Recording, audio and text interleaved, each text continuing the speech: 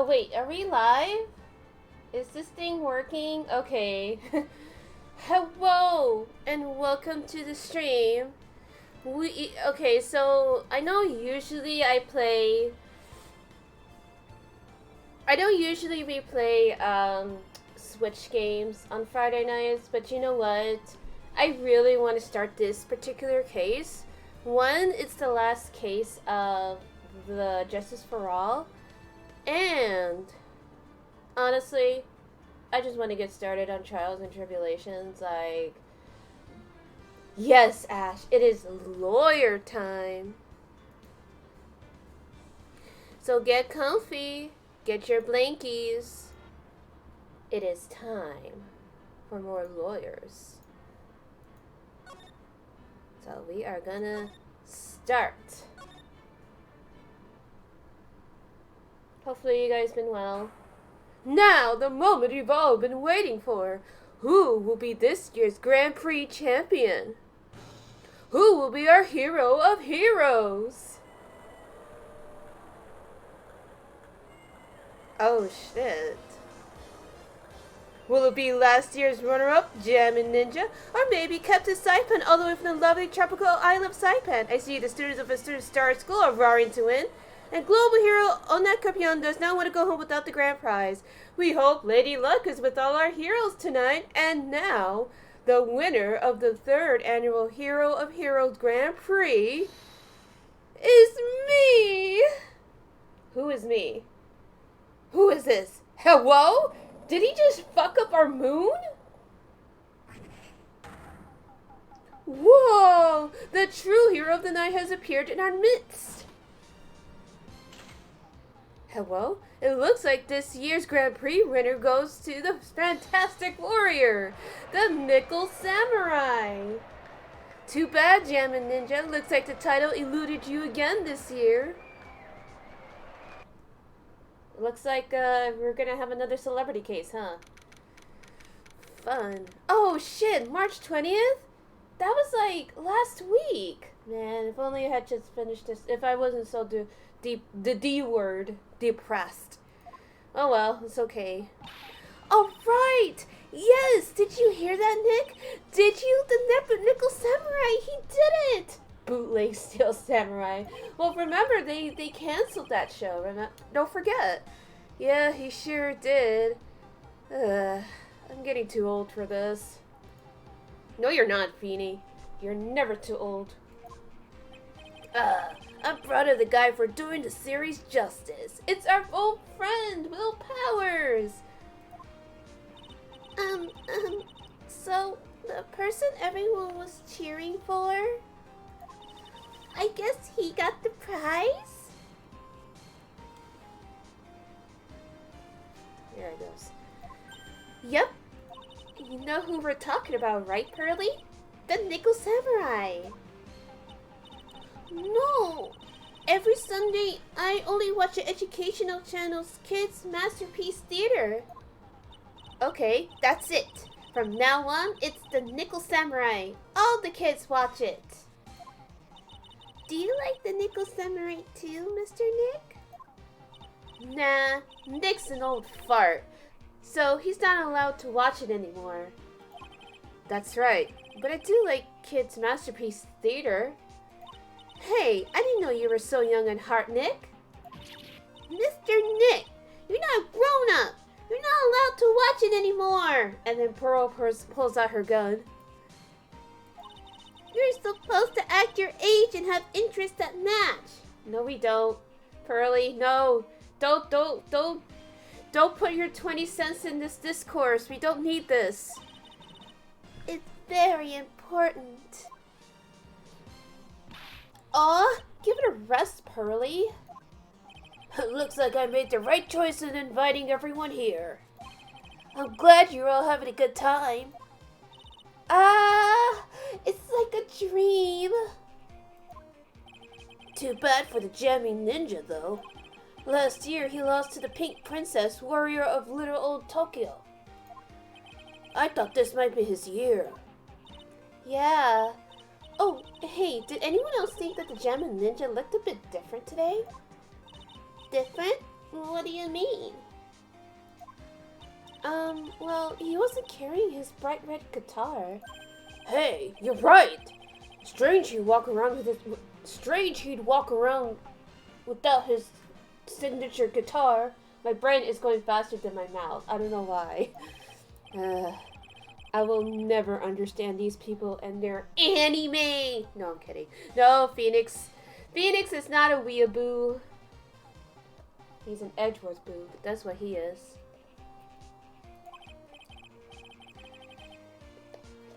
Anyway, Mr. Powers, thank you very much for tonight. It was nothing. I owe you one, so it was just my way of saying thanks. Hopefully he got paid. Hopefully he paid Feeny too. Hey Nick, come on. It's time to get going to the lobby. There's a post-ceremony stage show that's supposed to start real soon. And then I heard there's gonna be a press conference after that. A press conference? Is he gonna make a speech about winning this year's prize? Well, not exactly. Something about the Nickel Samurai confessing something. Confessing? What is he gonna confess? Did he cheat? Did he cheat? Confessing? Sounds pretty serious. Nick, come on! You don't want us to be the last ones there, do you? Yeah, Mr. Nick, do you? Why me? The show doesn't even start for another 20 minutes.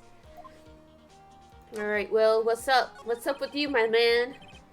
Thank you very much for inviting us today. It was nothing really. Guys like us don't get to come to a place like this often, so I thought I'd invite you all. Hey, Mr. Powers, what have you been up to lately? Well, since the Pink Princess successfully wrapped up last month, I've been on the kids' exercise show. While wearing a rabbit mask over my face. But he's so lovable. These kids are so mean to Will. Oh, I see. I'm still really sorry about all the headache I caused you that time, Mr. Wright. Well, what's done is done, so let's forget about it. This is Will Powers. This is Will Powers, if I could talk. He's an action star. His popularity exploded when he was the Steel Samurai, and he was the first case Maya worked on with me. It's too bad you look scary, or people know you're a real softie who's good with kids. Oh, thanks. Oh, Maya, why do you have to say it like that? I can't believe they're gonna make a movie based on the Nickel Samurai. I can't believe it either, but for a different reason.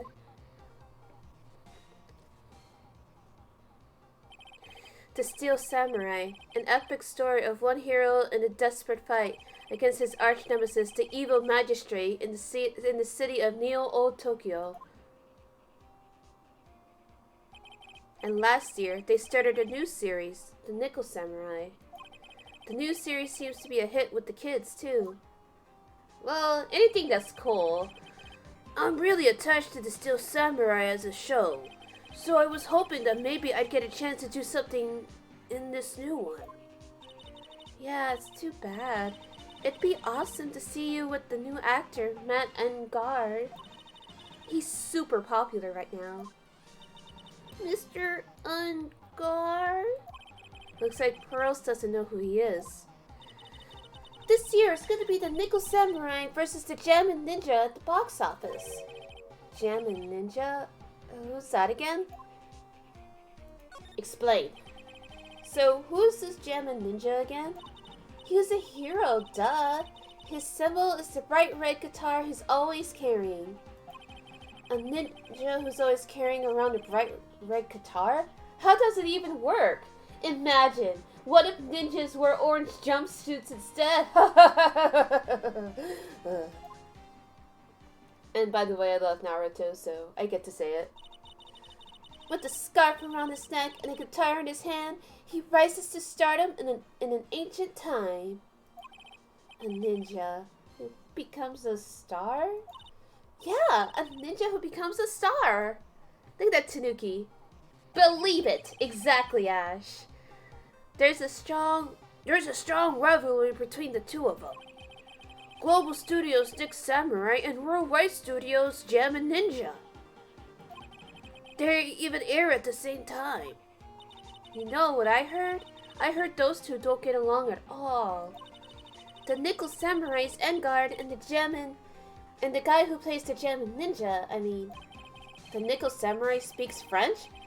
Oh, you mean Matt Engarde, the actor. I guess even the world of heroes isn't a sparkling happy place. Yeah. Well, it's probably about time to go to the thing. Oh look, they got flowers and shit. Wow, what is with this place? Looks like I stumbled into Oz or something. Way in the back, there's a sign for the bathroom. Maybe I should visit it while I can before the show starts. Well, not much here. Look at all those bears! They're so cute! Sounds like the post-ceremony show is about to start. Alright! I'm so pumped! I wonder if he's gonna show off his special move today? Nickel Samurai Smelting! Actually, what I'm interested in most is the press conference. You mean the big confession the Nickel Samurai's gonna make after the show? So what is it? Do you know what it's about, Mr. Powers? Well, I'm not the Steel Samurai anymore, so I don't have any idea. Bah. So sorry. So I guess you're all going to the press conference then? Yeah, of course! If that's the case, then here, take these tickets so you can get in. Cool. So we got tickets. Thank you very much. Well, let's get going to the lobby. It looks like it's over this way, Mr. Nick. Okay, for great justice. Can we talk? Nope. Okay, so let's go to the hotel lobby. Insert that ludicrous Utada Hikaru song here. Look it up on YouTube. Only a really gaudy hotel would have such a large, gaudy lobby to match. I think they're gonna have this post-ceremony show over there. They're using a compact stage, I see. Ooh, I'm all ready to use my special samurai power. Maya looks like she's ready to start a fight. Maya's moshing. She's in the mosh pit. Your attention, please. Your attention, please. The Nickel Samurai's post-ceremony stage show will not be held tonight due to unforeseen circumstances. What? Why? Why did they cancel it at the last minute? Ow! You didn't have to pinch me. Pinch yourself if you don't believe it. We are asking for everyone's cooperation at this time. So please stay where you are. This is a special request from the police. Hello? Hello? Police? Did they just say the police? Do you want me to go check out what's going on? Wait. I'll come with you. Freeze! You two! Didn't you hear the announcement just now? It just finished telling you not to move. That voice. I've heard that voice somewhere before. Honestly, you these days can't be bothered to listen to other people when they talk. Honestly, yeah. Just the other day, it was the same day. Okay, yeah. Yeah, it's our favorite boomer lady. Oh no is correct. Oh no is very correct. What? Did she push a kid off a bridge? This non-stop chatter. It can't be. Miss Obag? What is it, you young whippersnappers? Do I know you? Wait! You! You're Powers, aren't you? Yeah, about what happened back then? You didn't even get nominated this year, did you? Oh, that's right. You're doing that children's exercise program trying to play nice. Yeah, that's me. Thankfully, I still have a job. I love that show, and you're a hoot. You're the Big Brother character. Oh. Yeah, she won't even let me finish. God, this lady is so fucking rude. Holy shit. What are you doing here? Look at my uniform and tell me what you can't... Look at my uniform and tell me you can't tell I'm a member of security. But that outfit... Annoying, noisy brats get the blaster!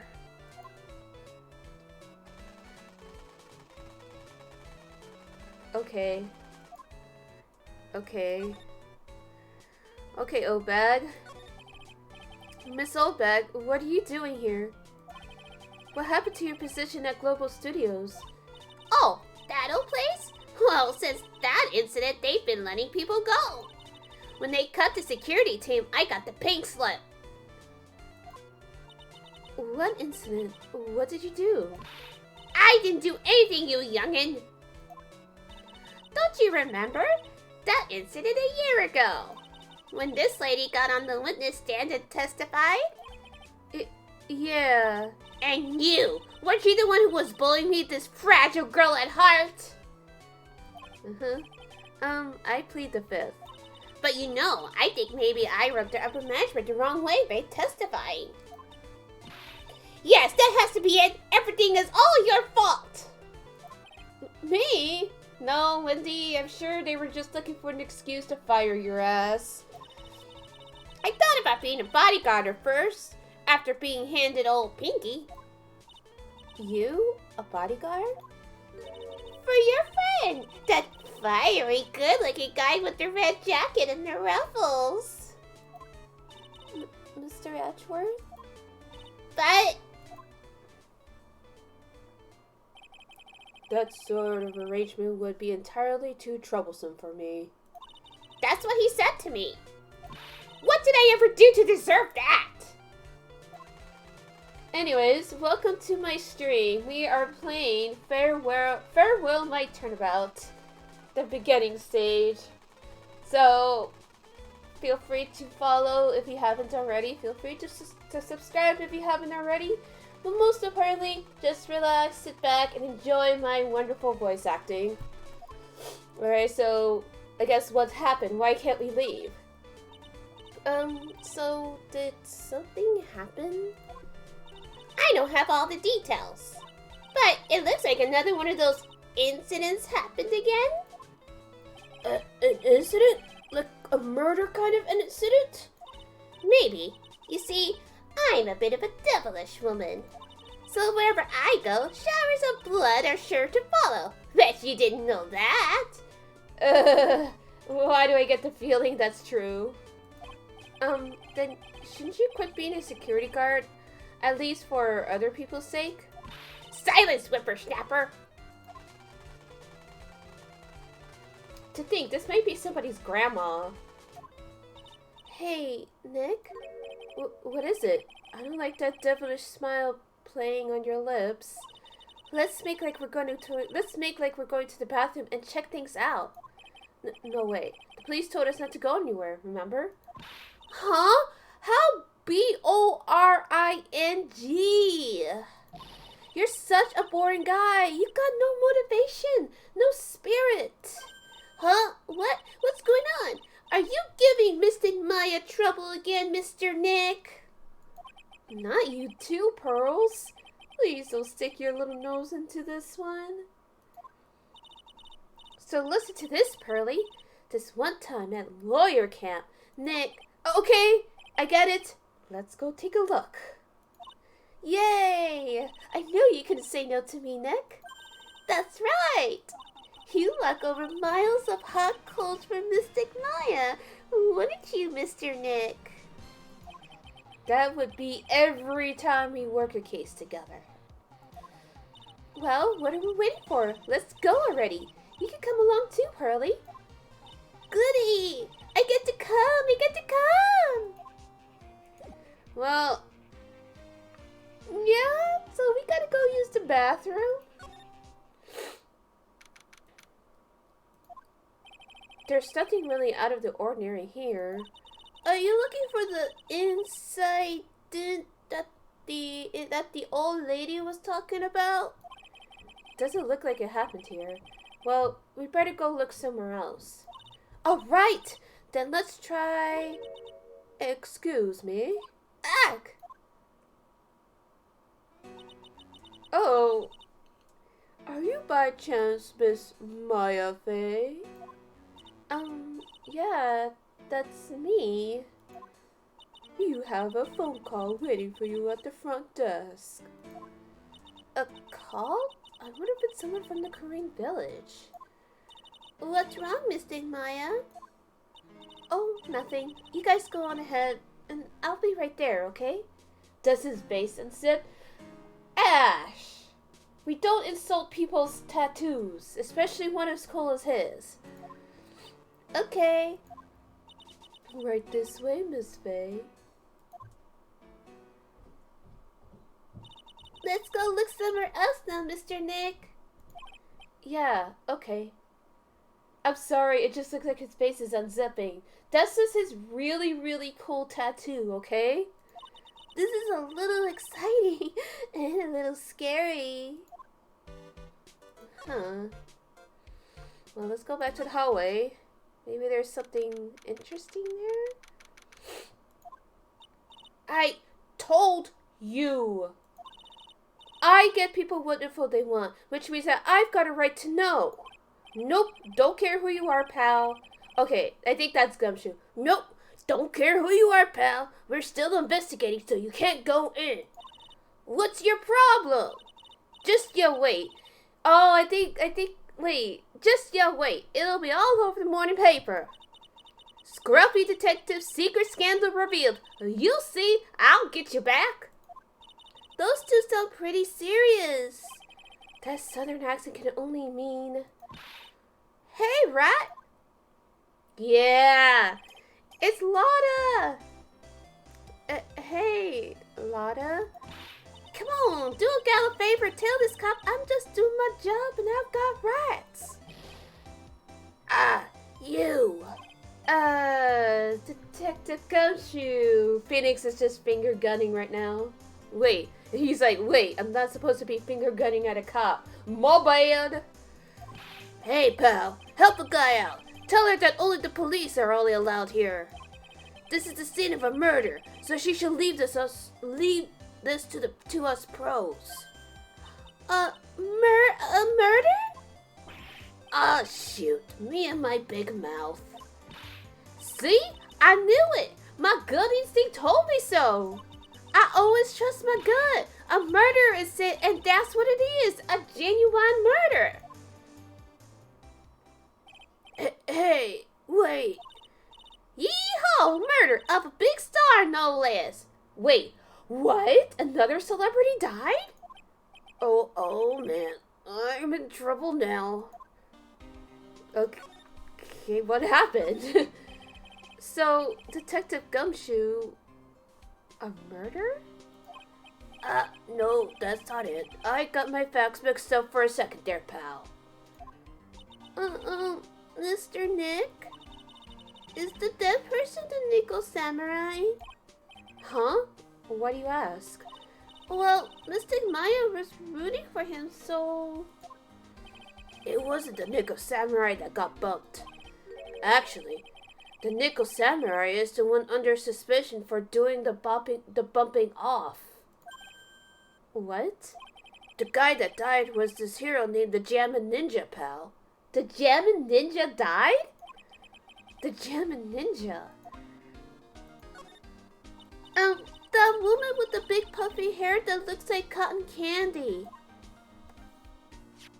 You mean Lotta? That woman, she was there at that time too, right? That time? When Mr. Maya did that channeling. Oh, that time. Well, Lotta's a journalist, so that's why she was there. Journalist. It looks like she was hanging around here before the murder happened. Hanging around? Yeah, hiding in wait in front of the Jammin' Ninja store, pal. But why would she... She wouldn't tell me, pal. just said something about getting my big scoop. Scoop? What sort of news could she be after? I wonder. Probably this so-called confession, but that was the Nickel Samurai that was supposed to do that, right? So the victim was the German ninja. Mr. German Ninja? He was on a really popular rival TV show to the Nickel Samurai. Oh! The victim was the action star, Juan Corrida. I'm assuming that's how it's spelled because he looks Hispanic to me. So Juan Corrida. So I'm going to say it in my Hispanic way. He got a huge push and rode the express train to stardom. I mean, even I know who he is. Yeah, even I recognize his face.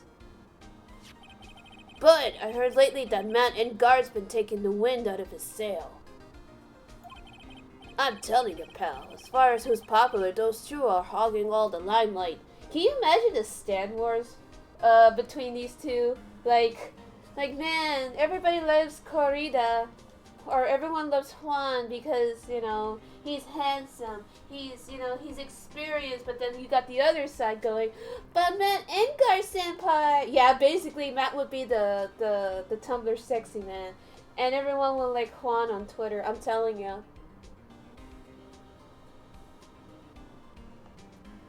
I'm calling it as I sees it. Well, that's a bummer. I put that out. Anyways, hello if you are new to the stream. We are playing Justice for All instead of my Switch because I feel like it. If you're new, feel free to hit that follow. Feel free to hit that subscribe. Otherwise, relax and enjoy my wonderful voice acting. I guess there's no space for Mr. Powers at all, huh? Poor guy. There, you have 3 genders: Matt Engarde, Juan Corrida, and Will Powers. No, not the fan cam. No, oh God, no, not the fan cam. Mr. Engarde, that's the Nickel Samurai, right? Yep. I mean, no, you've got to say with more the Nickel Samurai. Anyway, so now that Juan Corrida's gone, that means Mr. Engarde has the whole station himself, wouldn't you say? Maya will make Steel Samurai fan cams. No, she would. And I bet you anything she'll be the one that's like, look everyone! She'll use like Will Power's picture. And she's like, oh my God, he's so hot. Everyone's like, Maya? No. Honey, no. My fave, they'll say, is Matt Engarde. And she'll be like, oh, you got terrible taste. And like I said, just imagine the Stan Wars. I wouldn't bet on it, pal. We can't have that happen, you know. Can't have that happen? What's that supposed to mean, I wonder? What is that supposed to mean? Like, I mean, well, let's take a look at our profile so far. See, there's Maya, Pearls. Well, he's only 24 years old? I never checked it before, but he's 24? Oof, woof, that's rough. I love there's question marks. Do not question. I think she'll go off on you if you ask her. Lot of Hearts 23, Gumshoe is 31. Corey. Okay, so he is 21 years old. Damn, he's young. He's a baby. He's also 21. They're both 21? Alright, Gumshoe. Talk about Matt Engarde. The Nickel Samurai! He really took the Grand Prix tonight.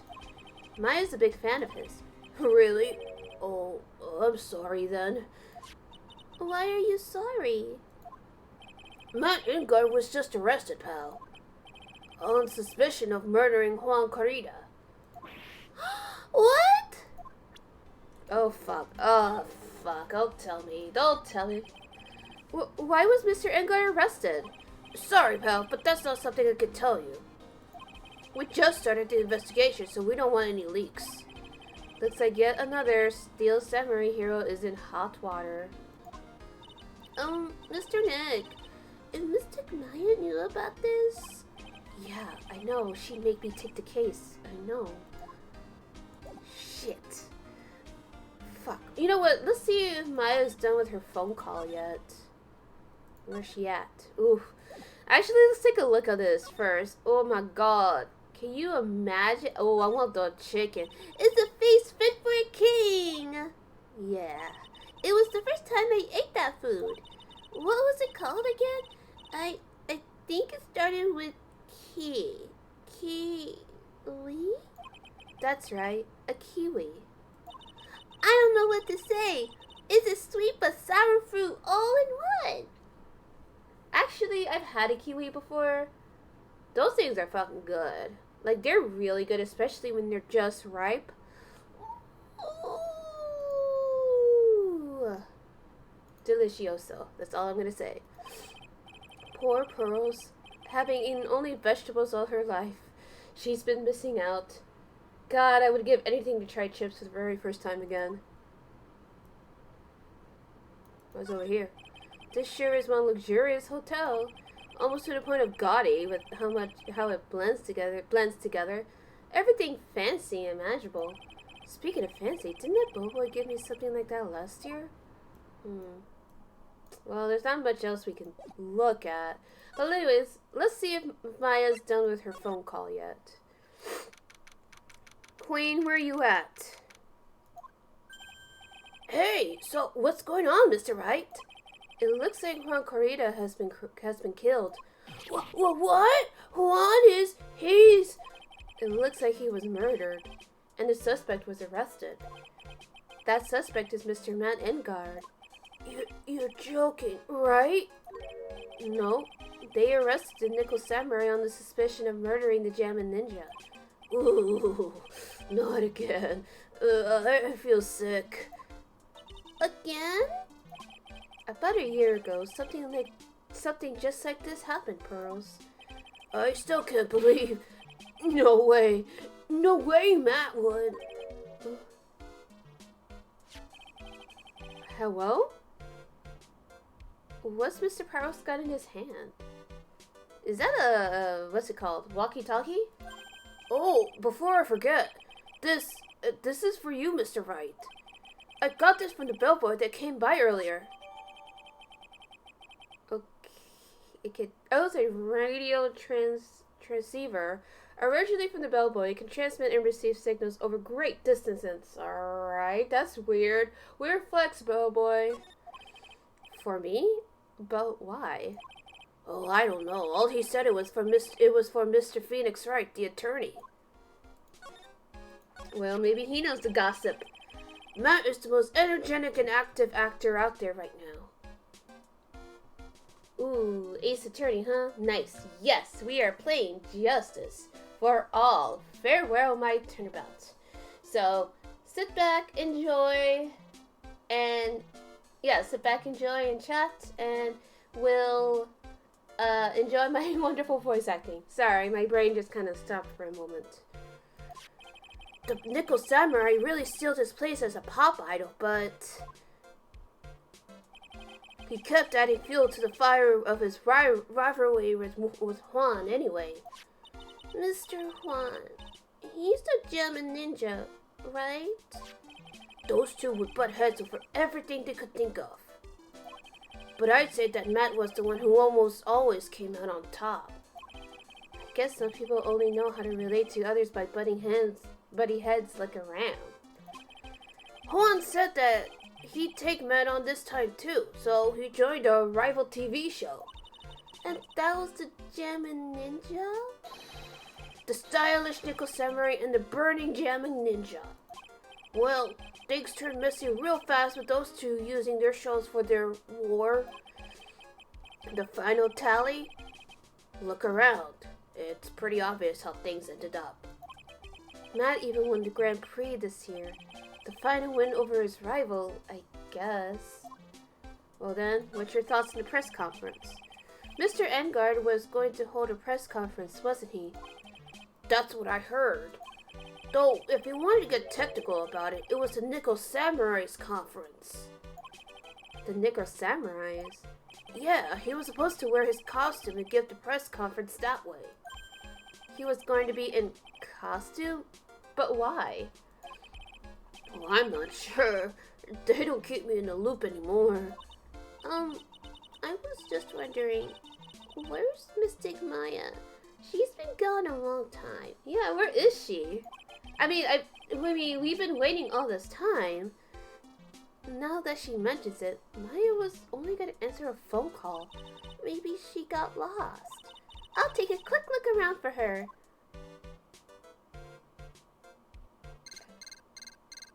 Hello? What is it, Mr. Nick? Huh? I'm not sure. It's coming from this transceiver. Yes, hello? Right here? Is this Mr. Phoenix Wright, the attorney? And you are? You don't need to know who I am. I think you have other things to be concerning yourself with, such as... Help! Nick! Mystic Maya! Maya? So, Mr. Wright, wouldn't you agree that the more important issue is the fate of the girl? Her fate? Does he mean what I think he means? Maya, where are you? Are you hurt? Maya, no! Come now, don't fall apart on me yet. This can't be. Did Maya get kidnapped? Now that I have your attention, Mr. Attorney, I have a modest proposal for you. If you do what I require, then I will return to you your valuable item unharmed. What is this? What is this called again in your fancy lawyer terms? Kidnapping for ransom. Yes, that's it. This is a kidnapping. Mystic Maya! Mystic Maya! No! I can't believe it! She got kidnapped! What the fuck? My sight. Everything's fading away. Maya's been kidnapped! Are you there? Mr. Attorney, are you there? How much? How much do you want? We'll pay any price for Maya. We'll throw in Willpower's autograph if we have to. Very good, Mr. Attorney. I'm glad you have such a good grasp of the situation. Hurry up and state your condition, and then return Maya. Money is not what I seek. What? What I want is a certain verdict. I would like a complete acquittal. Gosh, it's like they never experienced a kidnapping before, right? Complete acquittal? What in the world have you done to me? I am not the person you will be representing. What? You are currently at the Gatewater Hotel, are you not? And I know that a murder has just taken place there. While Karita was killed, the suspect is not engarde. You are, as expected, quite on top of things, Mr. Attorney. Now then, what I want is very simple. I want you to obtain a complete acquittal for Matt engarde. Matt engarde? But why? He did not kill anyone. I can attest to that. However what? However, someone is framing him for the murder. A very smart someone who is setting him up to take the fall. If I agree and do what he wants, can I believe he'll keep his end of the bargain? Hello? You are, of course, at liberty to take me at my word or not. However, there is one thing you can take as fact. Right now, your very precious item is with me, in my possession. You did all that and for what? He's a lawyer, just pay him and he'll do the same thing. Yeah, right? Give him premium pay.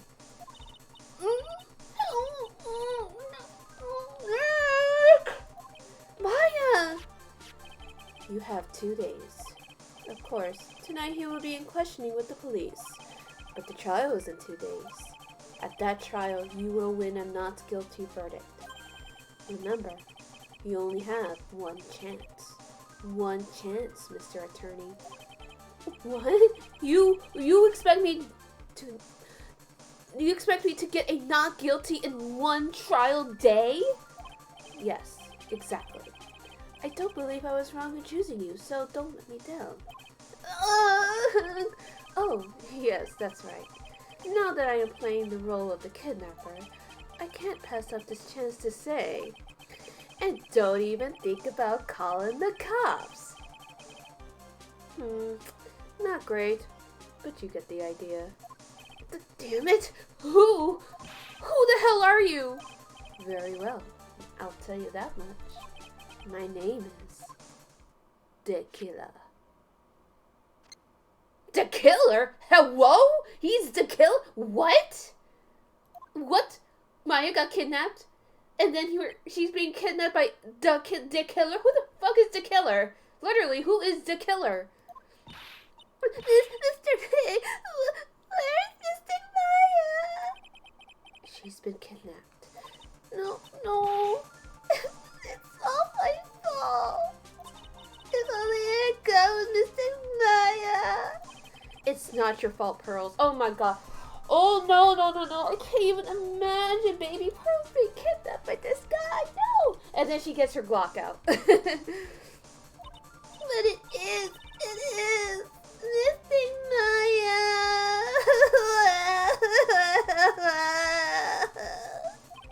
Mr. Wright, I think we need to tell the police what's going on. No, we can't do that. If we do, who knows what will happen to Maya. Mr. Nick, what about the detective we saw earlier? Gumshoe? Detective Gumshoe. Yeah, yes, that's it. Wait here, and I'll be right back. Alright, I'll take care of Pearl while you're away. What? Ransom? Shh, not so loud. The ransom is complete acquittal for engarde. Wait, the deal is complete acquittal in exchange for Maya, you mean?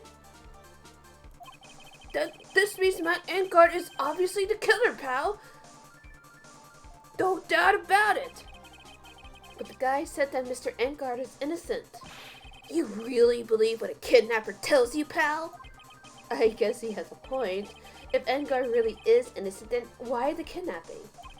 And on top of everything else, there's all this evidence we keep finding. Huh? The forensics team's having a field day back there. But it's strange. There's so much evidence that it feels like something's wrong. There's too much evidence? Is that even possible? Actually, didn't the kidnapper say something about engarde being set up? Anyway, looks like you won't be leaving here tonight, pal. Just sit tight and cooperate with the investigation. Tomorrow you can start yours. Alright. Isn't there another way? We've got to be careful about pushing the kidnapper the wrong way. You're right. Oh, well, I'm glad we managed to tell Gumshoe. At least, I trust Gumshoe. We are at a very unknown location at an unknown time and an unknown date. Damn it. Ow. My head. Huh? A wine cellar? Where am I? I wonder if I'm still in that hotel. What happened to me? Nick. Hurley! Come on, you guys. This isn't funny anymore. Cask of Avatar. Who? No. What? I see you have awoken. Hello? Is this Satan himself? Holy shit. Ah! Who are you? Me? I am known as the killer. The killer? You mean like an assassin? I'm too young to die. Don't worry. You are not my target. For now, anyway. Nick! Nick! Where are you? Help me! Yes, that's right. Only one person can save you now, and that is Mr. Phoenix Wright. Huh? What? Nick's gonna save me? Calm down and be a good girl. Think of this as a business transaction. A business transaction? I am going to contact him now. I hope you'll cooperate and play your assigned role well. Nick, what's going to happen to me? Nick, Pearly, sis. Poor Maya. No! Is this Mr. Phoenix Wright, the attorney? You don't need to know who I am. I think you have other things to be concerning yourself with, such as... And then, oh, no!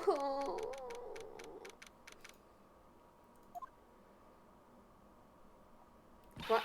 Good morning! Morning, Pearls. Mr. Nick, come on! Let's hurry and go see Mr. Engarde! We have to wait a bit, Pearls. Visiting hours don't start until 9 a.m., so... Oh, I see. Mr. Maya, if only I had gone with you. Poor Pearls, she's been like this since last night. We managed to get home somehow yesterday evening. Thanks to Detective Gumshoe gently holding her by the hand and leading her here. Oh, Gumshoe, I would love to see a picture of that. Oh. But by the looks of it, I don't think Pearls got any sleep at all last night. Mr. Nick! Mystic Maya, she's alright, right? Yeah, she's alright. Either way, I'm gonna save her. You can trust me on that. Please, help her. I'm only able to stay this calm and collected because Pearls is doing the crying for the both of us. We gotta comfort this child. I have a thought. Huh? You're going to represent Mr. Engarde, aren't you? Yeah, I don't really seem to have a choice. But what if he is the real murderer? What would you do then, Mr. Nick? Would he take the fucking L? For her, I hope so.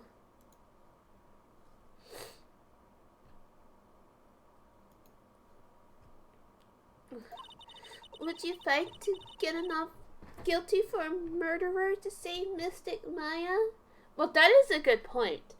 Because all throughout the first and this game, we had nothing but actually innocent clients.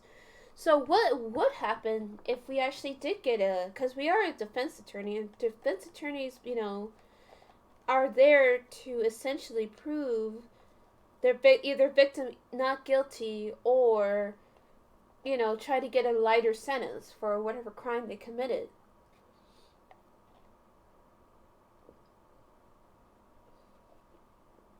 You know, I've had my share of questions when it comes to defense attorneys and the people they defend.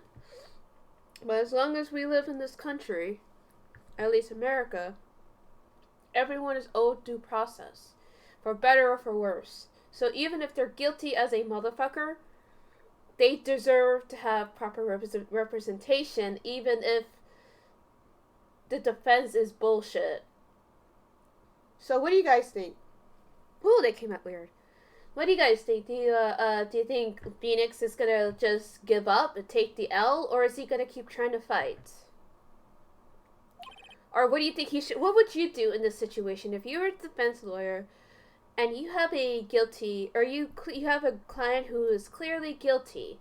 What would you do? Would you defend them with all your might? Or would you just try to get them a better deal and just take the L?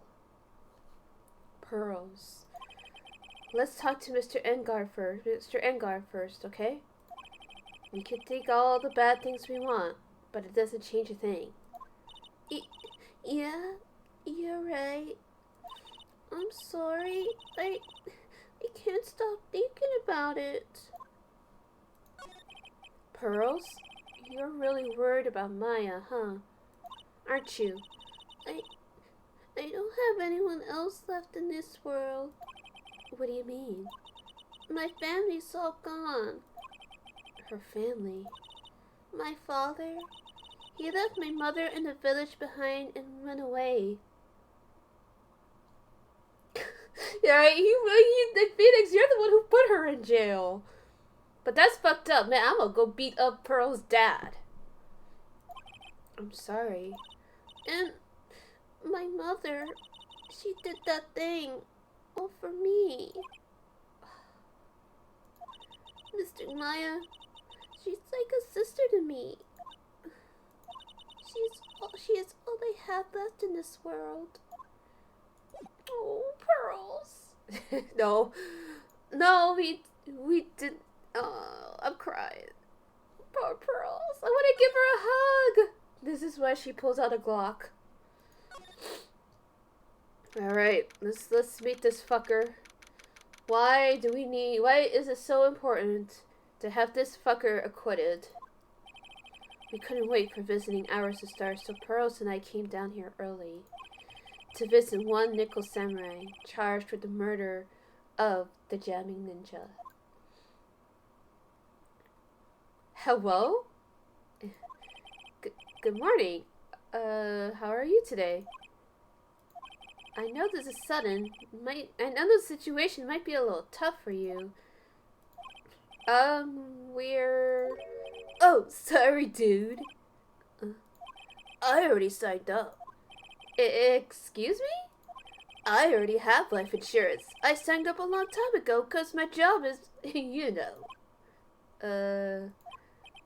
Oh, no. We're not insurance salespeople. Really? Dude, I don't really need that right now either. Huh? Fire extinguishers. I mean, this building isn't my house, so... No. We're not here to sell you fire extinguishers either. I'm a lawyer. My name is Phoenix Wright. What the fuck? He's an idiot. Yeah. A lawyer?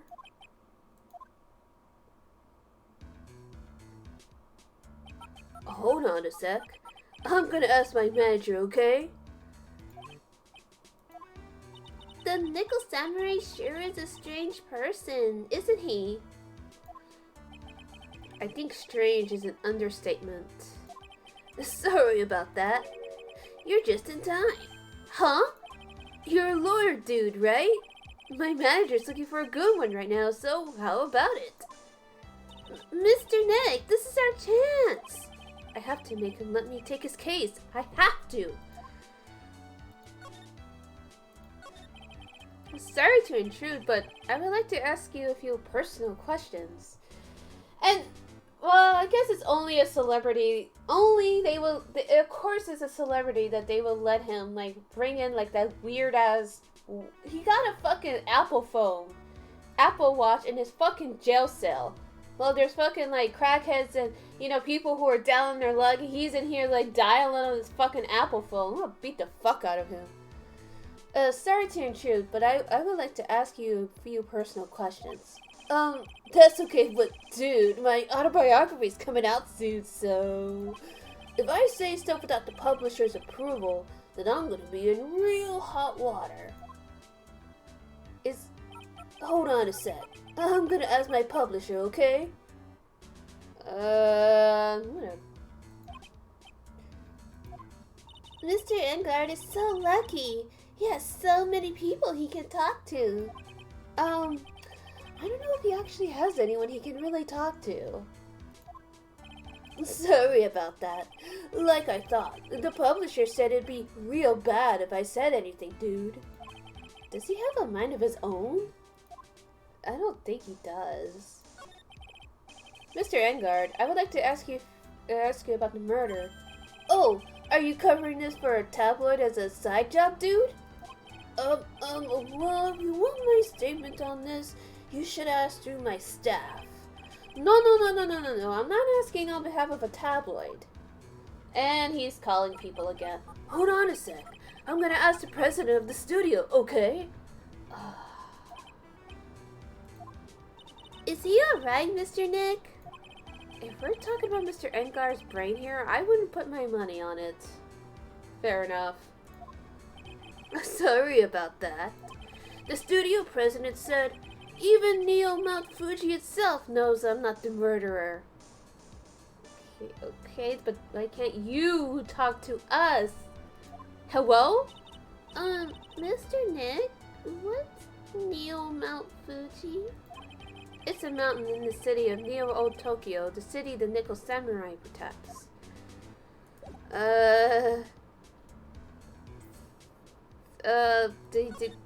You know, maybe he might know. I doubt it, but, what's going on with this?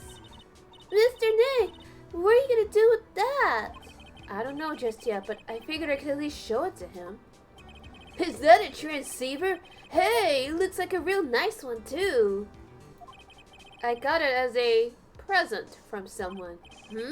Interesting. I've also been instructed to take your case. Is that what you heard from the transceiver? Yes. Dude, that's terrible. Don't let some disembodied voice boss you around. But you're doing that too. You're letting disembodied voices tell you what to do, you idiot. This is coming from a man with a cell phone on his wrist, using his goddamn Apple Watch in the goddamn jail cell. Nobody took that shit away?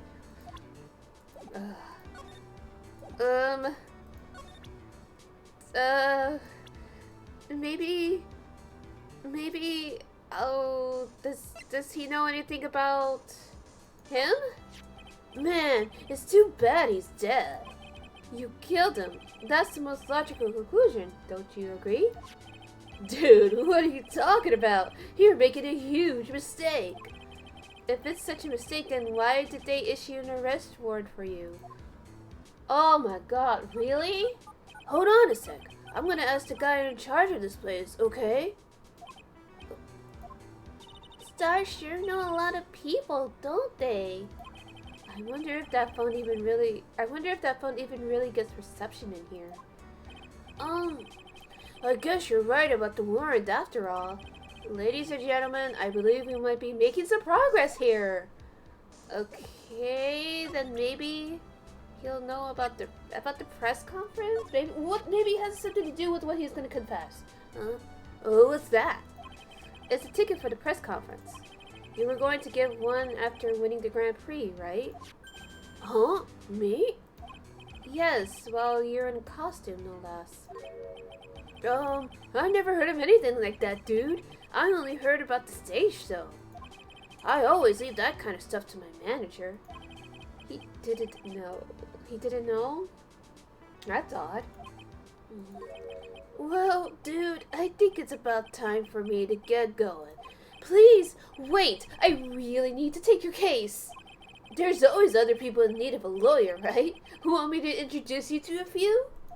Please let Mr. Nick represent you. Man, oh man, lawyers these days. Now you dudes use kids to pull in clients too? Man, I wanna beat him up. If you don't take me as your lawyer, then the killer is going to... Wait, what did you just say? The killer. The killer? What's he doing? He looks like he's mulling something over.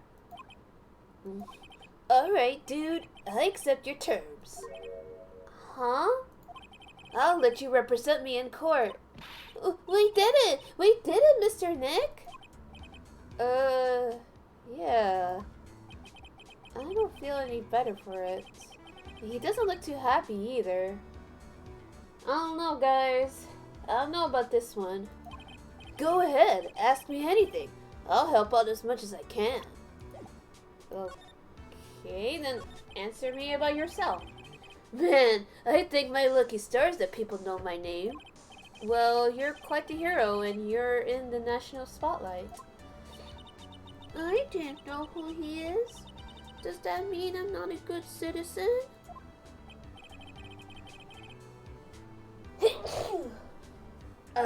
It's really great to be the Nickel Samurai.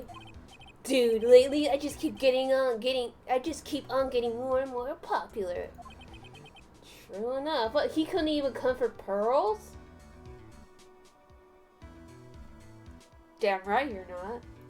Wait, no! Be nice to pearls, Mega Billion, and welcome to the stream. The Nickel Samurai is very popular among high schoolers and secretaries right now. I see. So I see. I guess Mr. Engarde has a way of catching the eyes of women. Do you know my motto? Refreshing like a spring breeze. That's what I am. A spring breeze. That's why this kind of scandal is disastrous, dude. I mean, even if I get out of here tomorrow, it's still gonna look bad. But everyone loves a good scandal. Honestly, I could see the apologist right now. No, I can't believe Matt would do such a thing. Yes, he would. You remember how he did such and such and such to Juan before? Nah, you're just jealous, bestie, or worstie, or whatever vernacular is being used. I'm old, I'm not using, I don't know the Zoomer slang. Okay, so what happened, Matt? Baby, if you stand willpower. But then they'll be like, but didn't he get in trouble for murder too? And they're like, no, he's a baby, he would never. Can you tell me about your activities last night? After I got the award, I took a break and went back to my room. I had that post-ceremony stage show to do, so I was in my Nickel Samurai costume. And you were alone the entire time? My manager was running around being busy, so yeah. Because of the press conference you were supposed to hold after the show? I told you, dude. I had no idea about any press conference, alright? That's strange. I thought the Nickel Samurai was gonna confess something. Anyway, when I was leaving my room, that's when I noticed it was getting kind of noisy. Mr. Kurita was already dead at that time? Yeah, that's what I gathered anyway from my manager. I'm beginning to gather that this guy can't do a thing on his own. And that's when the detective in the green coat showed up. He searched me, and then out of the blue, the dude arrested me. How about you and the victim, Mr. Juan Kurita? What sort of... That's got nothing to do with anything, dude. Man, with the faces of his, you can't even guess that he's the same age as me. But don't be racist here, Matt. Like, to be fair, yes, I thought he was older too. Exactly, Ash. Don't be racist. He was aging like fine wine. Meanwhile, you were probably gonna look like a grape by the time you hit 30. And he wanted to try to make a Gem and Ninja movie, even though we all know it failed. The Nickel Samurai still won in the end, right? Yeah. I took the Grand Prix by storm. Right to call up Post Maya, exactly. So why would I, the winner, have any reason to kill the guy anyway? Dude, you'd think that'd be the other way around, you know? True, but... I mean, they did say that they had a bad rivalry like no other, so I don't know, man. I don't know. What do you guys think? Like, what other reason could Matt, besides it being a hate crime, why else would he do it? Do you know why you were arrested? I guess maybe my full body search went badly. Hello? Body search? Oh, yeah, that's right. Because they gotta search for weapons and shit. Did they find something on you? They found a button from the Gem and Ninja's costume. A button? That is so specific. A button? I don't get it either. It was caught in the pleats of my samurai pants or hakama. Or I guess the way they would probably put it hakama. Hakama. I guess either way you can't really mispronounce it. My brain will let me do it on purpose. Ah! Dude, I think so. Ooh, I'm burping all over the place. Dude, I really think someone planning it there, though. I'm serious. I wonder if that's what really happened. I guess this is about all I'm gonna get out of him. Mr. Nick? Yeah? Let's ask one last thing. Let's test Mr. Engarde to see if he's really innocent or not. We could do that? Yes. She said, and then she pulls out her Glock. Edit this. Edit. Let me get a screenshot, and I'll put it in the Discord. And I want someone to edit the Magatama out and just put the Glock in there.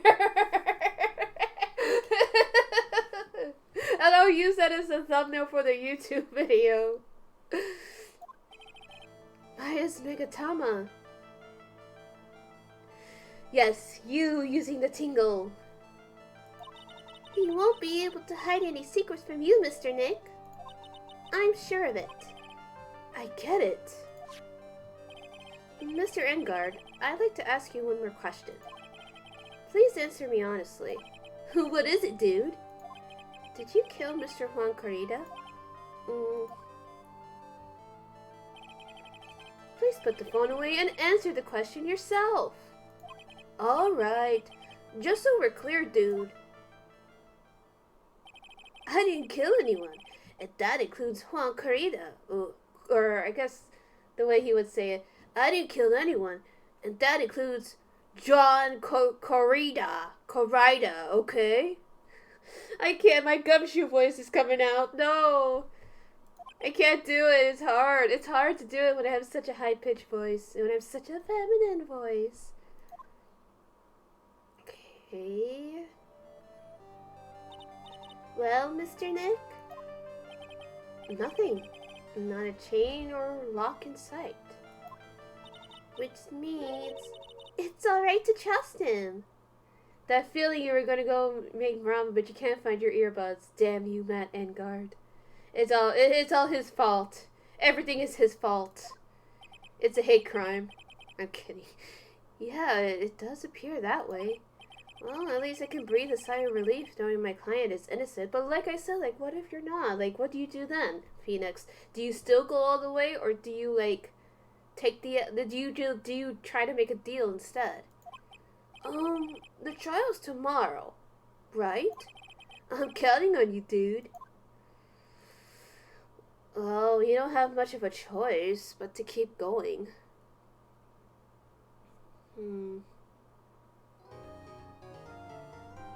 Yeah, we're safe. We're gonna keep going. It's like, it's only been like not even an hour. And a little bit over an hour. Yeah, we're gonna keep going. We need to find out what the heck is going on.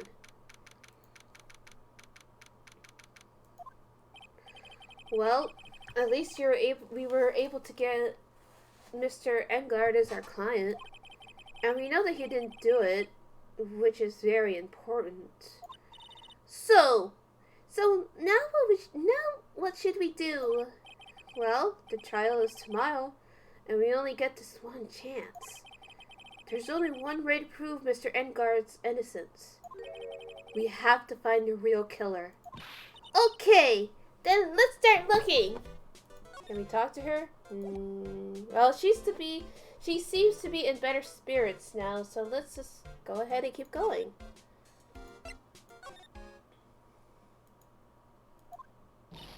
Hey, what do you think you're doing? You can't come in without... Good morning. Hold on, it's you! What's going on around here? I heard poor Juan was killed. Is that true? It's a bad rerun. Is what this is. Another steel samurai doing the most evil of deeds.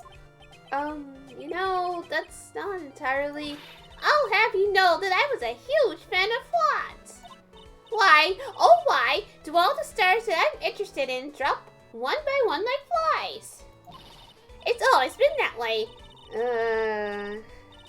So basically, she just has shit luck. She better not kill Edgeworth. Actually, I wanted to ask you about the murder and what happened.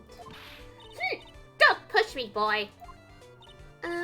Mr. Nick, I couldn't hear everything she said because she was talking too fast. Miss Olbeck, could you please speak a little slower? Don't boss me around, you spiky hair smarty pants. I mean, you can't even follow the request of a cute little girl like Pearls? Oh, bag, oh, bag, oh, bag. What are we going to do with you? My dear Hammer died a year ago in that dreadful murder. And only recently did I finally find a star that made this heart go ducky again. I don't know what to say. I ask you, why does every star I cheer for always ends up kicking the bucket? I'd watch your words. No one's going to get away with saying anything bad about my Juan. But I haven't said anything. Well, I don't believe a word that woman says anyway. Huh? What woman? That irritating backwater girl with the afro and the horrible country accent. I mean, what is that manner of speaking supposed to be? And why does she never stop? Don't. Honestly, women these days. Here she goes slut-shaming. Pearls? Are you thirsty? A little. Okay, I'll go get you some juice or something. Thank you very much. Hey, are you paying attention, youngins today? So I'm guessing Miss Olbeck heard everything from Lotta. Like, yeah, that's essentially what she's saying. I'm gonna ask you about what happened around the time of the murder. Ah, I don't know anything about that. I was here getting ready. Getting ready? For what? The show, of course. Well, and the press conference afterwards. Cue mysterious music for the magical press conference. Anyway, I don't know anything about the murder. I see. But if you're talking about what I saw, that's different. I saw it very clearly. What? I saw the most important moment of the night. Okay. What did you witness, old bag? The most important moment? You don't mean... Oh, so now you treat me with respect, you disrespectful child. When you speak to your elders, you should always be polite. Really, kids today. Please tell me, what did you see? Oh, this old bag. Oh my god, 4 of them? The murder last night was gruesome, wasn't it? But then, what murder isn't? Please don't stray onto another tangent. Please? If you want to hear more, then show your respect and bring this lady a present. Why do we gotta give this woman shit? God damn. I'm just reading her dialogue and I get exhausted. Holy crap. Looks like the investigation is still in full swing. The hotel staff and the police are running around like a bunch of headless chickens. I wonder if we can do any investigating of our own in this kind of atmosphere. Well, gotta roll up the sleeves and try, I guess. Exactly, that's all we can do. Alright. Hey, you're here! Been waiting for you, Mr. Lawyer. It's Lotta! Lotta. Hey, Mr. Cockfella! The thief showed his face! Hello? What? Arrest him, put him on trial, find him guilty, give him the death penalty. What's wrong, Lotta? Are you feeling alright? Looked here and there and up and down the mountain, but it ain't here. So why don't you just hurry up and give it back to me, ya creep? Why are you assuming we stole your shit, huh, Lotta? What the fuck? What are you looking for? My camera. CAMERA. It's my lifeblood. I'm gonna die without my $700 camera. Did she get it like on sale or something? Cause I hear that's actually pretty cheap. Or is that on the spectrum of cameras? I don't know. I'm not a photographer. I don't claim to be one. Your camera? Look, those lots of people say the criminal always goes back to the scene of crime. And looky, here you are. Yep, here I am. Faced with a lot of trouble. Huh? But we didn't steal it. Like, why would we steal it? So you lost your camera? And ain't no ordinary camera. You buy it in the store and it's $1,600 brand new. Huh? But didn't you just say you bought it for $700? I had a nice long talk with the guy at the store. About 5 hours, I reckon. I made this itty bitty scratch on it, and the manager got all huffed up in the face. He gave me his talk to and was real mad about it too. He done made me cry at that. When did you lose your camera? Last night after the murder happened. Must have been when I was busy running around looking into things. That's when I lost sight of my dear, darling, expensive sweetie. Lotta, what did you capture with that expensive camera of yours? I don't rightly know. I snapped a shot of anything that caught my eye. So I don't remember. And besides, I couldn't get anything from my big scoop. I wonder if Lotta's missing camera is even connected to the murder. Of course it is, Feeding. What kind of silly question is that? Okay, so we're looking for a very expensive camera. Okay. Lotta, please tell me what you know about what happened at the time of the murder. Well, from before the ceremony last night, I was hanging around here in this area. Yeah, actually I was here until around the time Mr. Engarde was arrested. What were you doing here? You sure went to school? You sure you went to school, city boy? Wherever a lot of heart goes, there's a story to be found. A big scoop to be had. A big scoop? I told you before. I'm going to be the best tabloid photographer the world's ever seen. Reckon, of course, that means I'm always looking for the perfect shot. I wonder what scoop she was after this time. Although I was also on the lookout for the other stars that were here. So maybe I wasn't here the entire time. So what's your big scoop? Lotta, are you sure you weren't here the entire time? So you could take a picture for your big scoop? Well, maybe I was. But that's what real journalists do. I got some juicy inside info, so I thought to myself, why not get a picture for proof? What kind of story was it that you would hang around here?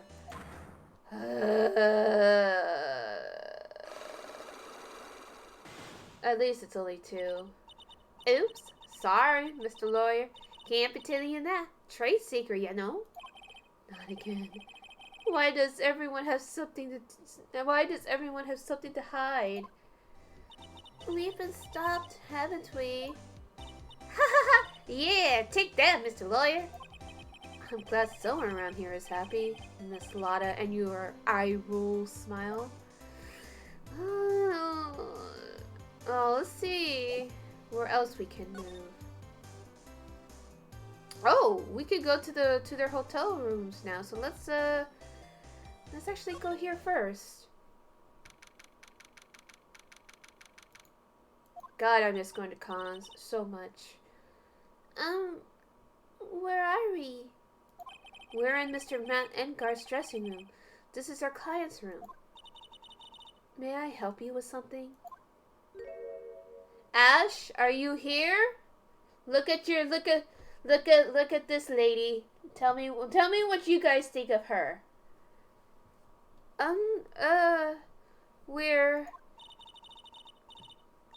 You're Mr. Engarde's lawyer, correct? I gathered as much. I also looked for lawyers on my end, but to no avail. Yes, ma'am. How did you know I'm his lawyer? You were just saying that he is your client. In a situation like this, the only person who would use such a word would be his lawyer. She's basically like, I put two and two together. Wow! It's a simple deduction, really. The trial is tomorrow, and Mr. Engar's situation is looking rather grim.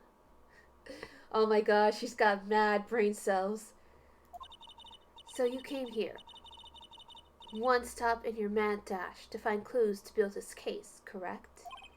Well, you're not totally right, but you're not totally off either. It's really not the time to be showing off, Mr. Nick. I am Adrian Andrews. I hate to waste time, so let's get down to business.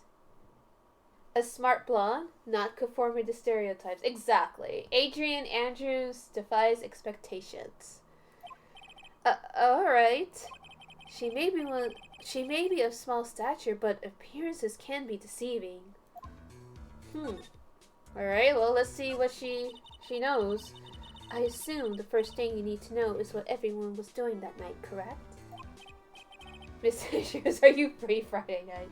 Well, this is Friday night, so yeah, she is free. Yes, that is correct. Then I will tell you. Before the awards ceremony, I had dinner with Mr. Engarde. In this very room, I might add. Dinner? What did you eat? Oh god, don't tell me you're eating steaks again. I told you, I hate to waste time with trifling details. If you took a look at the table yourself, you wouldn't need to ask me. I bet she's a lot of fun at parties.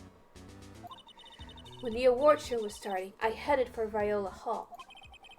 And after the show ended, you came back to this room?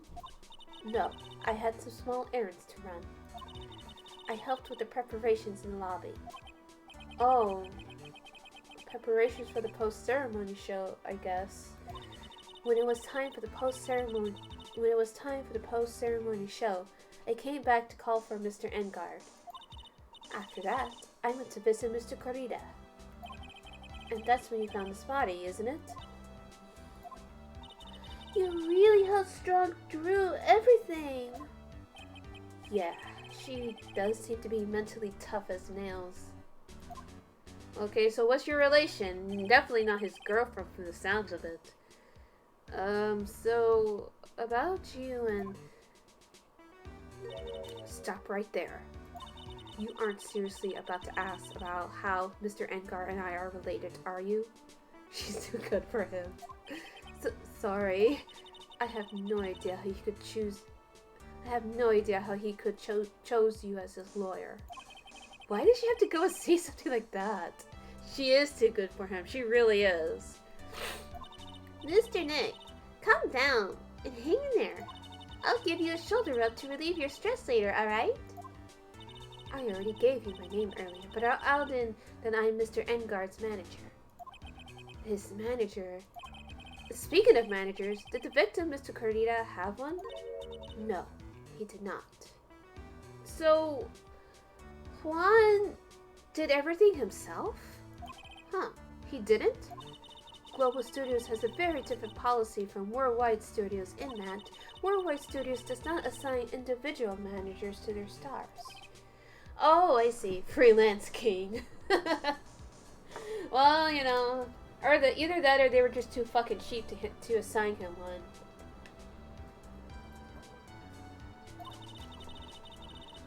This industry is very ruthless and unforgiving. So what? Assuming, like... I'm not gonna comment. I'm just not gonna say anything. Actually, you look quite ruthless and unforgiving yourself to your poor partner.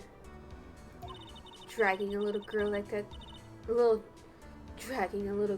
her to places like this? Honestly. Look, lady, she has a Glock. I think Pearls will be fine. You're wrong! I'm doing this to help Mystic Maya! Pearls? Calm down and hang in there. I'll buy you a juice later, okay?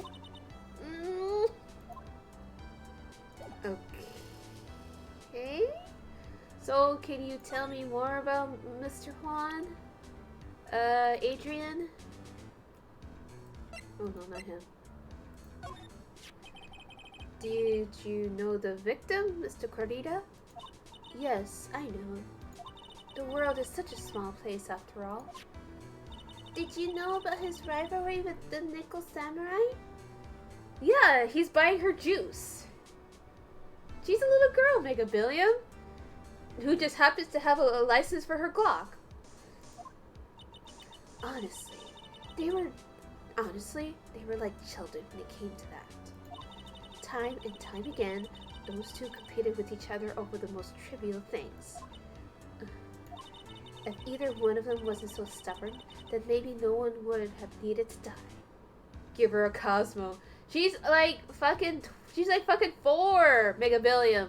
Hold on, let's get her official age. She is 8 years old. Don't give her a Cosmo. She's able to just because she can have a Glock doesn't mean she can have a Cosmo. She can only have juice. I've got a hunch that this woman knows more than she's letting on. She must know why Juan Corrida was killed. So, woman, talk to me. What do you think the motive was? Do you have any ideas as to why Mr. Corrida was murdered? Why would you ask me about such a thing? I'm just doing my job.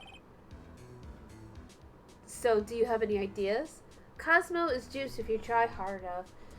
If you make it like completely juiced, then yes, it's a juice. No alcohol. Don't give the 8-year-old an alcohol. Hello? Adrian. She got secrets? So, I was kind of holding this off until a little later. But you know what? Because Phoenix has to do this in one go, you want to see if we can try to do this case in one go?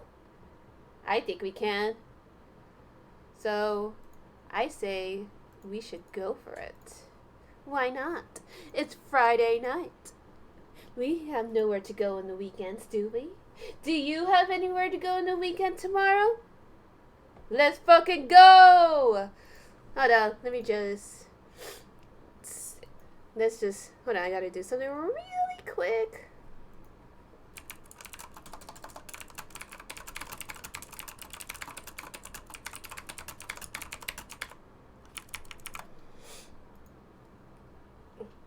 And if you just happen to watch the VOD, that's cool too. Or if you're watching this on YouTube, and make sure you're comfy and all that. Regardless, I want everyone to be comfy. Miss Andrews? Sorry, but there's nothing more I have to add to this conversation.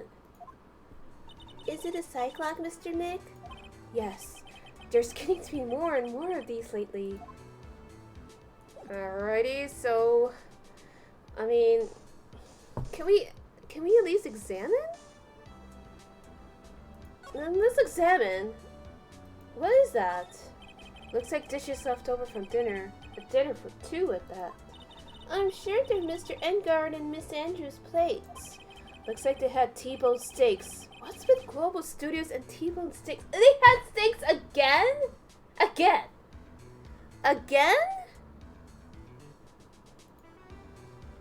Hello? Huh.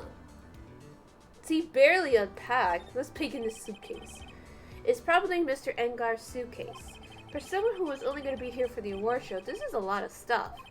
Looks like he has about 3 days worth of clothes in here. To be honest with you, when I used to go to conventions and shit, I would actually pack extra clothes just in case, like, for some reason I have to stay out, like, on extra days. And ever since then, and it actually saved me well, especially for, like, emergencies. So, like, from then on, I actually start packing, like, for at least a couple days ahead. Because sometimes things happen and, you know, you gotta be prepared. God, I miss going to conventions! Oh, this quarantine's driving me nuts! Well, no, not really. I just miss going to hotel rooms with friends, and I miss fucking around at the conventions. I miss buying overpriced anime shit at cons. Anyways, I'm gonna get off this tangent. Stars really are different from us, aren't they? No, he's just prepared. Alright, it's not. Oh, hello? There's some samurai looking clothes on the sofa here. I think that jacket looking thing is called a happy. Whatever it is, I'm sure something like that would make a great souvenir. Maya would be absolutely thrilled. Yeah, she would. There's a giant bone sitting on the plate. I don't really like meat. Well, you know what? It's okay. She's baby. There's something weird about this plate. I just wish I could put my finger on what it is.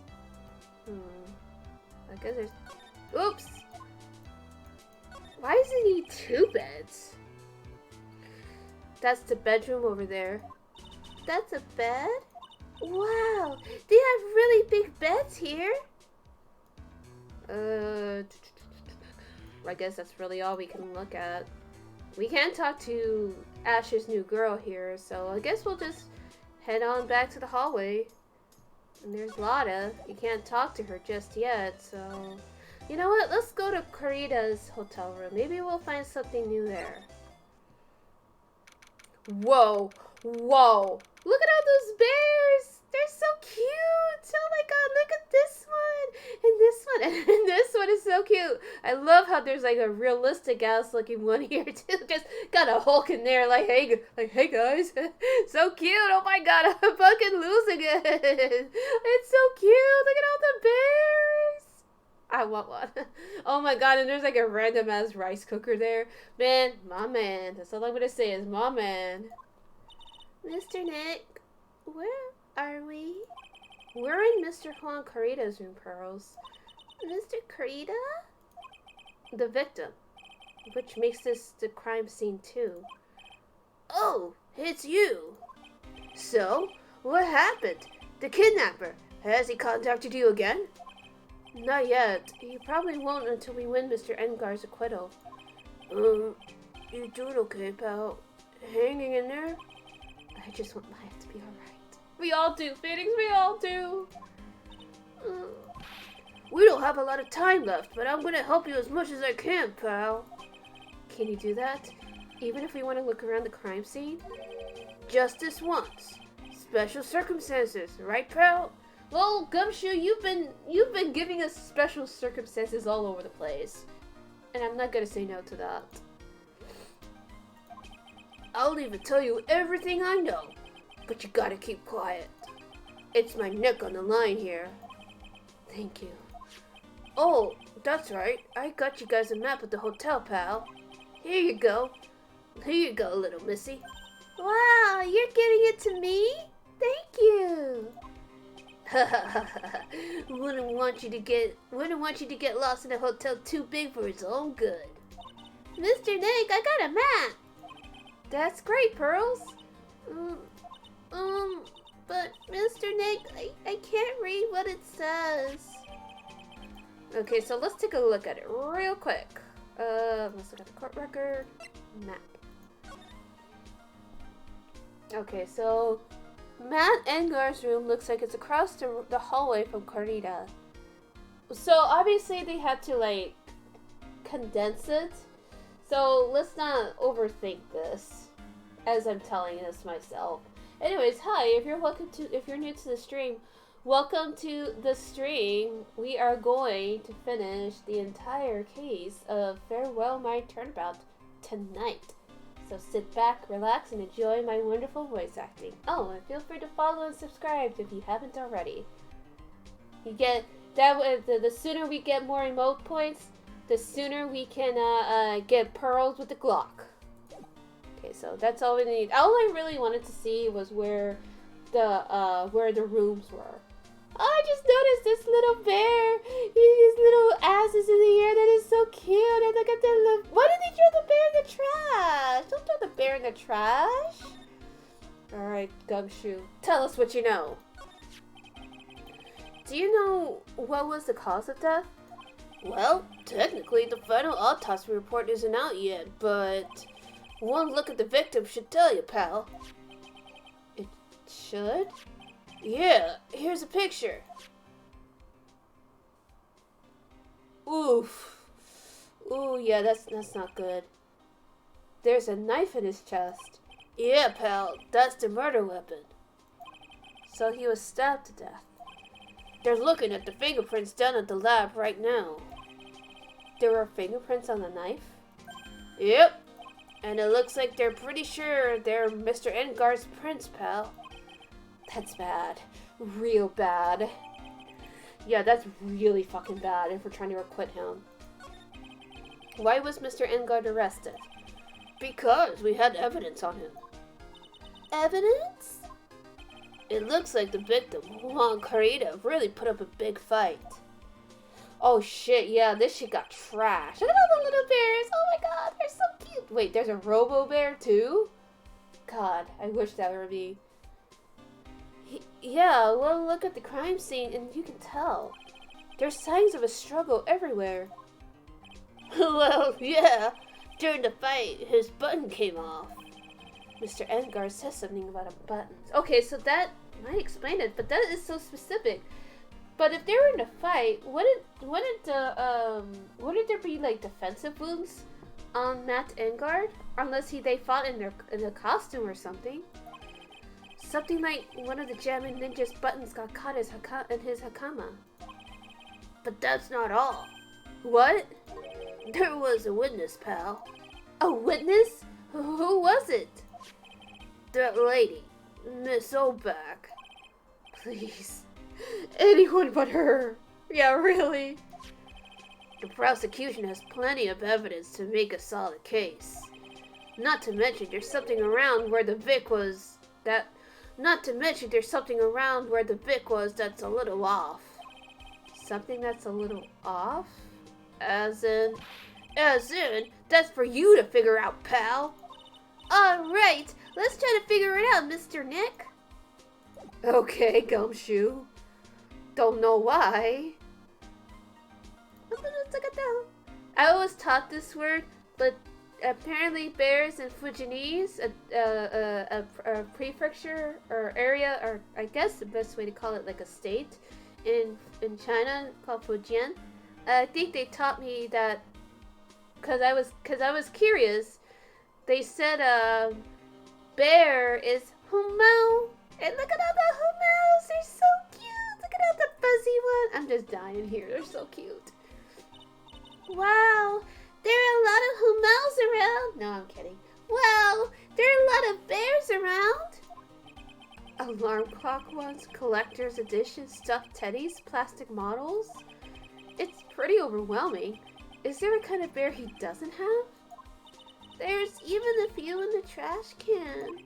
Yeah, I get the feeling maybe the guy didn't really like bears. Or titties. It's hard to bear with all these problems. Rawr, like go.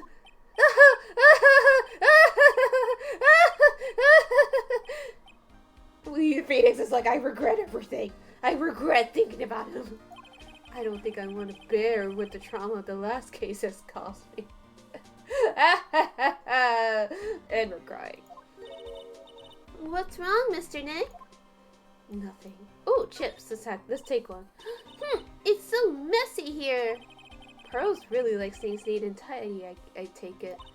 There are a lot of electronic things in here that I've never seen before. Hey, Mr. Nick, tell me what they are. Pretty please? Okay, that over there is a watch. You wear it on your wrist. I know what a watch is. Oops. For a second there, I forgot I was talking with Pearls, not Maya. Man, don't be rude. Going through his shit. It's a suitcase. There's so many things in it that I bet it barely closes. There's his clothes, a dryer, an electric shaver, a calculator. Do all stars pack too much stuff like Mr. Carita? Bears. You left to get your Robin and bears. You missed the Mo joke. Phoenix had a flashback to Mo. I guess there's really not much else here, so let's slide over. There's more humaus! Look at all the humaus! Hey, what's this juice? Is that tomato? It looks like Mr. Carita had dinner last night. This bottle, it's tomato juice. I don't know, like, I'm not a big fan of tomato juice. Are you guys a big fan of tomato juice? I mean, it's cool if you are. I just prefer, like, grape, like kiwi guava or kiwi strawberry. I like more sweet, soury kind of taste. I don't know. We had a lot of food at the award show last night, but I wonder if the stars had gone on stage only after eating a meager meal like this. Yeah, V8 very nutritional. I don't know, like something about it tastes kind of off to me. I like those naked drinks. Like my favorite one is the berry one, the blue one, and the strawberry one. I really like that one. God, I want a smoothie now. Oh, there's a glass over here. What is that about? It's a beautiful wine glass, and there's tomato juice in it. Ew, tomato juice. I don't really like it much. There's a bottle of it on the table over there. That's probably where this came from. But doesn't it seem weird? What seems weird? I mean, everything else is scattered all over the floor. She's right. The flower vase was broken and the makeup is strewn everywhere. Why is this glass the only thing that's still alright? Very interesting. Yeah, let's look at the mess right here. Bottles of cosmetics are scattered all over the floor. This is probably where Mr. Corito fought his assailant. What are these bits of glass from? A flower vase, maybe? There are flowers on the floor, but I don't know what they are. You don't know much about flowers, do you, Mr. Nick? This is a guitar case, I guess. A little beat up, but still usable.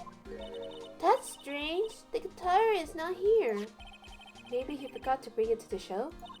But Miss Maya, she said the bright red guitar was the Jam and Ninja's signature item. That's true. Huh? This guitar case is wet, but it's only wet on the top of the lid. Yeah, there's no water inside the case. This is water, isn't it?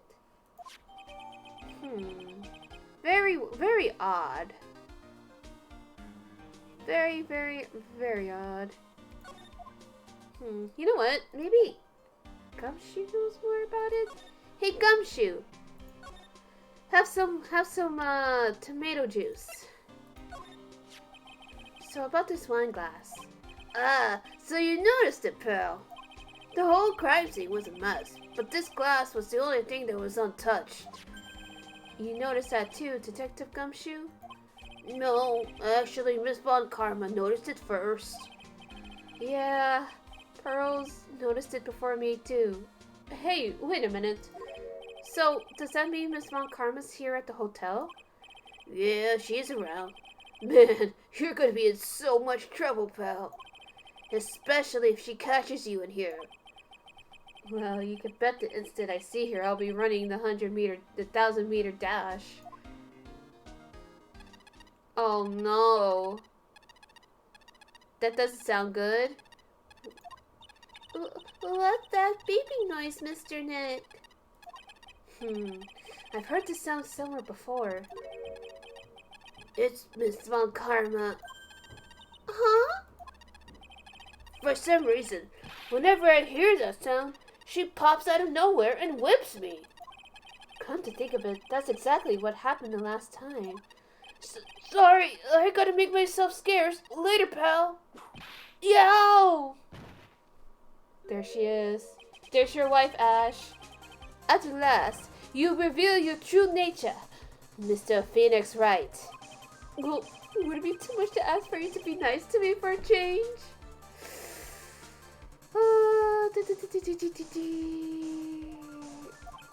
So, you're the type to steal information from pitifully hopeless detectives.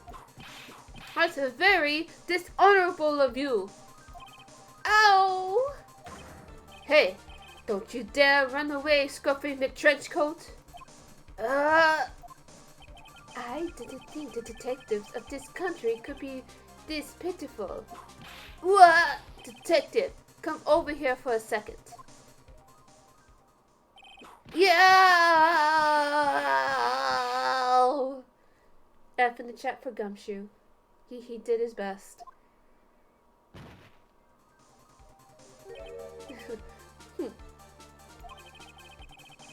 I feel better knowing that at least you were man enough to face your punishment. He was so scared. He just froze up on the spot. Mr. Phoenix Wright, you have soiled my perfect prosecution record. I'll never forget that. This time, victory is mine. Victory is yours? Is that all this means to you? What? Come, Scruffy. The investigation briefing is about to begin. Yes, sir. This isn't over yet. I swear on my family's honor. Ow! What did she throw at me now? What is this? Well, I guess this means I gotta get back to the precinct now, pal. If you ever need me, come down to the Criminal Affairs Department, alright? And if you can, try not to let Miss Karma see you. Well, I guess that's it. Oh, wait! I think we have enough.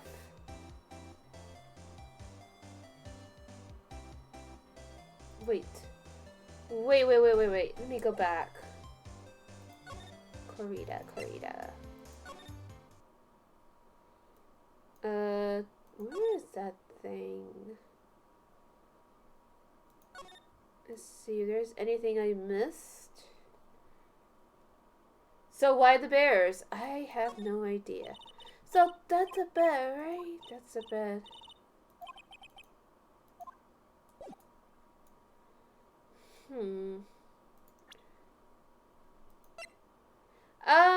Well, this is Corrida's room, so most likely he likes bears, and fans probably just sent him, because you know how fans are. If an artist says, yeah, I like cats, like, they get sent pictures of cats, or cat plushies, or whatever. So, it might be the same logic. I feel like I miss... Oh! That's what I was thinking about. This one. I was like, wait a minute, I was missing something. Mr. Nick, what's this piece of paper? It's called an autograph. Autograph? The paper's got Mr. Corrida's name on it, so it's his autograph. I can't read it at all. To be honest, I've never seen writing that looks like this. There is one skinny bear on the left. Where, Megabillium? Ah, it is a special way of writing called cursive. An angry... Oh, you're talking about this? Yeah, but they're so cute. They're all cute. Even the realistic Humau. Looky here. See how it says, to my dearest Wendy, in more normal letters here? This sloppy, unreadable writing. It's crazy and cruel to give this to somebody. Hold on. Huh? Wendy. I've heard that name somewhere before. Could it be Old Bag? Because her name is Wendy. Yeah, look at that little bear. It's so cute. Oops, this is not what I wanted. This is what I wanted. So yes. Maybe? Excuse me. Maybe this is what she wants. Most likely it would be what she wants. Alrighty. Oh, Mr. Wright. How are you? Mr. Powers. Have you been here the entire time? Yeah. People connected to the murder aren't allowed to go home, let alone leave. Oh, so what's going on? Can you tell me a little more about the Nickel Samurai TV show? Okay. The Nickel Samurai is an action hero program aimed towards kids. It's the sequel to the Steel Samurai. I see. This time, there are 3 samurai brothers. Aluminum Samurai, Tin Samurai, and of course, the Nickel Samurai. It's a love why in Neo Tokyo. What? I don't get it. I see. Wait. A love what? A love why? This girl, Sayo, works at a tea shop and all three guys fall for her at the same time. Oh, I see. Oh, it's a poly. Oh God, it's a reverse harem show. What? Lucky bastard. Lucky Sayo. Oh, I guess the Y shape is like the three brothers colliding over this one girl. Anyway, Sayo is actually the daughter of the evil Strawberry Clan's leader. Sounds like an unusual situation. Like Romeo and Juliet. ×3. Yeah. Strange thing is, this sort of forbidden love story is really big with the office ladies. Well, yeah, because Sayo is clearly the Otome hero. Come on, Will. Get with the program. Yes, Pearl? What happens next? I want to know. Miss Sayo. Does Miss Sayo fall in love? She does, doesn't she? Every Sunday at 8 a.m. I'm gonna stop watching Kids Masterpiece Dinner starting this week. Oh no. Pearls is into it. Also same. I would watch the fuck out of that. That sounds really good. Holy shit. I can't believe she's really considering it. So what's the Jammin' Ninja TV show like? It started from a remake of an old movie, to tell you the truth. The Jammin' Ninja, like the samurai shows, is geared toward kids. Look at Tanuki. It's the story of a ninja who can't scale a wall, but became a big pop star anyway. What? He was a really lousy ninja. Absolutely couldn't do any ninja things right at all. But boy, could he sing! With this trusty bright red guitar at hand, he took the ancient world by storm. A ninja with the bright red guitar? And then, the final fight in front of his beloved Princess Misola. Jammin' versus the Muromachi 5. Suddenly, our brave hero catches a not-so-jammin' cold on the night before Battle 3. Oh no, he got the Japanese cold. The dreaded Japanese cold. Aw, that's too bad for him. Yeah. But this kind of pop music-based love story is something high school girls really like. It's Wolverine again. Yes, and he's living his best life. Yes, Pearl? What happens next? I want to know. The Jammin' Ninja. Will he be able to sing? What about Princess Misola? Every Sunday at 8 a.m. Which show should I watch? I can't believe she's really considering it. Oh. Well, maybe, actually, you know what? Maybe he would know more about Adrian. Because I feel like, because doesn't he works at Global Studios, right? So he would know about her. Hey. This man has a wingspan. You just realized he's so big. He is big. Ash, he's the biggest star in the world. Hey, that's Miss Andrews. She's Matt's manager. Actually, I was interested in her for a little bit. Just a little. So Mr. Powers like this type of woman. Oh my god, Ash, you would be besties with him. You guys have the same taste. What do you know about Miss Andrews? Well, see, here's the thing. I don't really know her, you know? Will Paraseki Bakura win? Honestly, same. I would have one. I love him. There's sort of a small rumor going around. There is sort of a small rumor going around about her right now. A rumor? If you're interested, I'd be glad to share what I know. He's so happy. He looks like he's a lion that just found his next meal. He should be called Huge Jackman. Boo! No, he's right. They're right, and he should say it, Ash. He should say it. Let's see what the gossip is on Adrian. Would you mind telling me about this gossip? Ah, so you are interested in it. I figured you would be. Yeah, I have such a weakness for celebrity gossip too. Oh, really? You too, huh? Yeah, so take a look at this. Looks like a tabloid Miss Olbach would read. Alright, let's see here. Jam and Midnight Rendezvous. To the mysterious yet beautiful manager. To the stars. Miss A.A. You see now, don't you? What? You could stop pretending to be in the dark, Mr. Wright. Juan Carita didn't have a manager of his own. Which means if we're talking about a certain manager with initials AA, it's not like they have like multiple managers with the initials AA, right? Like that's just a huge coincidence, right? Adrian Andrews? Yes, exactly. This is big news. But it seems kind of odd. That woman, Miss Andrews, together with the biggest rival of her client? Ah, it's that wonderful thing that can only happen between two people. No, Phoenix, it stands for Ace Attorney. Boo! No, I'm kidding. Mr. Powers looks so happy.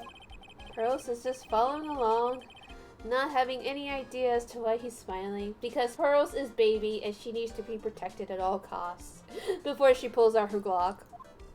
Well, like the saying goes, one man's garbage is another man's treasure.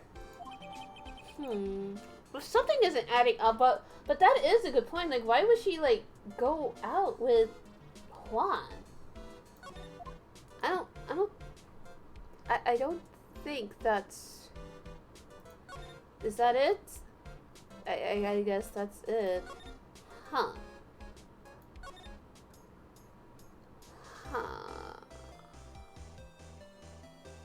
Let's see, maybe...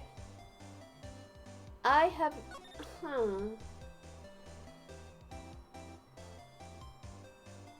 Lily, look at him. Why wouldn't she? You know what? You're right.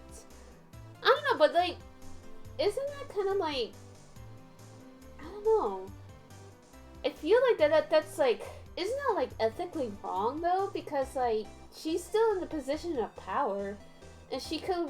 I don't know, like, I don't know. It's just kind of odd.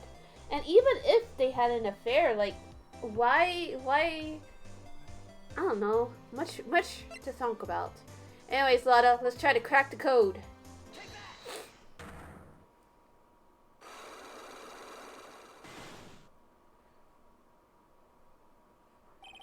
The big scoop.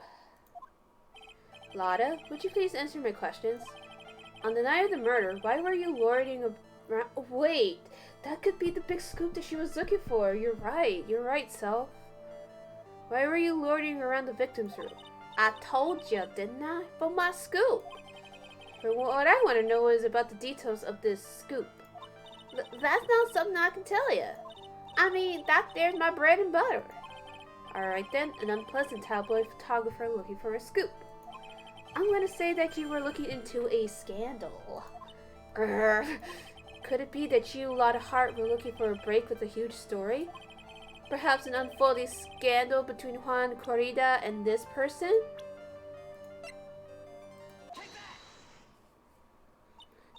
This woman! She's Adrian Andrews, Matt Engarde's manager. The Nickel Samurai's manager, caught secretly meeting with his rival, the Jammin' Ninja. It would be the hottest story of the season, wouldn't it? Oh, there goes that. You're pretty good at this guess thing, Mr. Lawyer. But you can't just make up any old thing and think it'll make the papers. You gotta have backup. Backup? Yeah. You gotta have that, what's it? News songs? You mean news source? That's it. So show me something else. Show me something that shows that Juan guy has something with Miss Andrews. Well,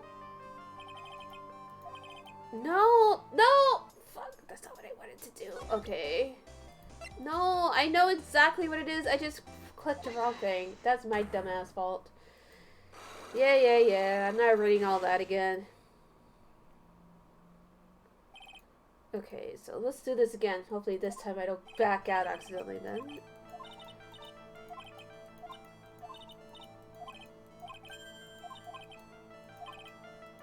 Okay, so profiles, Adrian, sorry.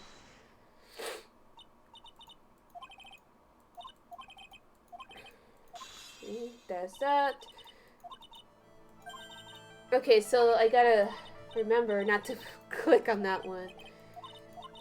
Show me the evidence, she said. Yeah. So let me see. There it is. This is what I wanted to give her.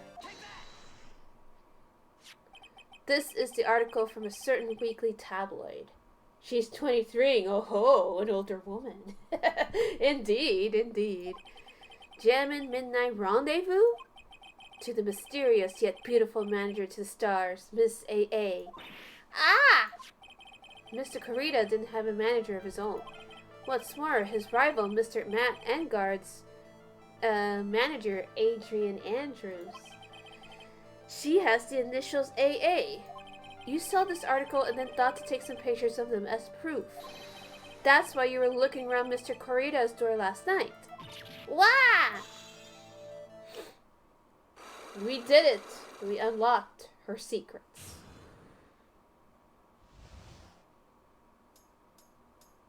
Now tell us your big scoop. You were looking into Mr. Corita and Miss Andrews' affair, weren't you? You got it. I was gonna catch myself a scoop by catching him in a secret meeting. But there's already an article about it in one of the weekly tabloid magazines. It's no longer breaking news. What you just say? Her initials are AA. What kind of vague thing is that? That ain't no proof of nothing. People are gonna want to see real proof. Well, at least I do. So that's what I was doing, getting photos. Oh. I'm gonna whip up the reader's interest with some gossip and a little misleading. Then spice it up a little and have my exclusive. Wow, Lotta. Nice journalistic integrity you got there. Oh no, was Lotta working for TMZ this whole time? I already finished writing down my spicy article, you know. But the paper I wrote it on, my note to myself, is gone. Your note to yourself? It was inside the case of my $1,600 camera. They done run off together. I came here for my big story. Didn't come here to have my treasure disappear on me. Yeah, I understand. It's enough to make a gal go bonkers, I tell you. What's with people now anyway? I never thought I'd see the day when someone doesn't steal something from me. You really want that note back, huh? I've got no idea why, though. The story on that note is probably a bold-faced lie.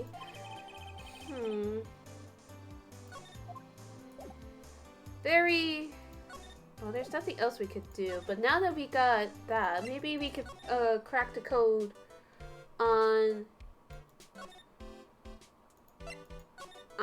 what's her name? What's her name? Old bag. Oh boy. Here we go. Deal with this old lady.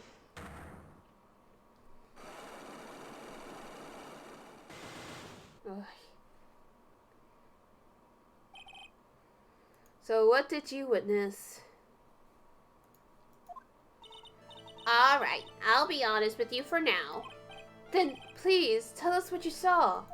But, oh, what a waste. And here I thought I had a perfectly good chance to have a little fun at you youngins' expense.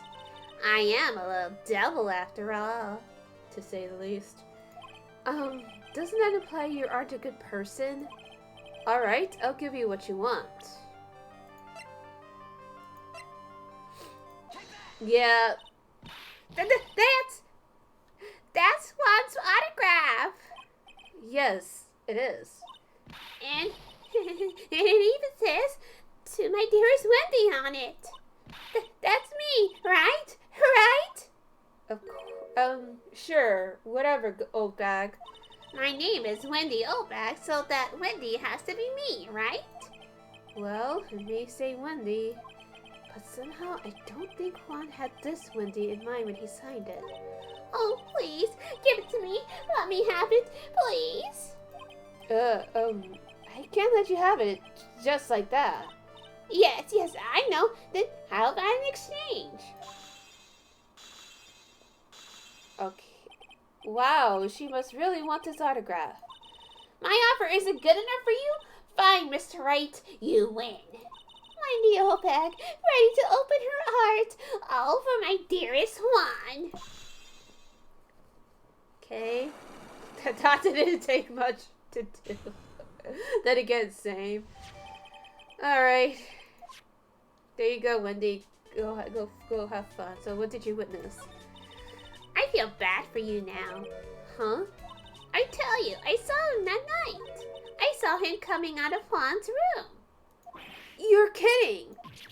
Oh no! It was about 10 minutes before Juan's body was discovered. It was just a coincidence. I was on my way to the toilet, minding my own business. And? Did you tell that to the police? Well, of course. I thought I could get a gift certificate or two out of it, maybe more. Why would they give you a gift certificate? Gift certificate? I've been recruited again for that part of the trial. You know, the trial tomorrow. This time, you're gonna get it. I'm gonna work hard to get your client pronounced guilty. But Mr. Engarde hadn't done anything bad. I don't care about details like that. I know he did my dear poor Juan in. I just do. That yellow-bellied chicken. A yellow-bellied chicken? I wonder what that would look like. I trust my senses. I know when someone did something bad, and I say he did it. What did Mr. Engarde ever do to her to deserve this? Okay, elaborate, lady. What did Mr. Engarde do to you to make you so... You don't know? Tell us the scoop. That guy, he framed my Juan. He created that scandal that plagued poor Juan. Mr. Nick!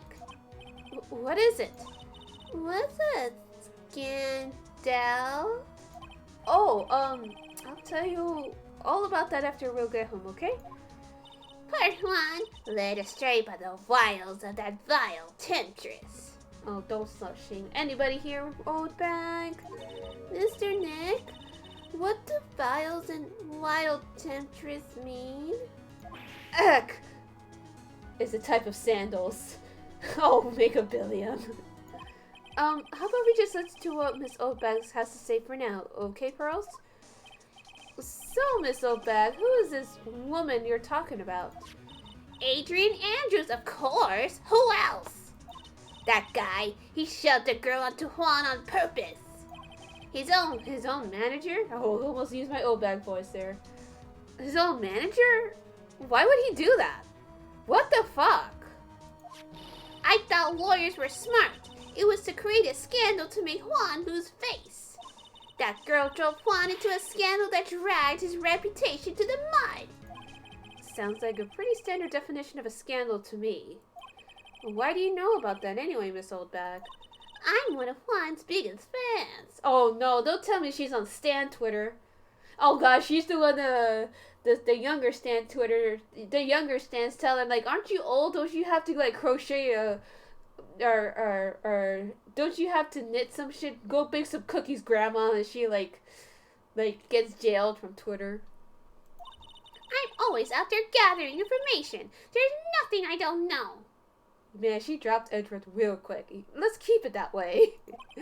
And do you have proof that Mr. Engarde did what you say he did? Next week's issue of a certain magazine says so. Of course. A tabloid. Next week? Does that mean it's something people don't know about yet? Why would Miss Oldbag have information like that? And where did she get it?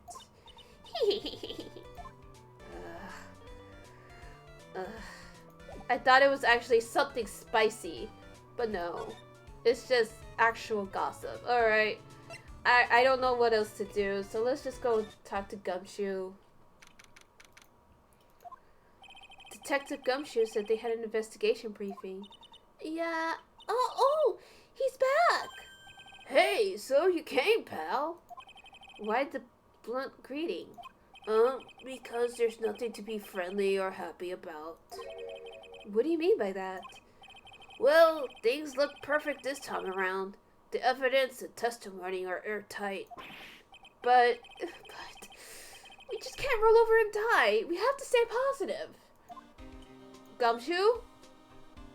No. No. So what do you mean the evidence is airtight?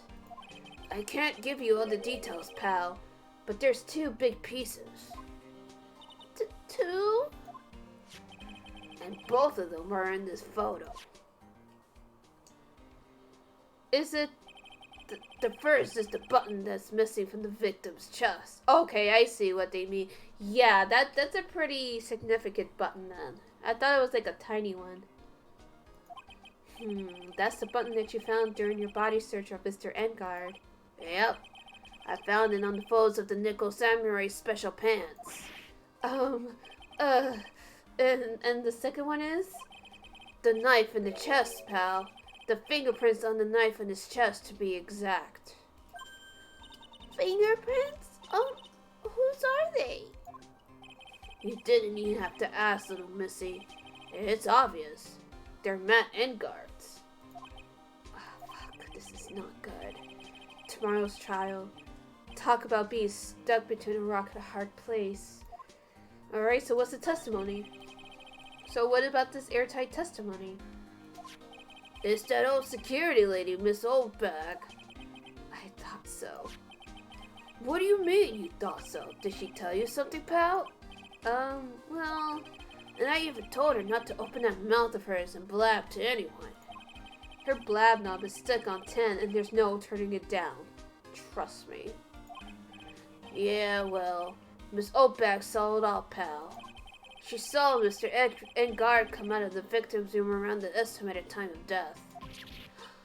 No way! Oh, fuck. Well then, maybe... I don't know. Maybe he'll know something about this.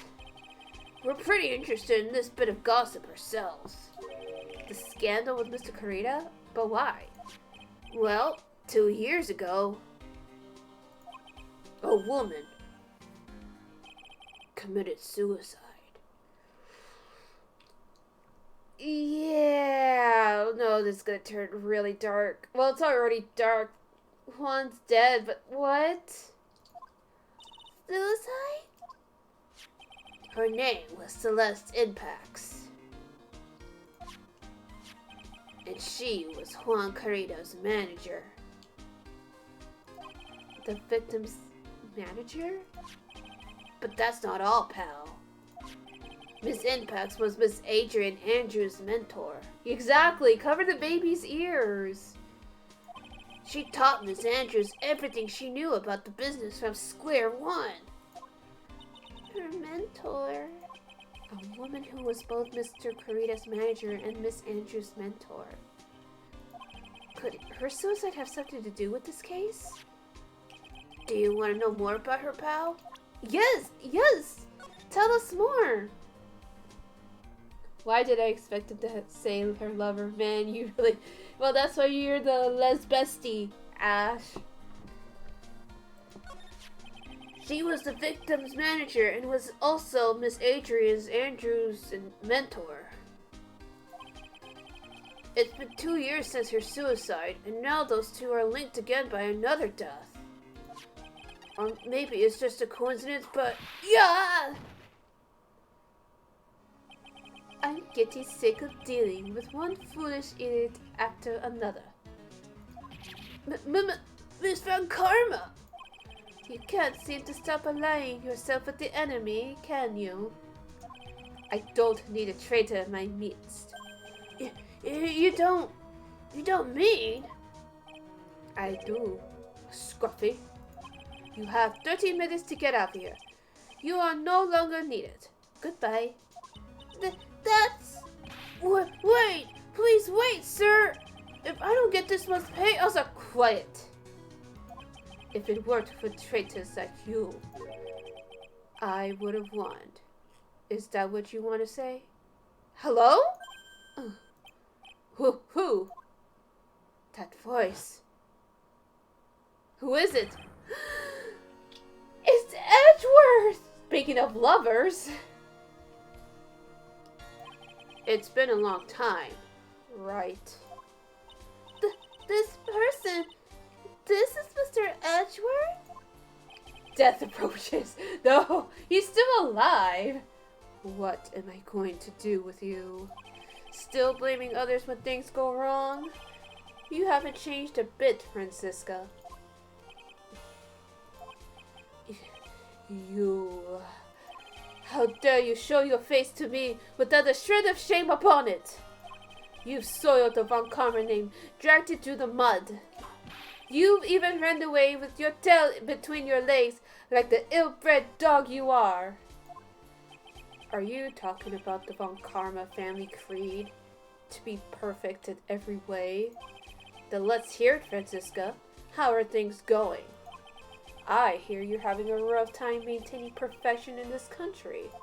You seem to be getting crushed under the weight of it all.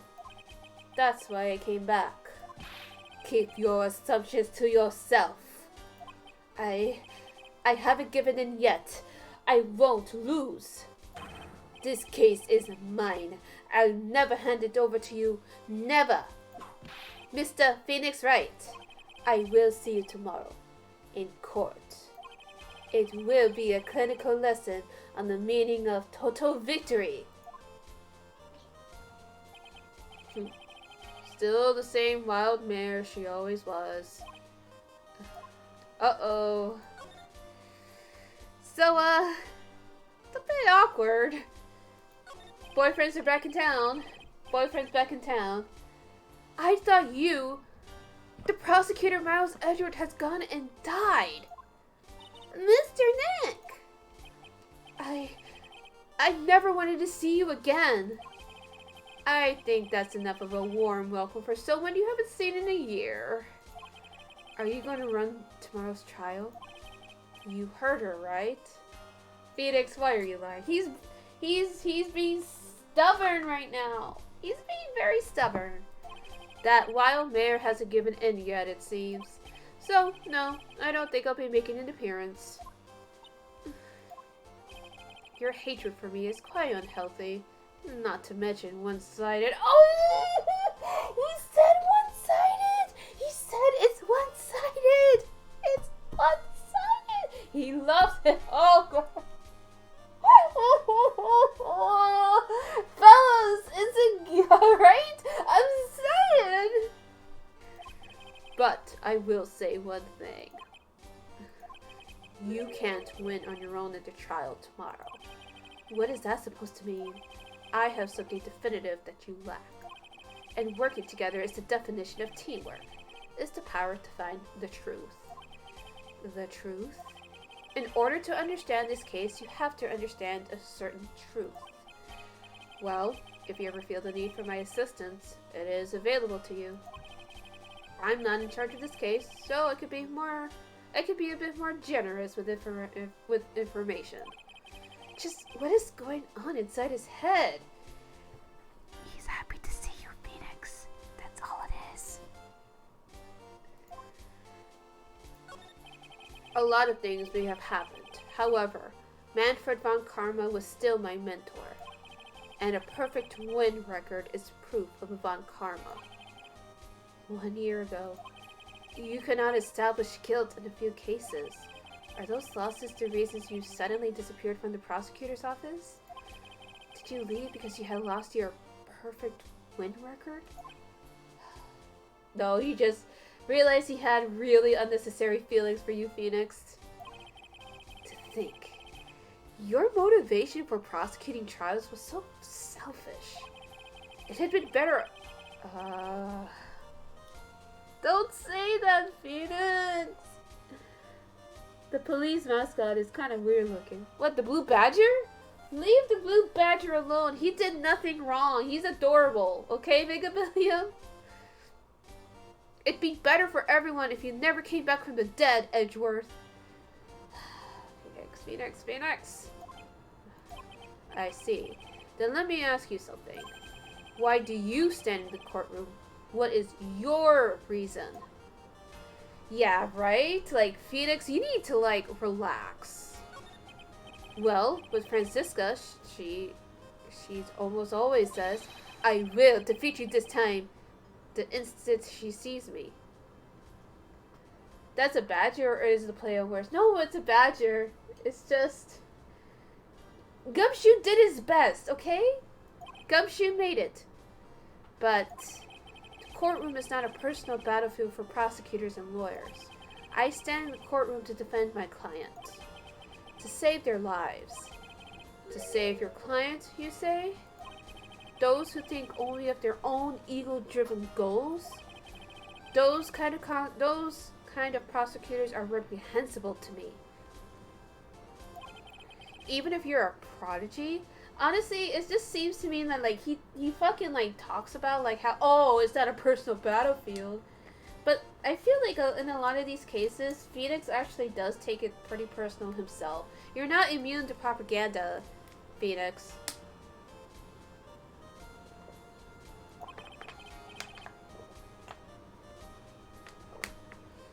Or someone like you, Edgeworth. It looks like there's still a lot you have left to learn. A lot I have yet to learn? Me? Well, that's enough for now. The time when you will see is coming soon enough. Okay, way to be cryptic, Edgeworth. Well, to be fair, Phoenix is being kind of a dick right now. So, like, he's just like, yeah, I'm not gonna spoil shit for you. So, let's see if he knows anything about Miss Celeste. This woman is another key to solving this case. Do you really think so? She was Adrian Andrews' mentor a long time ago. But she was suddenly called away by a different show and became Juan Carita's manager. And then, a few months later, Miss Celeste Impax died. But her death was ruled a suicide, right?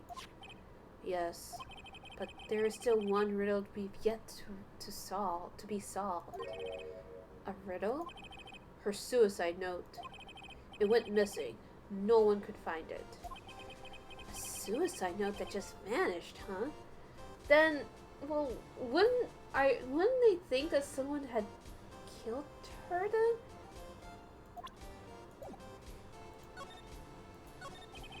Miss Impax's death was most certainly a suicide. Of that, there is no mistake. However, we could not find her suicide note. That's when the police began to suspect that someone had hidden it. The suicide note? But how do you know Miss Impax had even written such a note? There was no solid evidence, however. We did find traces of ink on her right index finger, which makes the likelihood of a suicide note very high. But who would hide such a thing? Well, if she was involved with Juan and Matt Engarde, do you guys think that maybe they're involved in her suicide too, or the police think it was Mr. Juan Carita himself? The victim? Okay, well I guess Edward will spill it out for us. He was the one who found her body, which makes him the only person who had a chance to hide her suicide note. Mr. Carita hid his own manager's suicide note? But why? As long as her note is missing, any speculation beyond this is meaningless. For now, I think you should look this over. This is a suicide note report. Part 1, anyway. Part 1? I swear, Phoenix, you have to question fucking everything, don't you? Well, let's take a look at it. Deceased. Okay, that's it? Well, I guess the details of her death wasn't... I guess we don't need to know how she did it. We don't need to know that at all. Alright, well, I guess what are your onions on this, Edgy? I don't like to look through I don't like to look through reports. I like suicide reports even less. Worst of all are the reports that have multiple parts like that one. That has 2. 2 parts? What you just handed to me is the first part of the report. Here is the second part. Were you just waiting for us to ask about it, Edgeworth? The second part of the report is about an attempted suicide. The attempter's name is Adrian Andrews. Wait, what? Miss Andrews? What did she do? She tried to kill herself? What?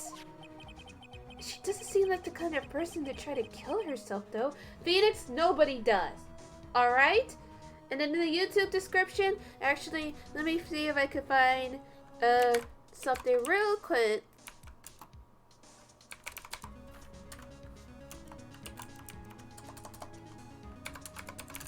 Let me see, there's a whole list. If you guys ever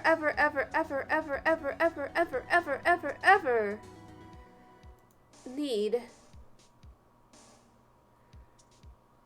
any help regarding any of these subjects, here is the link, and I will post a link in the YouTube description below. Please, for fuck's sake, you are worth it. You are needed in this world. Okay? Do not emulate any of this. Okay? And even though Phoenix is being kind of a dick right now, you know, even though a lot of people may not seem like it, everyone's going through something, okay? And we all need to try to be understanding, and we all need to try to be kind to one another. It's a really hard world, and especially in this pandemic. Okay? Alright. You think she's a strong career woman? That's just what she wants you to think. Exactly. That's exactly what Edgy is saying. Adrian Andrews. She has a certain secret she's always trying to hide. A secret? Her dependent nature. That's what she's really like on the inside. Miss Andrews? Dependent? Talk about the exact opposite of what that woman is. I mean, this is big. This is really, really, really big.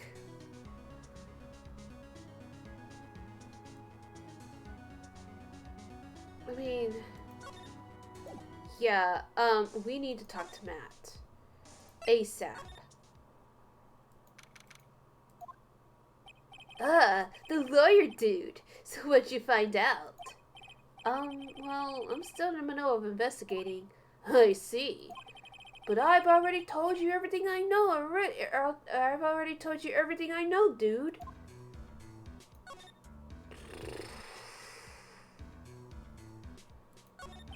Can you tell me more about your activities last night? After I got the award, I took a break and went back to my room. I had that post-ceremony stage show to do, so I was in my nickel samurai costume. And you were alone the entire time? My manager was running around being busy, so yeah. Because of the press conference you were supposed to hold after the show. I told you, dude, I have no idea about any press conference, alright? That's strange. I thought the nickel samurai was gonna confess something. Anyway, when I was leaving my room, that's when I noticed it was kind of noisy. Mr. Kurita was already dead at that time? We're just doing this as, I think this is just a refresher, but let's go ahead and confirm what he's told us once before, and then we'll see if he knows anything about Celeste or the suicide note, because he has to know. There's no way he would not be able to not know. Yeah, that's what I gathered anyway from my manager.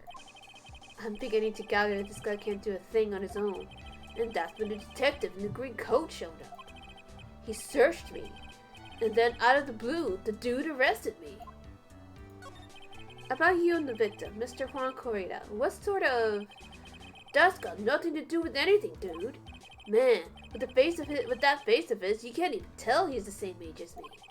And he wanted to try to make a gem and ninja movie even though we all knew it failed. The Nickel Samurai still won in the end though, right? Yeah, I took the Grand Prix by storm. So why would I, the winner, have any reason to kill the guy anyway? Dude, you'd think it'd be the other way around, you know? So it's gonna be the same show. Okay, Matt. Okay, Matt.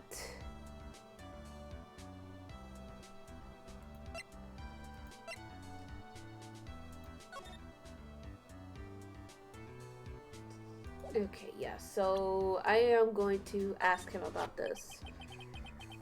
What do you think about this article?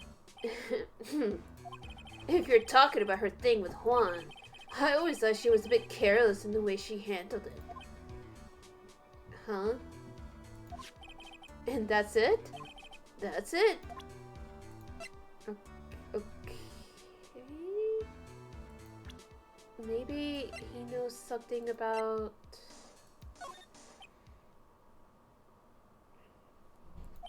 Huh? What's wrong? How much do you know? What do you mean, how much? Mr. Lawyer, I may be your client, but I hope you'll keep yourself out of my personal life. What? What? No, I would never... No, if you'll excuse me. I have a lunch appointment I have to keep. You're in detention! Who in the world are you gonna eat with? The security guard? Oh god, don't tell me he already made friends with the local gangs. Mr. Nick. This Celeste Impacts lady. Somehow, I get the feeling she's a very important person in all of this.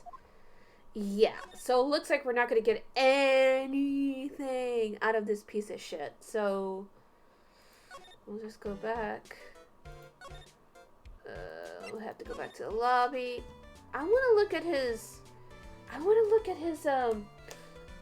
what's that place called? Hotel room again. Well, actually, I wonder if...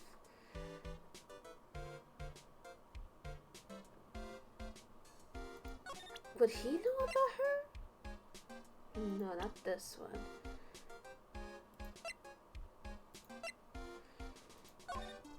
I'm honored you're asking about me, but I have no idea who this person is. Sorry. It's okay. You don't have to apologize so much. Sorry. Okay, so he doesn't know. Okay, so most likely, yeah, I don't think he would know then. Anyways, hello! Welcome to the stream if you are new. We are doing the entire case of Farewell My Turnabout. So sit, put your feet up, relax, feel free to chat, and enjoy my wonderful voice acting.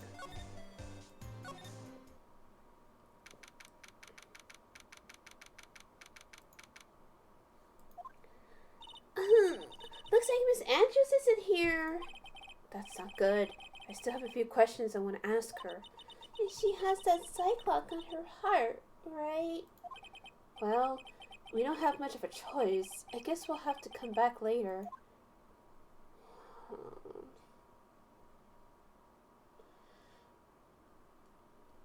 I mean, I guess.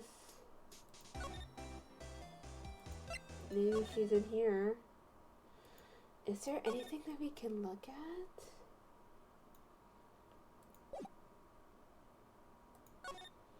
Or maybe Lada knows. Let me see if she would know.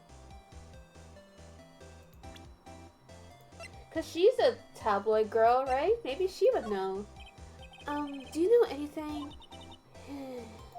I told you how many times now? I'm a journalist. I got so much info running laps in my head that I forget things here and there. Please don't get so worked up over this. Ha! I don't care, y'all beg me. Be extra tough on kids. That's this girl's motto on learning youngsters. Okay.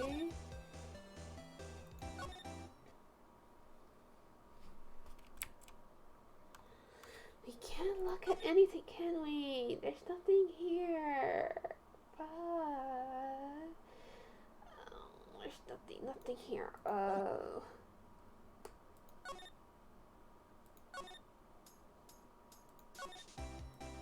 I don't think there's anything here that can help us, so let's move to Viola Hall, I guess.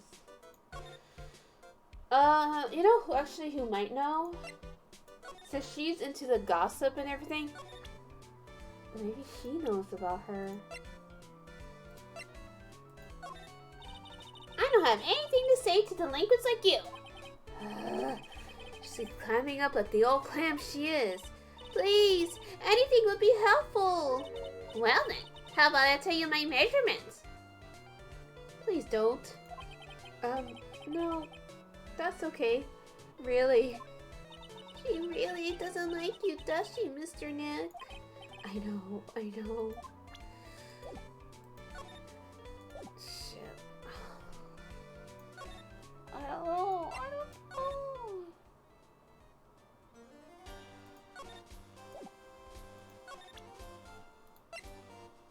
No, he can't talk to us any more than he already has. Let's see, maybe maybe someone's in there finally. No.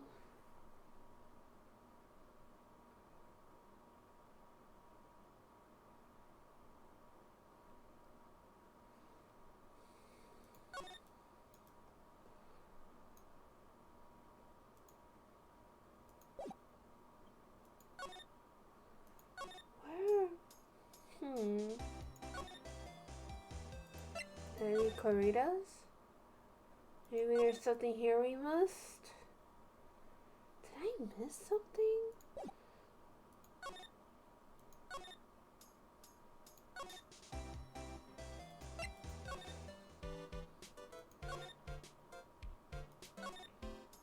Oh, that's not what I wanted to do.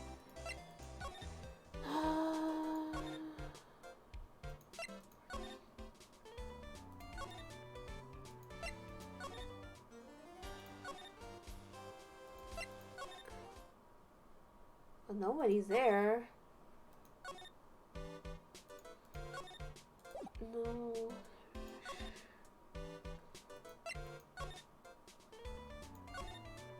I'm sorry, like, I don't know what I need to do to trigger the next event. I meant to go here.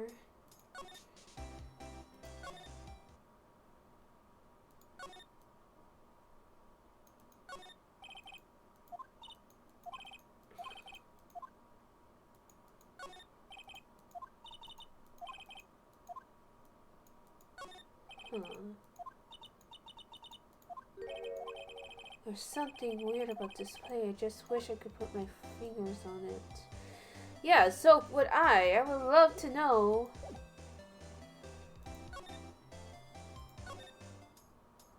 Was there something I needed to do?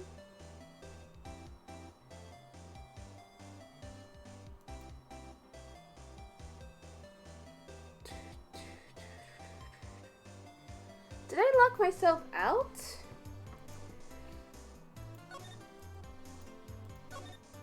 I can understand flowers in front of the dressing rooms, but what are stuffed bears doing here? I didn't touch him. Wasn't mean, I tell you. I give you my word. Why do I get the impression Lotta helped herself to one of them? Compared to the flowers on the other side of the hall, these are much more gorgeous. Let's see, record companies, fan clubs, company workers, family? Carrying all these flowers home would be hard, I think. Yeah, that's what I thought too, so I was a nice enough gal to lend a helping hand. Secretly, of course. I have a feeling one of these days I'm gonna end up defending her in court. Oh no, don't say that. To Mr. Engarde from the Global Studio staff. Ah, it'd be nice if lawyers got flowers too. Something like, to Mr. Wright, from all your grateful clients. One day, Feedy.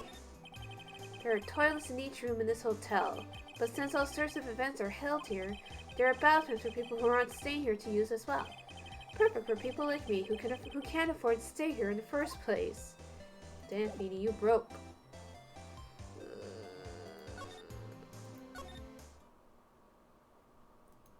I don't know, like...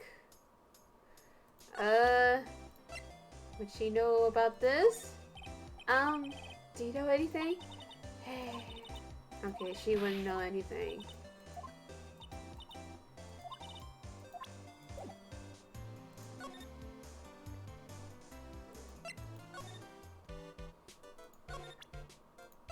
I'm just gonna be flashing this because I don't know what else to do. Sorry. Thanks for taking the time to take it out short to me, but I'm really sorry. I don't know a thing about it.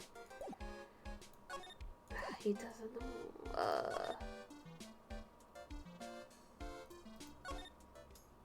know. Oops, that's not what I meant to do. I meant...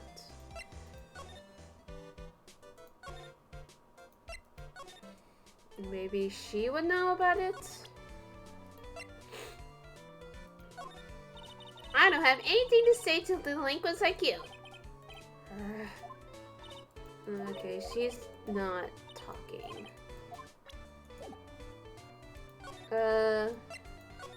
Edgeworth.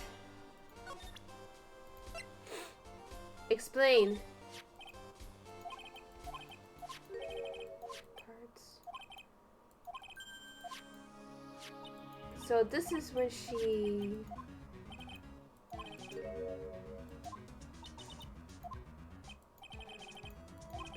nature, okay. So maybe we should... Hey, Edgeworth. Adrian Andrews. She holds a large secret within herself. A secret? You can't help but feel that this whole case revolves around her. Ah, there it is. I think this is what was missing. My bad. I'm sorry, all that running around for nothing. What's this about Miss Andrews having a dependent nature? Adrian Andrews' attempt at suicide. It was a few days after the death of Celeste Impax. And why did Adrian Andrews think about committing suicide? Because she had a crush on her? Because she apparently had lost her will to live. Lost her will? But why would she... Her pillar of strength. Her mentor, Celeste Impax, was gone forever. That's why. Yeah, I mean, I feel like, right? Dependent? I feel like saying that she was dependent... Oh, I should get out of the screen as soon as I can. Why would that... Is this what they call following someone to the grave? Anyways, now that we're in a more appropriate screen now. Honestly, a lot of the fan base thinks so too. They had to be. Like, I feel like they were trying to, like, downplay it a bit, but they were definitely, because only lovers would want to try to do that. Obviously, you should not do that. Don't do that. After her attempted suicide, Adrian Andrews started attending counseling sessions. So she got help. She is someone who needs a person in whom she can trust, absolutely. And once she finds that person, she'll do anything she can to keep them near. So basically, she's a lonely lesbian. Without such an anchor in her life, her crippling anxiety stifles her ability to live. That's the nature of a dependency on others. When Celeste Impax suddenly committed suicide, the world before her turned pitch dark. That's according to Adrian Andrews herself. And unfortunately, I'm sure Edgeworth had access to all of this. Hi, Andrea. How are you doing? This is a very dark scene, but like, don't worry, it's in game only. How are you doing tonight? It's pretty chilly, isn't it? Then That means her super confident attitude. It's all a facade. She's only copying her mentor's behavior to hold herself together. How terrible. Okay, so now... That's good to hear. It's good to be nice and warm, huh? Yeah. Okay, now we can go back to the hotel lobby. I think that's what I forgot to do. I needed to trigger all of that. So now... we can go see if she's there. Yes, the plot thickens. So, here's the catch up. We had our assistant, Maya, get kidnapped by a killer. By someone called the Killer. Like, literally, the Killer. And we need to get this fucker. Let me get his picture up here. This is our client, Matt Engarde. And apparently he and Juan, the guy who died, in this one, had a rivalry going on. So allegedly, his manager, Adrian Andrews, had an affair with him. But we just found out that Adrian's past mentor had killed herself. She was his manager. Now, of course, this is fan speculation when I say that they were lovers, but she actually attempted herself right after after the mentor died. So we're just gonna confront the manager and see what the hell's going on.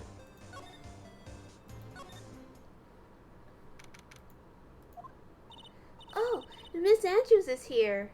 Yeah, it's very dramatic. So we're gonna do the entire case in one night. Because we have to do it today, or in one day, theoretically. Or Maya, our assistant, will get killed. And we need to have a full acquittal.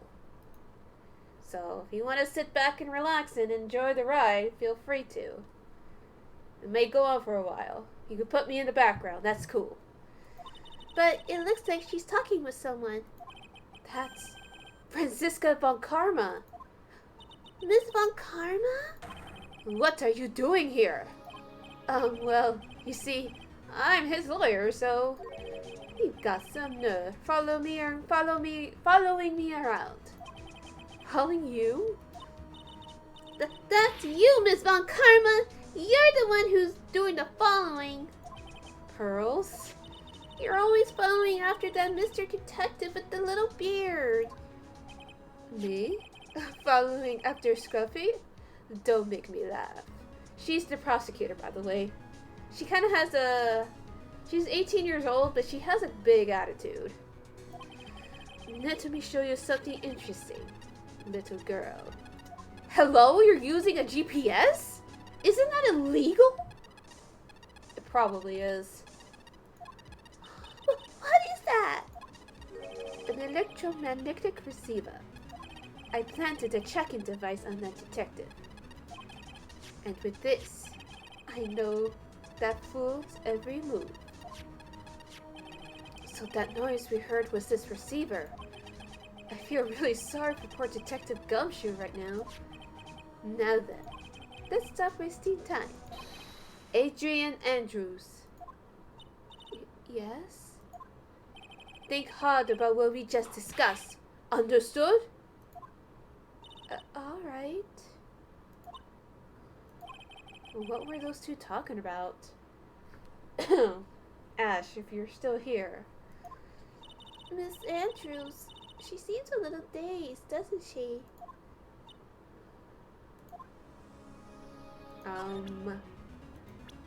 So let's talk about Juan. So Franziska and Adrian just met, and she's a little bit in the daze right now. Did you know the victim, Mr. Corrida? Yes, I know him. The world is such a small... Oh, I think I could read this part. Did you know about his rivalry? Honestly, they were children. Exactly, Harold. Okay, so we did. If either of them wasn't so stubborn, I've got a hunch that this woman knows that she's letting on. She must know why Juan Corrida was killed. So, looks like we got some unlocking to do. Bada bing.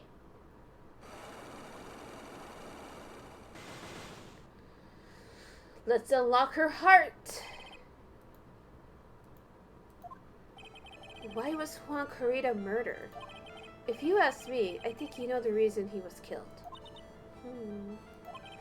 Why are you hiding things? Don't you realize you're putting Mr. Engarde's life in danger by your actions? Why do you ask questions for which I have no answers? The truth is, I was not that close to Mr. Corrida. You were not that close? That's right. I've never been good at being intimate with another person. You are not that good at being intimate with another person. Somehow, I highly doubt that. I mean, look at these rumors here, dude. You and Mr. Corrida had an intimate relationship, did you not? A silly third-rate tabloid article. If you even had half your wits about you, you wouldn't believe such rubbish. Well, it seems quite a few people have already bought into this story. As to be expected in a world filled with crooks and liars. Note to self, stay on her good side. In any case, I despise interpersonal relationships like that. I see. Harold? Harold? However, what if there was a need for you to get close to someone? Me? Need to get close to Mr. Corrida? As if there is ever such a need. Didn't you get close to Mr. Corrida for this person's sake? Well, we've already been, we're game theorizing, but, Celeste Impacts, your mentor. How did you know about Celeste? Miss Impacts. She committed suicide, didn't she? But it looks like no one knows why. Right before her death, she was Juan Corrida's manager. So I believe he got close to Mr. Corrida so he could find out more about her suicide. You have a great imagination. You may have a future yet as a sliding muckraker for a putrid third-rate tabloid. Miss Andrews? There's no mystery surrounding her death. None. It would be pointless for me to force myself into a relationship for nothing. Is that really true? Was there really no mystery at all? Of course not, Phoenix. I don't believe you were completely at ease with the way her suicide was resolved. I can't talk. Blech. You got a report? Juan was the last one to see her. He was the one who found her body. Miss Impact's suicide note was never found, was it? It looked like the police were under the suspicion that someone had hidden it. Like maybe the person who discovered her body. Mr. Corrida. What? And Miss Andrews, I believe you thought the same thing. That is why you became intimate with Mr. Corrida. I sat by quietly and listened to your insulting ramblings long enough. It's true that Celeste was my mentor. However, allow me to say this again. It had nothing to do with me. I didn't even know that her suicide note was never found. I'm a person who doesn't care about what goes on in the lives of others. That's the impression you like to give. However, I don't think that's who you really are. Oh boy. What? I have evidence that says otherwise. This is proof that Celeste Impacts was someone very special to you. I don't want to do this. This is bad juju, or in-game juju, I should say, but we must. Miss Andrews, you nearly went through with it too, didn't you? Went through with what? Ending your life.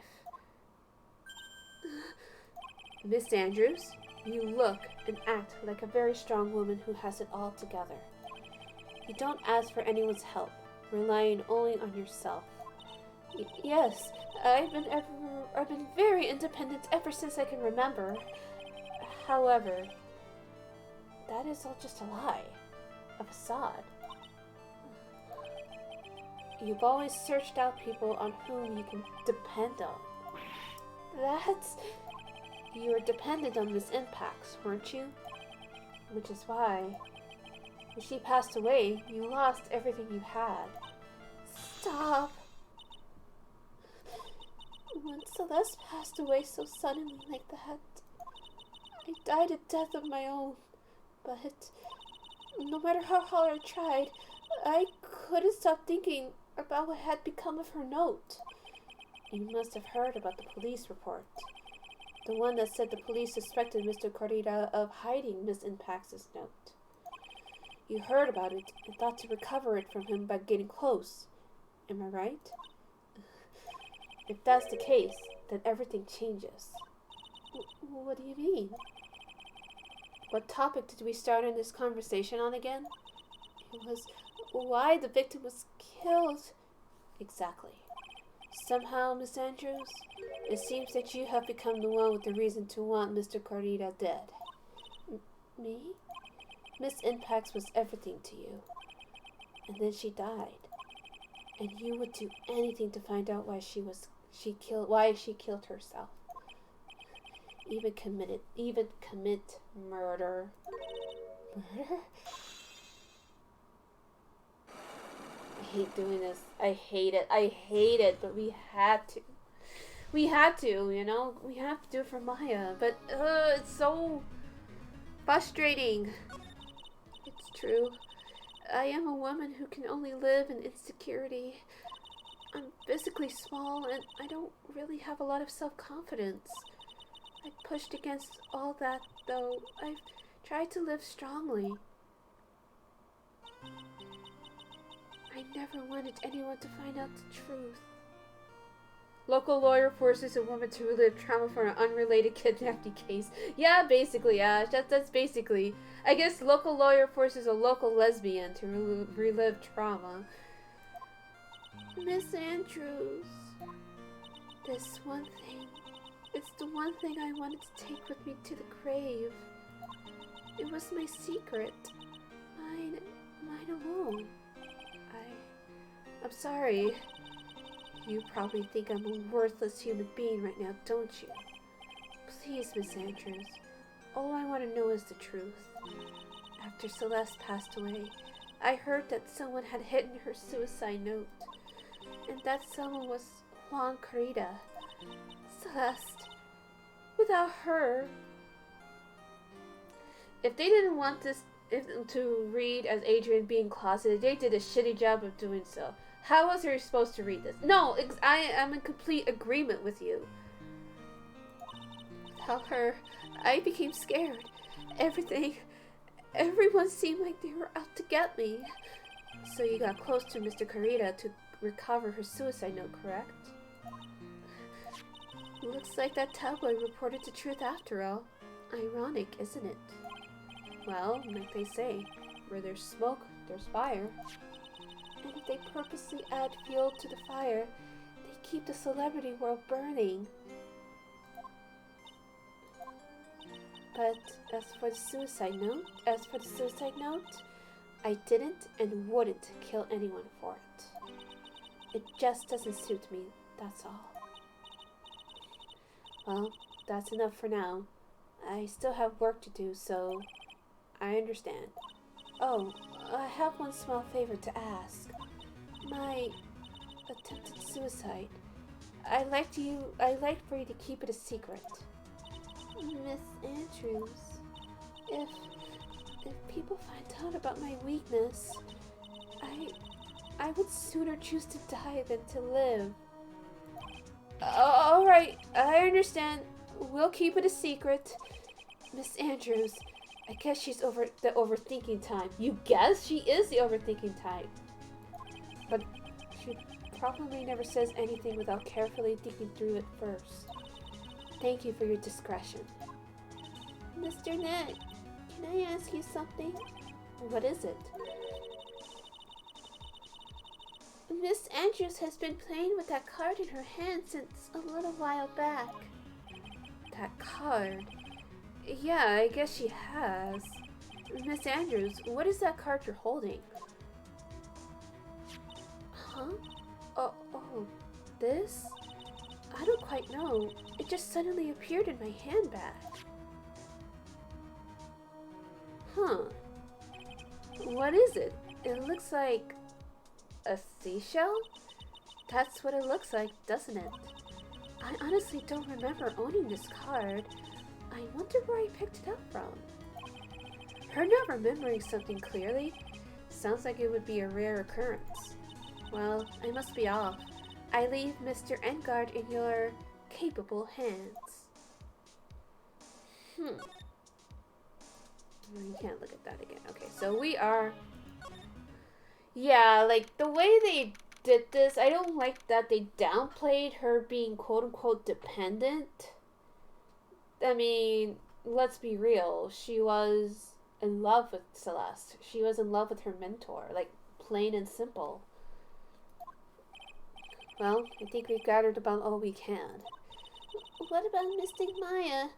Is she alright? Oh, Pearls. She looks so worn out by all this. She hasn't slept at all, and she's been walking all over the place with me today. What's wrong, Mr. Nick? Well, let's go back to the office for a little while. You're really tired, right? Oh, no. I'm okay. Really. I'm fine. I really am. You don't look fine to me. Yeah, let's get this baby to bed. So, we go here. Alright, Will, we'll see you later, buddy. We'll see her, unfortunately, later.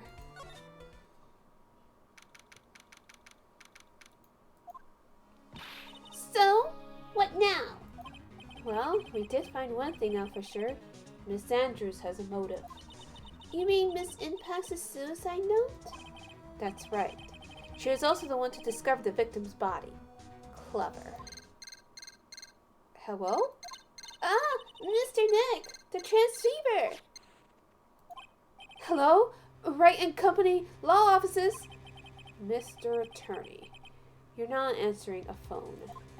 Maya, where's Maya? As I promised, I have not gone within a few feet of her this whole time. Phew. Which is why I suppose she is absolutely famished. What? So I suggest you win a quick acquittal, my friend. At any cost. Wouldn't you agree? Wait, Maya, let me hear her. Very well. Ask Maya, is that you? Sis, ask my sis. Maya. Damn it, he cut me off. Mr. Maya said, ask my sis, didn't she? Sis? What does she mean by that? Who else, Phoenix? Who else? Come on, Phoenix. You're a hopeless one. Sorry. Ack! It's Mia, everyone! Mia! I have a message from Maya, so come, ask me anything you want about her. Okay, what's her situation? How's Maya? Like, how is she? She's safe, for now. That kidnapper is one to keep his word, it seems. I'm glad to hear she's safe. But Mia, how did you know? As soon as she locked up, Maya called for me. I read the note she left. Then I gathered as much information about her surroundings as I could. I didn't know you can use spirit channeling like that. Pretty smart of her. Okay, so who's the kidnapper? I mean, we know his name is D Killer, but there has to be more, right? The kidnapper, what's he like? I don't know. Apparently, Maya went to answer a phone call at the hotel and was drugged there. And she didn't see the face of her attacker. Maya is locked up in a very dark place right now. I'll tell you everything I heard when I was with her. When you were with her. Okay. So we're switching POVs? Yeah, we're switching POVs. I'm starving. I could really go for some apple pie. I mean, at a time like this, sweets are the only way to go. And Maya's like, I don't know how the fuck else am I supposed to cope. have to stay positive. He promised he was going to kill me. I'm not going to die. Sis, I wonder if you're with Nick right now. Huh? Someone dropped a card here. Kind of looks like a business card, but there's still name on it. It's just wait. It's the card with the shell on it. Huh.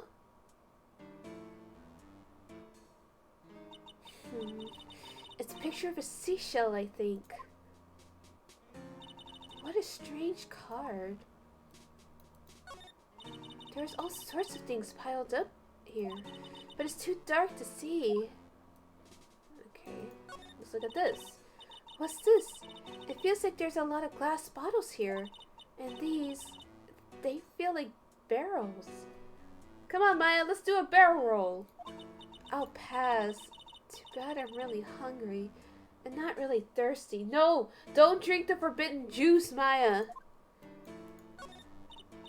Drat. It's locked. But this door's lock seems to be easy enough to open up. On TV, the hero always uses a plastic card or a stiff piece of cardboard. Then, click! They magically open the door. I actually did that once. I was accidentally locked out of my house. I forgot, because I had to use a password or a number password to enter my house, and I'd forgotten it, because I think they changed it on me, and I forgot it. So I actually, what I did, I actually used like a plastic card that looks like a credit card. It wasn't a credit card, but I actually did that, and I managed to break into the house.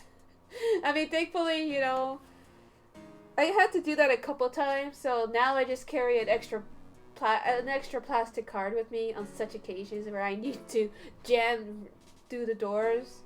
It's very tricky, but once you get it, it'll come loose. I had to break into my own house, Ash. I had to. It was cold outside. I wonder if there's a card like that around here I can use. Ah, that's it! The shell card! If I use this, maybe I can get the door open. This might be my key out of here. I had a feeling this card might be useful. I'm such a genius. Alright, now if you'll excuse me, Mr. Kidnapper. It worked! I did it! See? Maya heard my advice, and now she's able to get out. Okay, now I'm getting the heck out of here. I shouldn't keep Nick waiting or worried. To be continued? Hell nah. We're going all this all night. Here we go.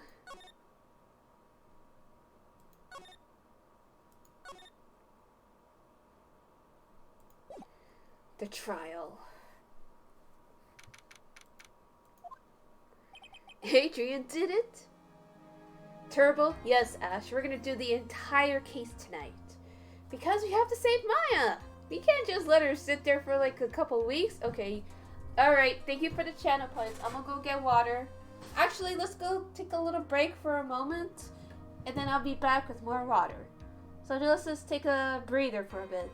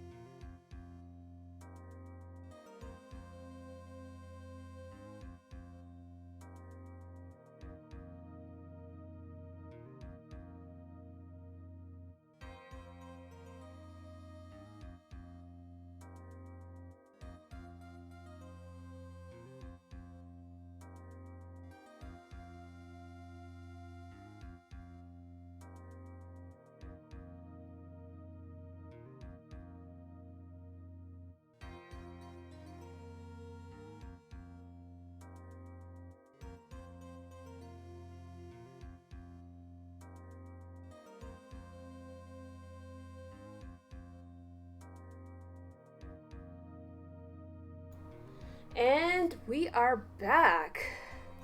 I got myself some extra bottles of water, so don't worry. I will hydrate in just a little bit. Let me just get it open. And alright. Here we go. Adrian did it? That's what it looks like. Now you want some orange juice? Go get the juice. Dude, no way. That woman couldn't do anything like that. In court today, there will be a mountain of evidence that will implicate you. A mountain of evidence? I'm certain there is someone out there trying very hard to pin this whole thing on you. Please, Mr. Lawyer. Dude, like I said yesterday, I'm refreshing like a spring breeze, alright? I can't let any sort of scandal ruin that. Well, regardless, it's gonna be ruined in some way after the trial. I understand. Well, it's almost time. Oh, Mia. Mia. We must get a complete acquittal today. I know. But I can't focus on Maya's situation right now. Or Pearl's either. No matter what, I have to focus on winning this case by the end of the day. Indeed. Well, let's get going. Hello? It's him! This is right. Good morning. This is it, Mr. Attorney. The day of the trial. Maya, she's unharmed, right? Well, when I checked on her earlier this morning, she seemed a bit, how shall we say, tired. Don't worry. People don't die that easily. Besides, what you really should be concentrating on is winning today's trial. For my sake, as well as yours, you must win today's trial. Which is why I sent you a little present this morning. Present? What in the world would you want to give me? You'll figure it out once the trial starts. And even if you don't like my gift, I expect you to graciously accept it and win the day's contest. If you please. Wait! The kidnapper sent me a present? Mr. Lawyer, dude? Who was that? No one. It has nothing to do with you, so forget you heard anything. Dude, did you know it's just like, get longer?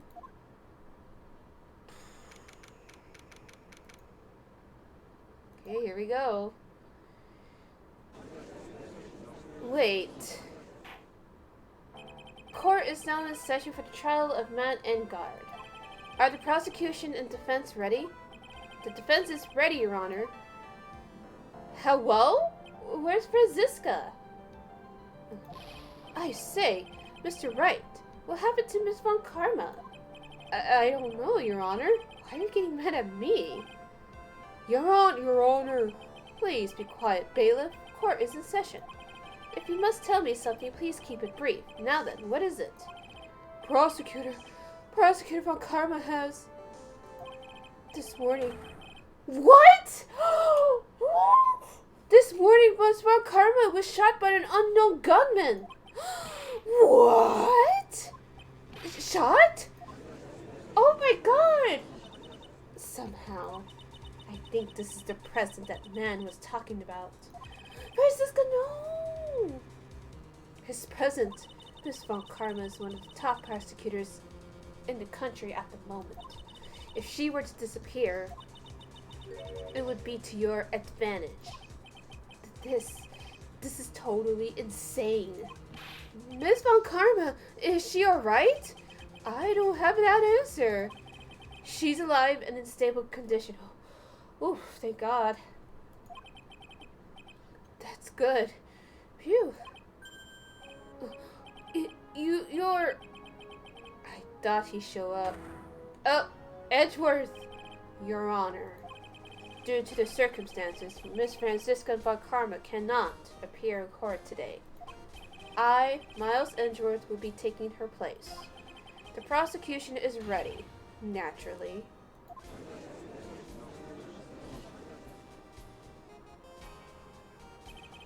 Miss Von Karma was shot in her right shoulder and is currently undergoing surgery. I can't believe Pearl shot her. No! You know what? I just realized that she got shot.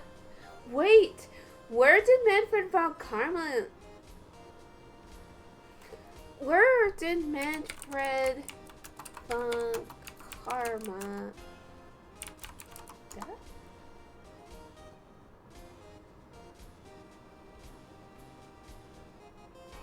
I just want to know something. Real quick. Hold on.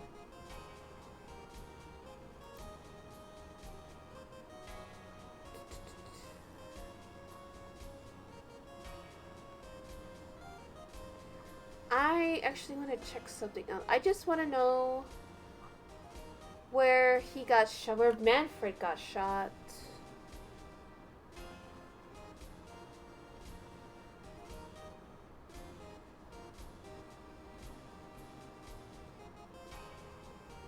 I'm sorry, I just want to know where he got shot. The cases, blah blah blah. But where did he get shot?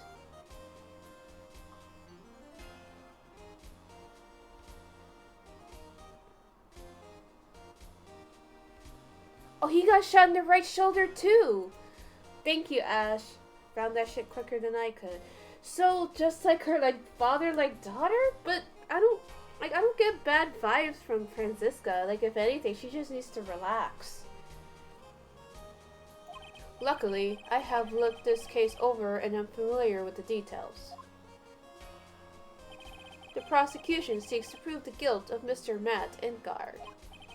The card acknowledges the prosecution. Well, the judge is like, thank God I'm not getting my ass whooped. Literally. Right?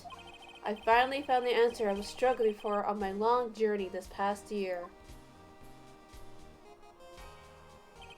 By the time this case comes to an end, you too will know the answer. Now then, the prosecution would like to call its first witness. Please bring Detective Gumshoe to the witness stand.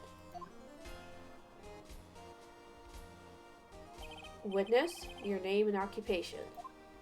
My name's Dick Gumshoe, sir. I'm a detective down at the precinct. For now. For now? After this trial's over, I'm supposed to turn in my badge, sir. Detective Gumshoe. The prosecution has no need for a depressed witness. Lift your head up and face forward like a proud officer, Detective Dick Gumshoe. Yes, sir. Now, let's have your testimony. If we want to explore the various facets of this case, we must start with that. Get ready, Phoenix. Phoenix, this is going to be one very rough fight. Yeah, it would have to be with Edgeworth as my opponent. The answer he was struggling for. Interesting. Show me this answer you finally found, Edgeworth. Alright, Gumshoe. Let's see what you gotta say. This murder happened after the murder. This murder happened after the Hero of Heroes award ceremony, sir. The victim, Juan Corrida, was found dead in his hotel room. After looking into the cause of death, we believe he was definitely murdered, sir. At first, we thought there was something suspicious about the empty guitar case. However, we later found out that the guitar case had nothing to do with the murder. You sure about that, Gumshoe? Like, it's very wet, from what I remember. After the award ceremony ended, the victim was alone in his room? Yes, sir. Both the victim and defendant went alone to their room, sir. I see. Mr. Wright, you may begin your cross-examination. Alrighty.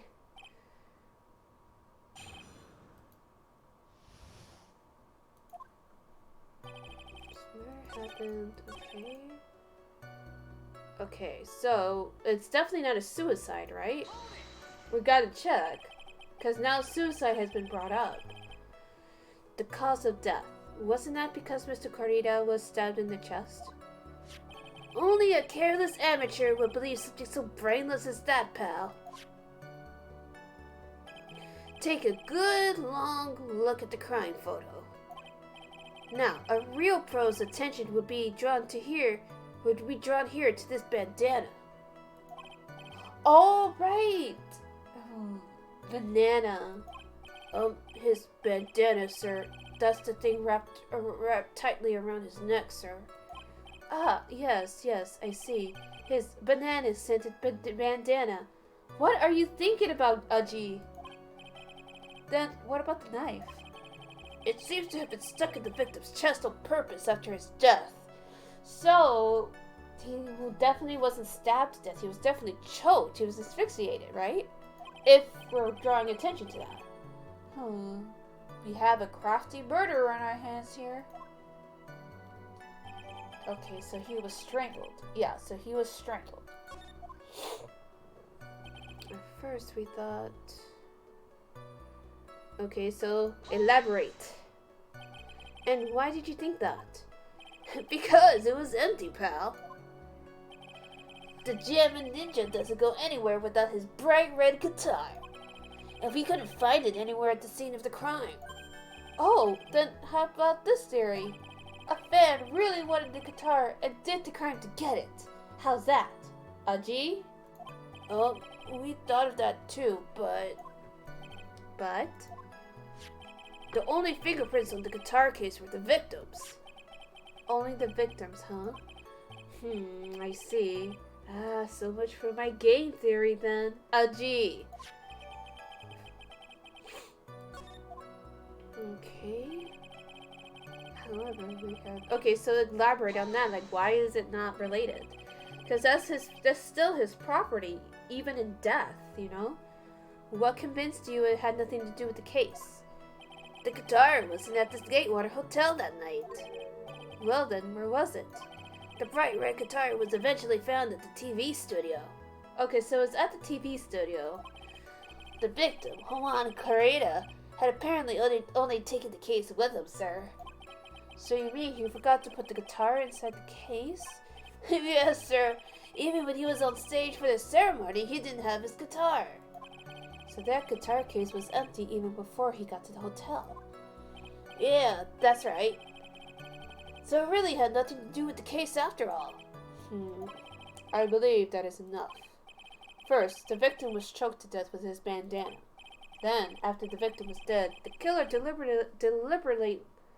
deliberately stabbed him with a knife. Which brings me to my next point.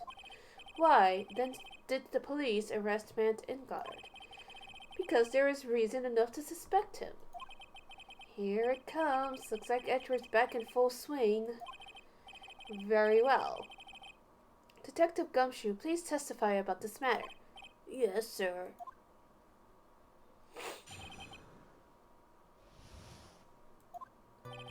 Mant Engarde and Juan Corrida were huge rivals with each other. They each thought the other guy was in his way. That's motive enough in my book. As for evidence, there's the Jammin' Ninja's button. It was ripped off of the ninja costume and was found in Mr. Engarde's hakama. The defendant's fingerprints were also all over the knife. The defendant brought the knife for the crime, which makes this a premeditated murder. Okay. So the defendant's fingerprints were found on the knife used in the stabbing. It was sort of sticky on the handle, so the fingerprints came out pretty clearly, sir. Okay. And there's this button. That was found on the defendant's clothes, was it? And is this button also covered in blood? Yes, and we know that the blood on it is the victim's blood, sir. What? Well, yeah, Feedy, like, what did you expect? His body got stabbed. All of this points very clearly to the defendant, doesn't it? Yes, it most certainly does, Your Honor. Ready to give in yet, right? I'll find a hole in your argument somehow. You can press as hard as you like. Just hurry up with your usual pointless questions.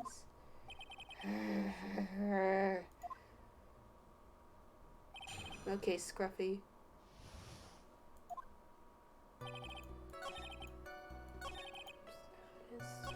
It was ripped, okay? The defendant's...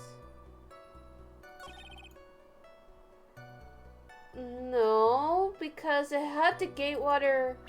Hold on, let me look at that. See, no, it's not bought because gatewater is engraved, so...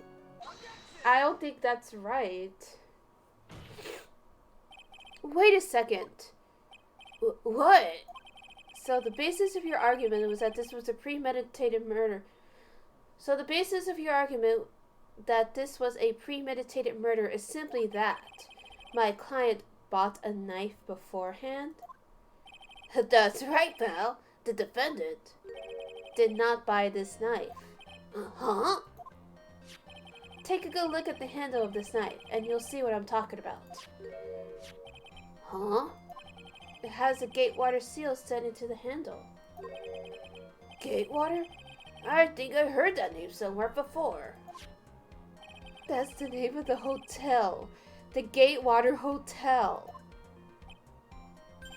Uh-oh. Gumshoe, good thing you're so cute. The murder knife was actually property of the hotel, which means this murder was not premeditated.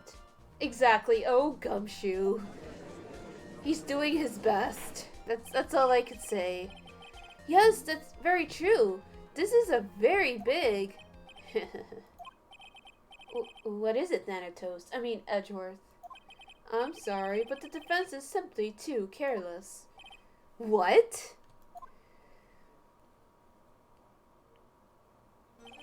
I think whether the crime was premeditated or not has already been determined. How so? I admit this knife is hotel property. There is still no one currently on the police force that is dumb enough to not realize this.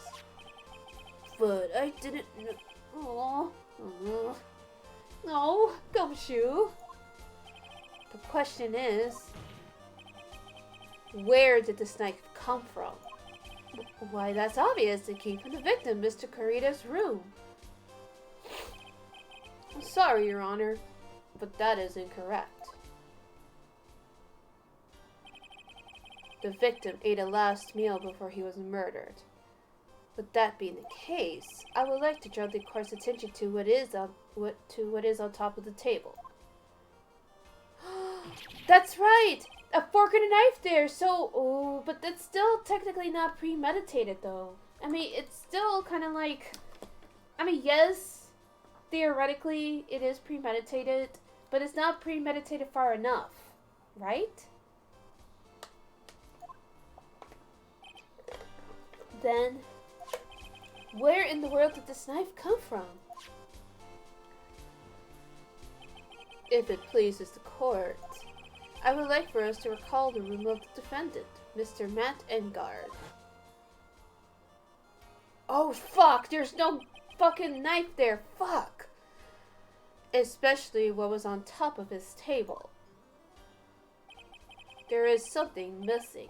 Perhaps it is a single knife? We investigated the leftover dishes for fingerprints, and while we were investigating, we came to the conclusion that Mr. Matt Engarde's knife was missing. Mr. Engarde had gone to the victim's room with a knife he had used during dinner. Why would he carry a knife on a visit? To kill, of course. And with that, I believe the prosecution has proven this was a premeditated murder. But then again, I guess that is true. Even if you did bring a knife, even if it's not like planned weeks in advance, a premeditated murder is still like moments before. But then that implies that, I don't know, like I still think it's kind of a stretch. Unless they were fighting beforehand, like here's my theory. Maybe they were having an argument in the room. Like, assuming this is Matt. That they were having an argument in the room, and then, you know, they start fighting, and Matt, like, literally goes into his room, because you don't think clearly when you're this impassioned. You grab the knife, you come back, and then you choke the fucker out, and then you stab him. I don't know, man. I don't think it makes sense. Amazing, Mr. Edgeworth. Absolutely brilliant. A brilliantly clear deduction. It seems that Edgeworth has this plan from the very beginning. This must be one of those traps. I just walked headlong into it. A murder weapon with fingerprints and a button from the victim's costume. My bad. There is quite a sizable amount of evidence here. I can safely say that any further deliberation is a waste of your Honor's time. Although, I wouldn't mind if the defense were to present evidence not yet shown to the court. Evidence not yet shown? He means evidence that the court hasn't seen yet. In other words, new evidence. What does the defendant have to say about this, Mr. Wright? Oh, well, Phoenix? The judge is favoring the prosecution right now. If we answer with something wrong here, that gavel of his will be ringing out the sound of our defeat. Mr. Wright, do you have something important and necessary to present to the court? Yes, we do. In fact, we have plenty of evidence. There's one piece of evidence that catches my attention. Something that this court has yet to see. Mr. Wright, I will say this one more time. I do not feel this trial needs to continue at all. However, I am willing to give you one chance. And only one. Man, he always gives us only one chance. What the fuck? What the judge is saying, right, is don't try pulling one of your usual bluffs here. If I mess this up, it's curtains for all of us. Holy shit! Look at that! Oh god! That's a very tight margin of error. You may now present one and only one piece of evidence. Now then, what is this important evidence that you must show to the court? Well, the wine glass? This is a wine glass, is it not? If you get this wrong, the judge executes Phoenix on sight. Get your F's ready, just in case. Please look at the photo of the crime scene one more time. That's right. Yeah, because that's what I was thinking about. I was thinking about this, and then I was like, yeah, because I'm pretty sure nobody mentioned this. Gumshoe didn't mention it. The scene is a mess because of the victim's struggle against his assailant. The vase was broken, his makeup is all over the floor. These were all things that were at one point sitting on top of the dresser. Well, yes, I see your point. However, this glass that is sitting on top of the dresser is mysteriously untouched. The only thing that had not fallen over along with everything else is this wine glass. This piece of evidence is more than strange enough to warrant further consideration. Well, what do you all have to say? Oh fuck, get your F's ready. Well, yes, it is a little peculiar. Yes, isn't it? I thought it was. You can stop looking at me with those puppy dog eyes of yours now. Mr. Edgeworth? What is it, Your Honor? Your opinion. You don't need my opinion, because there is no special meaning to that glass. What? Oh, god damn it. No! It's safe to say that the wine glass was set there after the crime took place. By the person who discovered the body, Adrian Andrews, for example. She could have easily been so shocked that she set the glass down without thinking. That does sound very plausible, Mr. Wright. Could Miss Andrews really have set that glass down without thinking? No, there's no way. I don't think there's a way. There's no fucking way a woman like this, she is so, like, overthinking. She'll clearly see Juan slumped over like that. She's not gonna be like, yes, let me put my glass down here and then go get it. So there's no way. There can't be a way. If I appear weak here, the trial is over. I can look for my proof later. For now, I should trust my instinct and point with certainty. Take just my fall for it, if you're thought-provoking enough. The defense would like to challenge the prosecution's theory. We would like to see something that proves it was Miss Andrews who set the cup on the table. You've turned the situation on its head yet again, as usual. Mr. Edgeworth, do you have any proof to back up your claim? There's no way he has any. He's just bluffing. Unlike Mr. Wright, I never say anything unless I have the evidence to support it. What? Damn it, Edgeworth. No, he does the wag. You're not thinking hard enough today, right? Did you think this wine glass escaped my notice? Then, of course, it had been thoroughly inspected for fingerprints. Fingerprints? There were only one set of fingerprints left on this wine glass. Only one? Well, whose were they? They were not the victims, nor the defendants. Rather, they were one of Adrian Andrews. What? Fuck. God damn it. No. Oh, God. That is why I said that the person who had discovered the body had left it there. Are we done here, Mr. Wright? I can't believe I fell into another trap. Miss Andrews was probably holding the glass when she went to see Mr. Corita.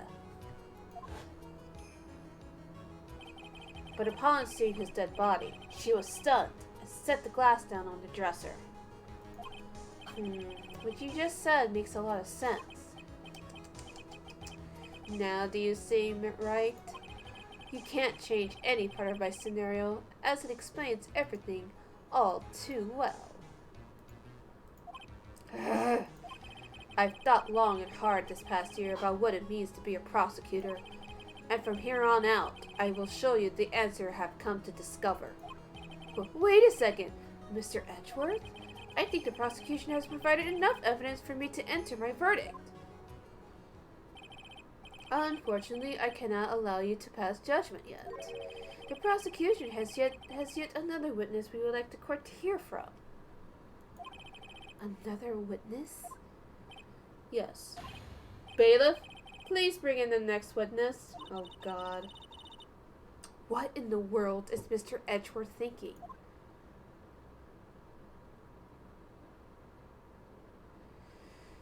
Oh boy, it's she. Now then, witness, please state your name and occupation. Witness, your name and occupation, please.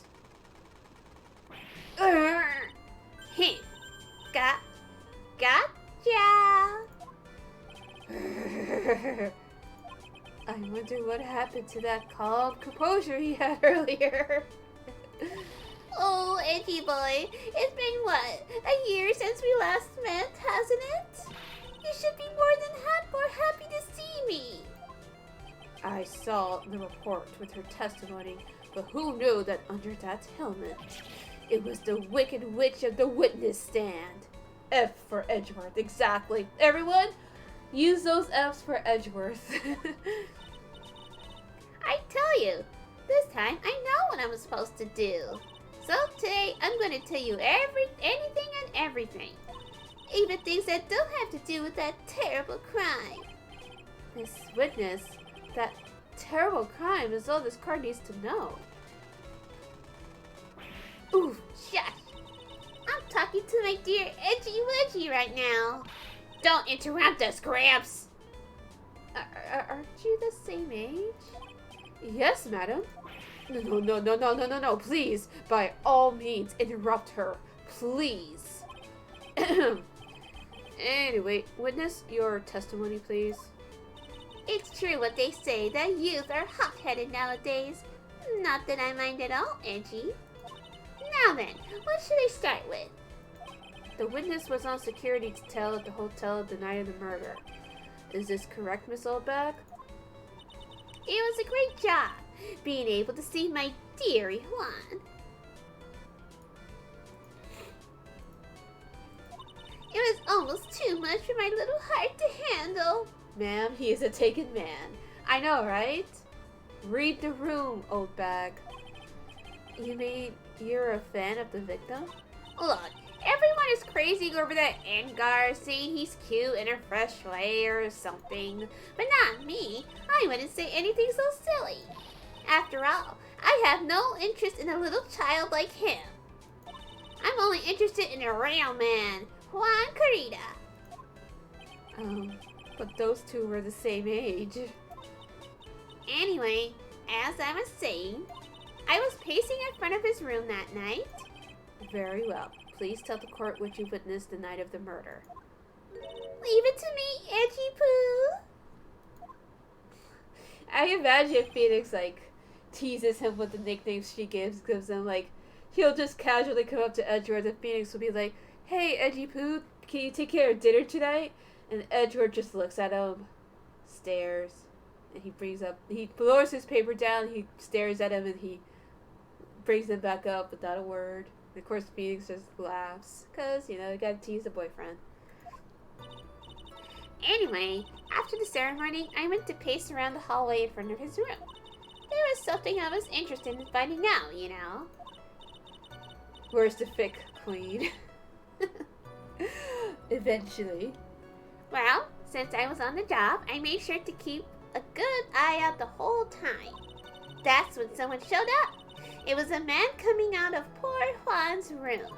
It was engarde. Matt engarde. He was trying to sneak his way out of Juan's room. Oh god, no, I want to write more Phoenix Wright fanfic. I haven't done that in years. So Mr. engarde came from the victim's room? See? It had to be him. He's the murderer. I see. Well, Mr. Wright, you may begin your cross-examination. Okay. Well, how do we know? Well, one thing's first.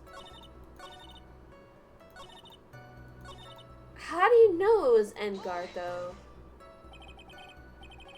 Are you sure you saw my client? Are you sure about that? Yes, see? Really? Annoying brat. When I say I saw someone, I saw that person. Why do I get the sense of deja vu?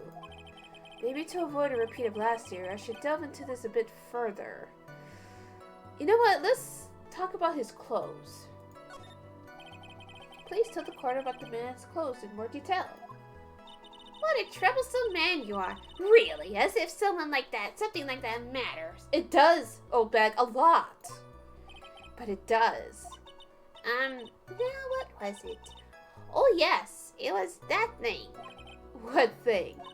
That gaudy thing he's always wearing. That racing jacket. He was wearing it at the detention center too. That thing's meant for nothing but seducing women out of their pantaloons. Men. Yeah. Oldbag is perfect for Stan Twitter. Right. So, Mr. Wright, was this testimony just now important or relevant to case, or relevant in any way? Yes, it's very relevant.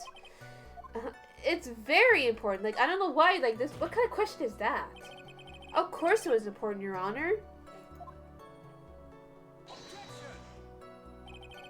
Then, perhaps you would like to point out what part of that testimony was important. Don't you see it, Edgeworth? Your Honor, I request what the witness has said about the jacket be appended to her testimony. I don't quite see where you're going with this, but alright. Witness, please. Well, I don't like to badmouth anyone without reason, but if I must. Bullshit. This lady is full of shit. She is perfect for Stan Twitter. He was wearing his flashy racing jacket. Honestly, it's all just for show. I mean... But didn't they make such a big... Oh, fuck, I didn't mean to press. That's not what I want. Well, this could be good. Hopefully it doesn't give me a penalty. Are you sure the defendant was wearing a racing jacket? What do you think? It's not like I've seen him in anything other than a horrible thing. I'm sure he was wearing it. She is so sure of herself that it's to the point of self-absorption. She may not remember things or be mistaken here and there, but I don't think she's lying. That's bad for us, really bad. But that's how the human mind is. It also has a tendency to jump off topic. She's strayed onto a few interesting side topics this time too, hasn't she? But that's what makes her a sweet old lady, right? That's because you're not the one who has to question her. Okay, so this time, this is what I want to present. Well, if he was wearing a hakama, she would have noticed that, right? I mean, why would you wear... I mean, a guy like Matt Engarde, I don't think he wears something like his racing jacket and a hakama. So...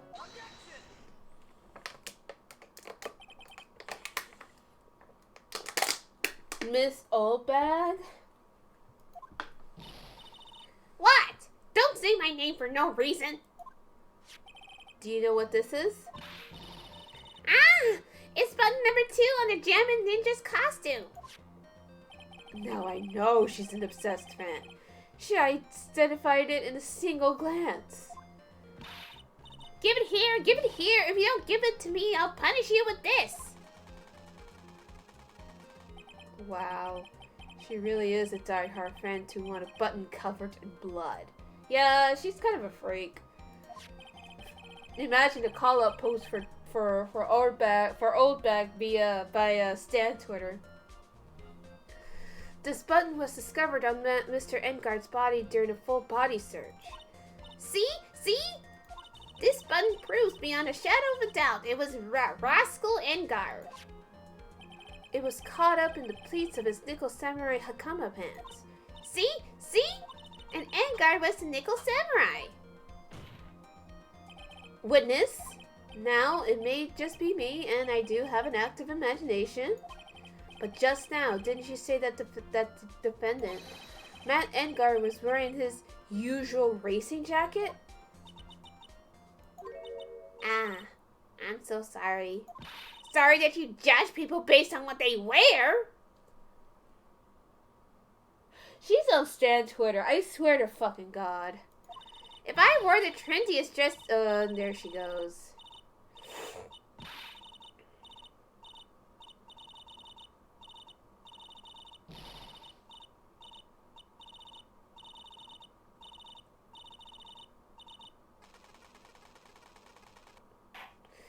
Yeah, now hold your tongue still there for 1 second. So what you saw in actuality was not Mr. Engarde, the man, but Mr. Engarde, the nickel samurai? But when you think about it, they're really one and the same anyway. Are they though? Miss Oldbag, this is a very important point we're talking about. Edgy Poo, do you think so too? Well, it might be something worth considering. Just say it's important and agree with me for a change. Witness, think carefully and try to remember as much as you can before you testify. Alright, if you insist. I should be the one sighing, not you. God, Oldbag, she is.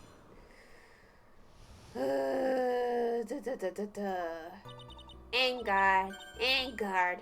Yes, now I remembered. The nickel samurai. That's right. It was the nickel samurai I saw. Yes, it would have been convenient for him to wear his costume during the murder. He had to go to that post-ceremony stage though right after the crime, you know. So he must have worn a nickel samurai costume when he was stabbing poor Juan. God damn, this woman is she is ridiculous and a half. I knew it. I knew you'd say he was inside that costume. What? Did you think there could have been someone else in that costume? Don't be a bad little boy thinking such rude thoughts. But the possibility does exist. Young as today. I told you, there is no way it was anyone else. How do you know that? Because I said so, and what I say is the truth. At least she's just as delightful a witness as she was a year ago. Mr. Wright, you may cross-examine the witness.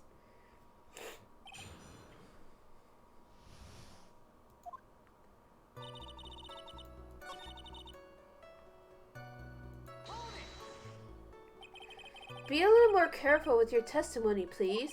Not too long ago, you said he was wearing his racing jacket, and now he's not? Not long ago? Then let me ask you this. When you were itty-bitty, what was your grand dream? Huh? What did you want to be when you grew up, whippersnapper? My dream, huh? Well, I, wanted to be Judge Wagner, hero of the public's court. So what? See? And now look where you are. You're not Judge Wagner, are you? Are you? Well? What I said earlier. Who puts in any weight into things like that? And now, the now is everything. I can't be held responsible for the past. Oh my god. Can you imagine the fights she would get with people? Since when did court become theatrics over testimonies? All that matters is that man was inside that costume. Isn't that enough?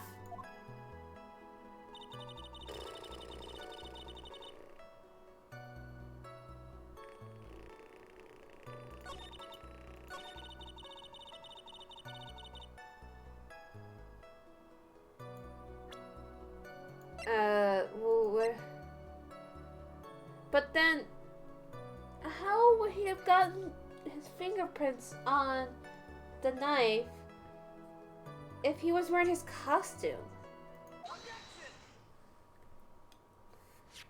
Please take a look at this. Yeah, so is a knife. Big deal. If you're trying to scare me with that, I'll have you know it won't work. No, that's not my intention at all. That's the knife that was used in the murder, correct? Your Honor, do you know why this piece of evidence is important to this case? You don't even have to ask. It's because the defendant's fingerprints are on it. Is that what you're driving at? That is exactly what I'm driving at. What are we driving at? And whose car are we driving? Judge really said, whose car? If Mr. Engarde was really in the Nickel Samurai costume at the time of the murder, then it's impossible for his fingerprints to have been left on this knife. Actually, he would have wiped off all previous fingerprints on this knife right off. That's true.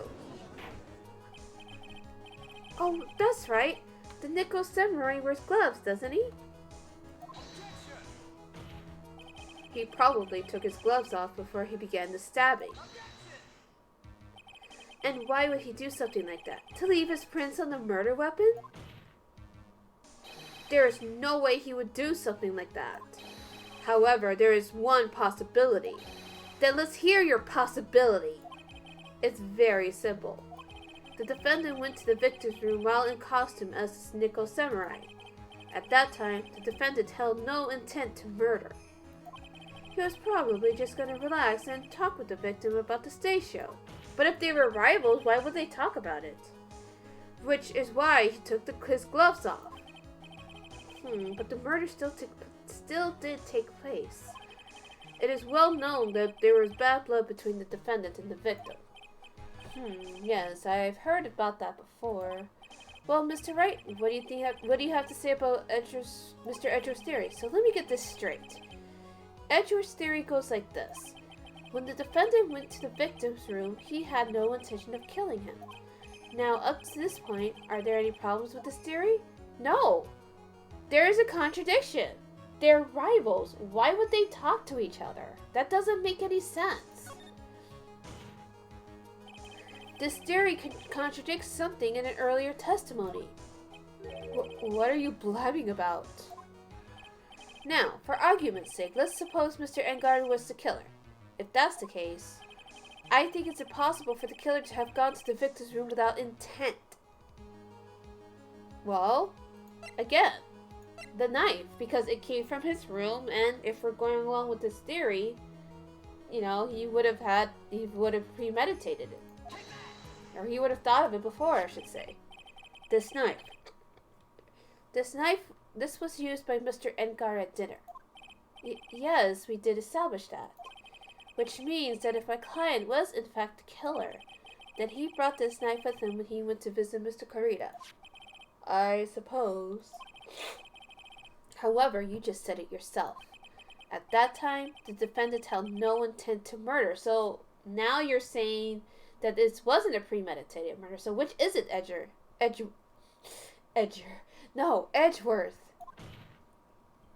If that were true, then why would he bring a knife? He wouldn't, would he?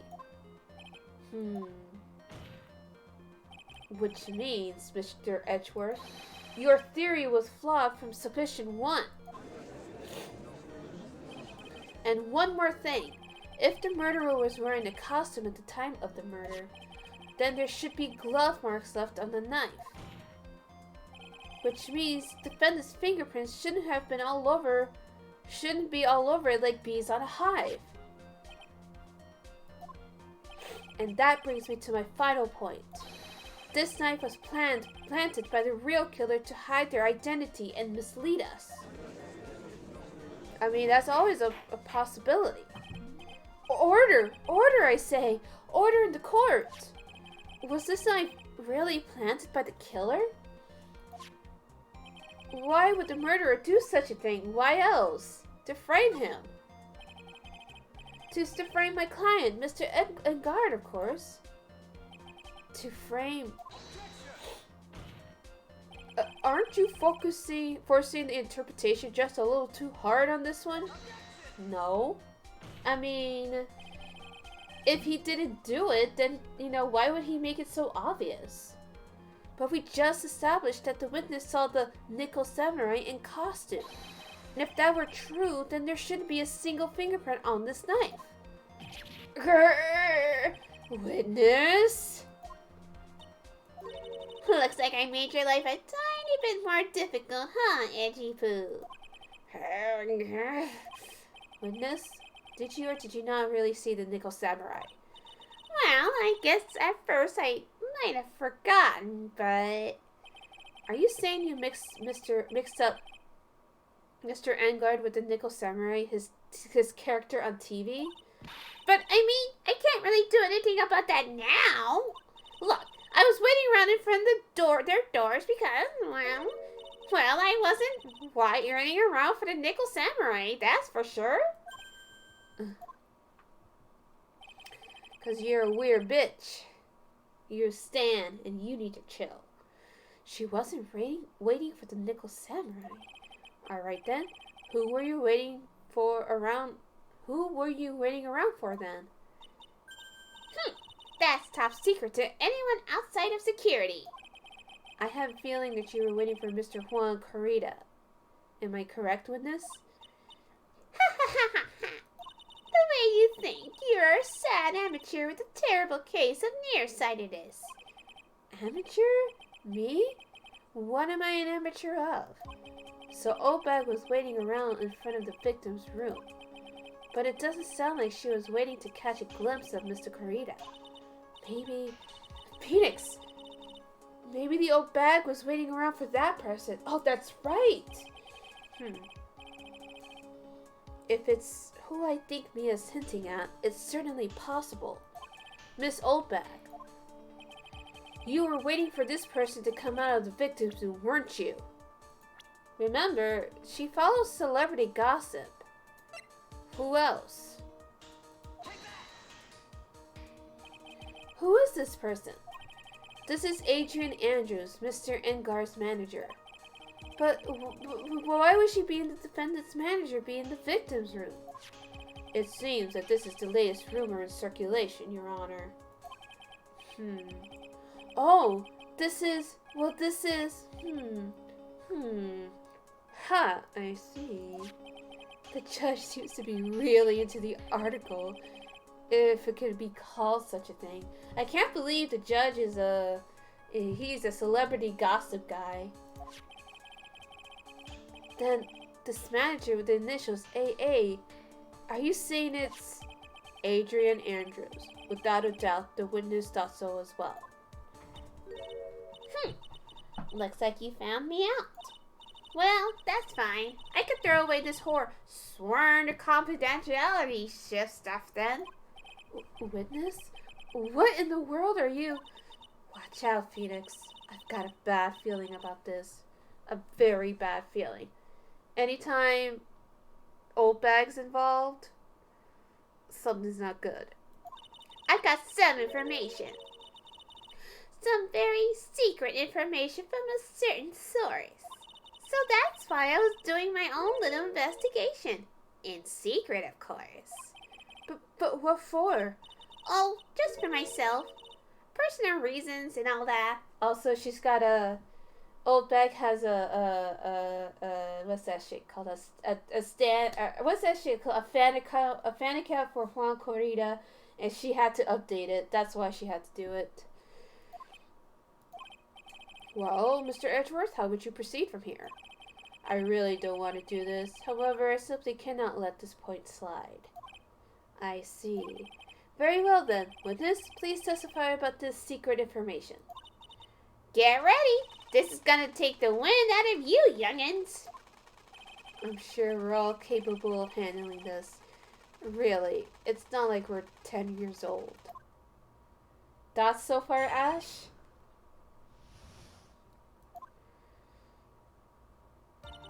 That engarde is one evil, evil man. He thought he could run poor Juan by causing a huge scandal. So, to do that, he sent his own manager to get in close with Juan. I cannot condone such dirty tricks, so I took action. Oh, and this is top secret. You got that? Nobody else but you and me and my Twitter know yet, okay? Who keeps hiring this woman for security jobs? I'd like to know too. The defendant sent his manager? What a distasteful topic for this court. What? Nobody's above gossip. And isn't there a saying? The truth is never pleasant. Never heard that one before. Mr. Edgeworth, what about this Adrian Andrews person? We have looked into this matter and found that the truth in the article proposes is in fact baseless gossip.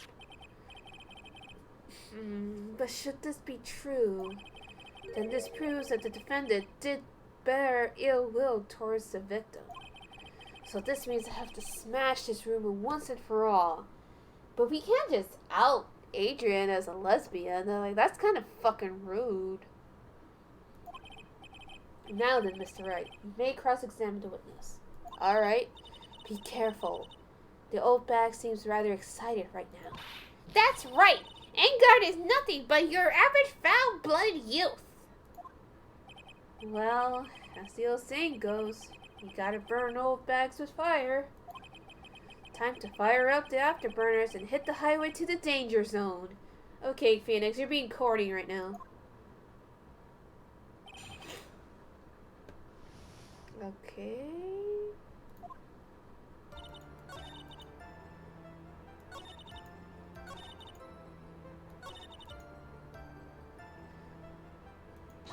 Phoenix wants to know more about your Twitter account, old bag. Wait! What? I'm a busy woman. Tea time with the kids is over. Secret information that no one else knows yet.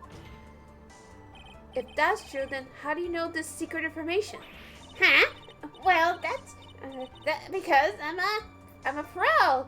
Yeah, that's it. It is a secret. Even if you drilled a hole into my brain, you'll never find out. How in the world did that old bag get such secret information? Wait.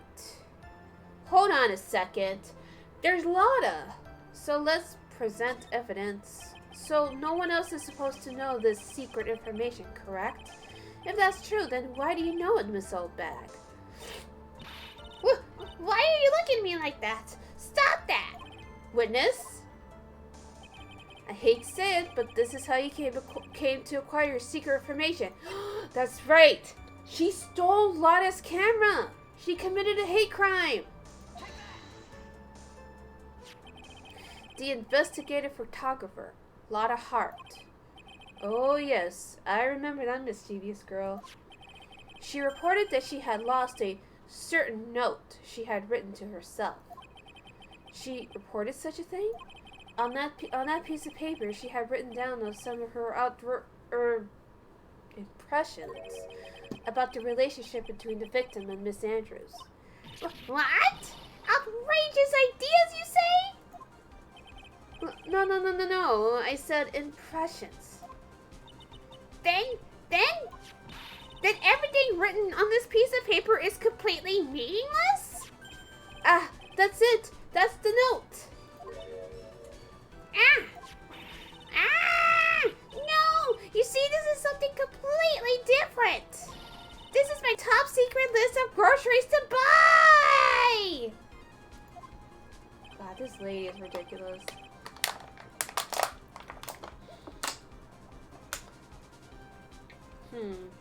Then you're the one who took Miss Hart's note? I'm a huge fan of wands. That's why. Look at my Twitter account. I have so many followers. That infamous puffy-haired whippersnapper. She's working with that evil engarde. She says so herself. Engarde, I'm his sidekick. She was so happy, smiling like a silly duck. I was only checking what she had written. No one buys this for a fucking second. Auntie Pooh, you believe me, don't you? I was only trying to help out like the angel I am. It's only one little piece of paper. I've never taken anything else before. You really should come with a supply of cheese to match your vintage wine. Oh my god, you're also fucking corny. Well, it was only a piece of paper. Yeah, she's married. I think so, because of the ring she has. Or it could be fake. She could pretend to be married to the stans that she likes. Or the celebrity she likes. Well, it was only a piece of paper. I suppose we can overlook this just this once. She looks like she's really sorry. No, she's not. She don't give a fuck. Should I forgive her? No, pile more pressure. She's like been mean to us and rude to us this whole fucking time. If I let up on her now, she'll get away. I have to find some way to inflict a deafening blow to the prosecution. Witness, you said that the only thing you stole was that note. Is this correct? Sister, why don't you listen more carefully, you annoying brat? I saved this piece of paper from the terrible, lonely trash can, that's all. You're lying, damn it, and I can prove it. Are you putting my credibility under scrutiny again? I mean, Miss Oldbag, I don't believe that the note is the only thing you stole from that night. Yeah, she stole her camera. I don't know why, but like, that's so fucking... Miss Oldbag, that note was with the camera inside its case, wasn't it? A camera? Yesterday, Lotta Hart was raising a huge stink over her camera. She kept saying something like, my sweetie $1,600 camera disappeared on me. Why, witness! What is it, Gramps? If you have that note, then it is only logical that you have the camera too. Looks like you found me out again, Sonny. Is this the camera you're looking for? That's...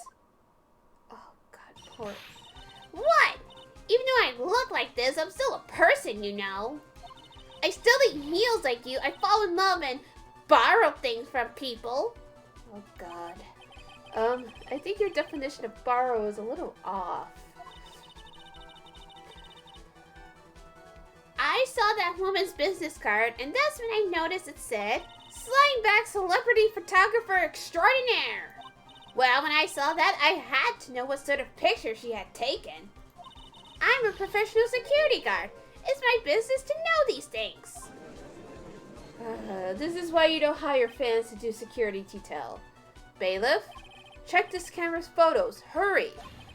We must examine them at once. God damn it, old bag. Well, Mr. Edgeworth, what do we have? There is only one photo that seems to be relevant in this case. Please present it to the court. Oh shit, this is not good. Fuck. This is a Neko Samurai. But wait. Why is it kind of like scrunched up like there? See? I told you. That's the guy I saw. This proves that the witness was not lying earlier about this matter. Okay. What does this all mean, Mr. Edgeworth? This photo by itself does not prove that the person in it is the defendant. However, in his own confession, Mr. Engarde clearly stated that at the time of the murder, he was still in his Neko Samurai costume. Fuck! God, why did you say that, Engarde?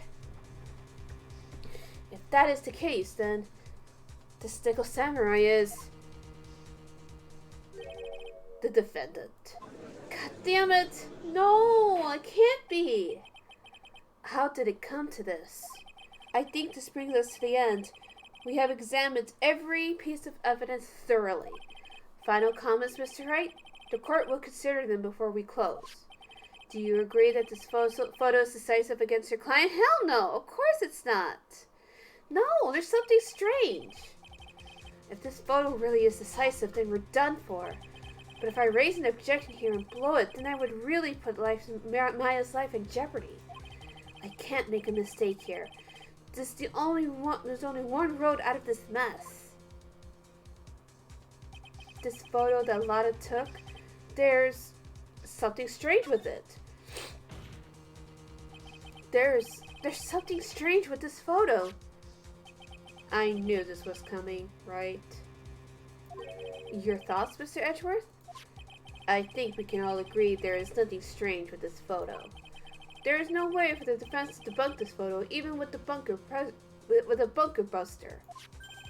Debunk with a bunker buster? Is that what you're planning to do, Mr. Wright? Anyway, please look at the photo one more time. If you really believe you can honestly find something wrong with this photo, then you should only need one chance, correct? Well, I have to find something wrong with this photo. I can't let this chance go by. Where in the heck did she take this photo from anyway? It's all out of focus. Why can't she take a good shot, especially when it counts? Now then, let's hear your objection. God damn! No! What is strange about this photo? Please, God, let this be the right area. Please, let this be the right area. I would like to direct the court's attention to this one area right here. What are you pointing to? His ankles? Okay, good. Okay, I pointed at the right direction. Oof. Anyways, hello. Welcome to the stream. We are doing this entire case. Farewell, my turnabout. In one go. Enjoy my beautiful, wonderful voice acting. Feel free to follow and subscribe and chat.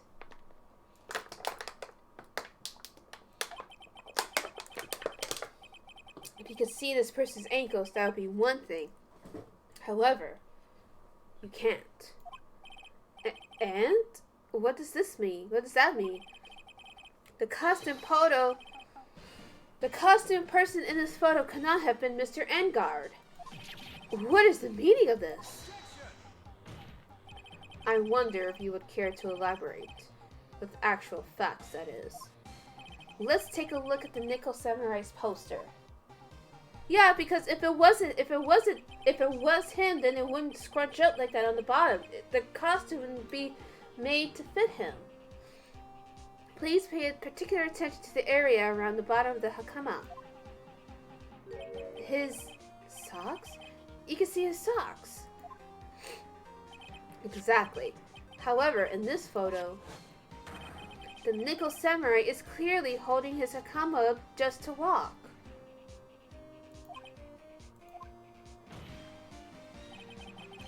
There is only one explanation for this.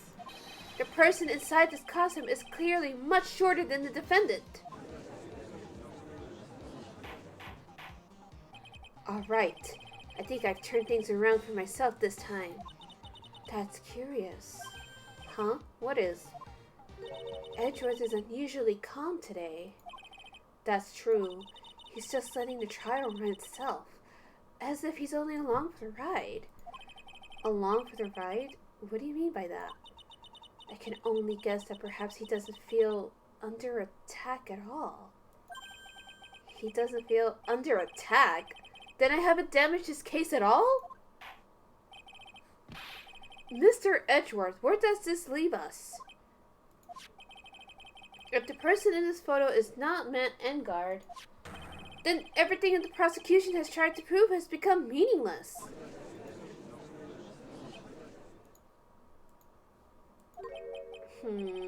I figured it would come to this.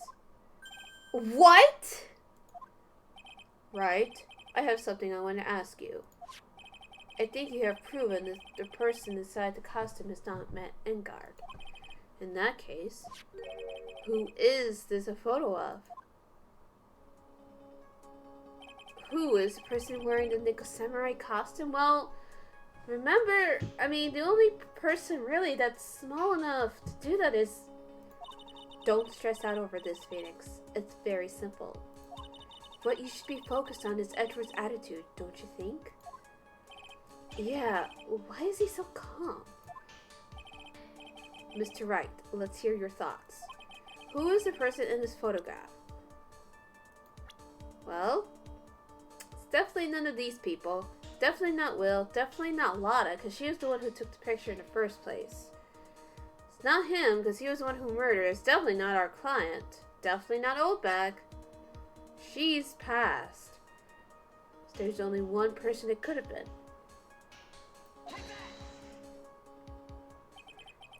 Adrian Andrews? If you want to know who that Nickel Samurai is, it is none other than this woman.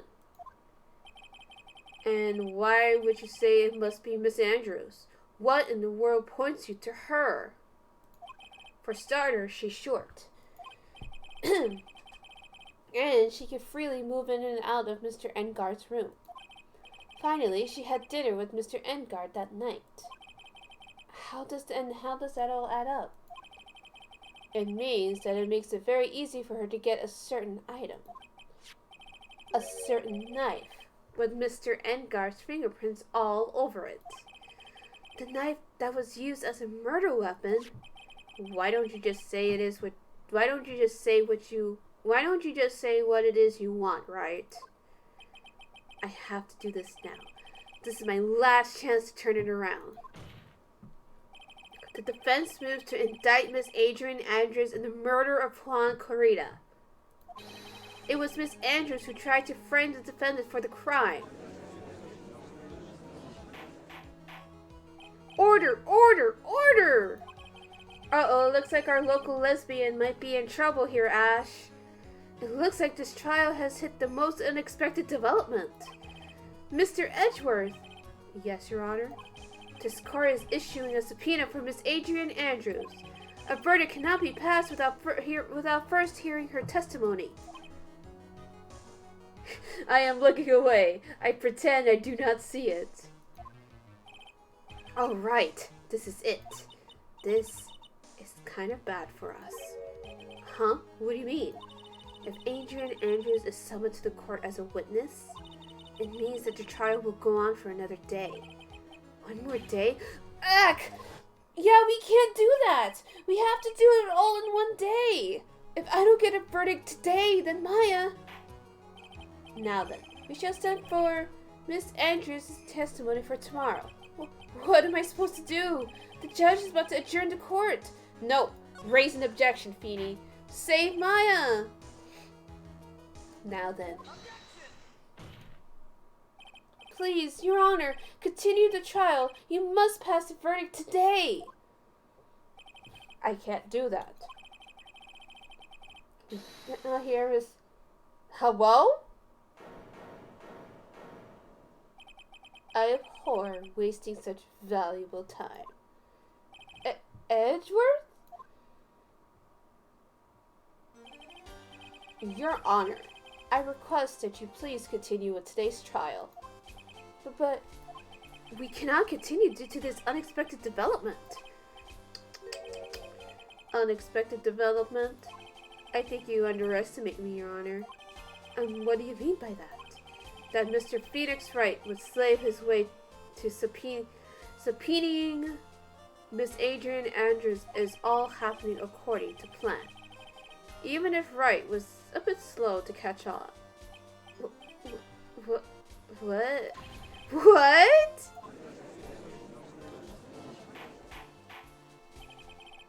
What is the meaning of your statement, Mr. Edgeworth? Mr. Adrian Andrews is currently waiting in the prosecution's lobby. She is the next witness.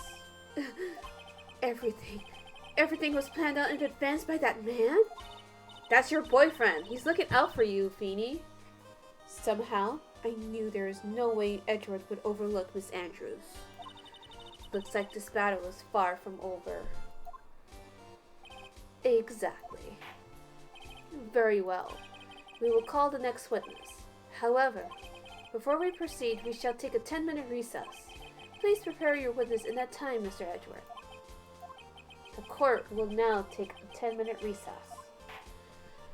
Oof, somehow, we managed to get through this. And that was scary. We're definitely gonna keep going. 'Cause I made a promise and I intend to keep it. Dude, I can't believe that Adrian. No way. Not cool and collected Adrian Andrews. She is your manager. It would have been very easy for her to pull this off. The only person who had easy access to the knife you used at dinner was, well, her. So, after the ceremony, during the break, huh? I was sleeping like a log the entire time. See, she could have also easily planted that blood cover button on your hakama. Because she was the one who came to wake me up? Then, dude, are you saying it really was her? Yes, she is the real killer. She was the one who murdered Juan Carita. But why? I thought she was buds with Juan. She has her own agenda. Her own agenda? Ooh, what are you talking about? I can't believe this MLM is against WLW right now. We pretend we're not seeing it. I'm sure you'll see by the time this trial is over. It'll be alright. I'll get you acquitted by the end of today. Get me a verdict that's refreshing like a spring breeze, okay, Mr. Lawyer Dude? Phoenix. You think her motive is related to Celeste Impax's missing suicide note? Yes. Miss Andrews depended on Miss Impax as her strength and reason to live. Is this necessary, game? But then, Miss Impax suddenly killed herself. It sounds like she left a suicide note, and the person who thought to have hidden it is Juan Carita, the victim of this murder. And that's why I think that Miss Andrews got close to Mr. Carita. all to get the suicide note back. That sounds plausible, but one thing bothers me. And what? Who was it that first told us about the relationship? Better stated, Miss Andrews' dependency issues with regards to Miss Impact's quote-unquote dependency issues. It's more like that she was in love with her. Let's just call it what it is. Damn. It was Edgeworth. It looks like he's still the one in command of this ship. Don't let your guard down yet. Here we go. We're back. Court will now reconvene. Now then, Mr. Edgeworth, if you please. The prosecution calls the witness subpoenaed by this court, Miss Adrian Andrews, the person who discovered the crime in Mr. Juan Corrida's room.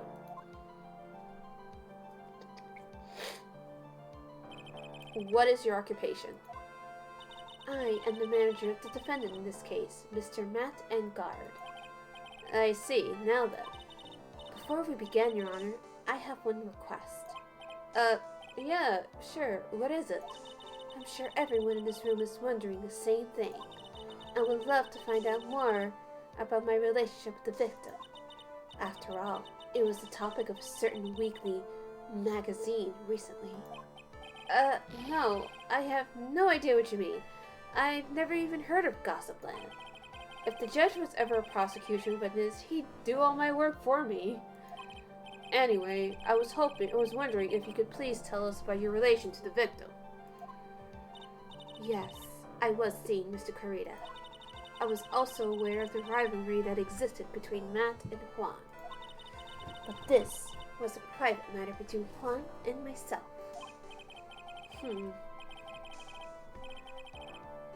So was it a fry and bait matter? Or was it that bait and fry? Reminds me of fishing. But I didn't kill him. No one is accusing you of that. I think there's someone who would beg to differ. I think we all understand your relationship with the victim now, Miss Andrews. Very well then. Witness, please testify to the court about what happened when you discovered the murder that had taken place. Alright.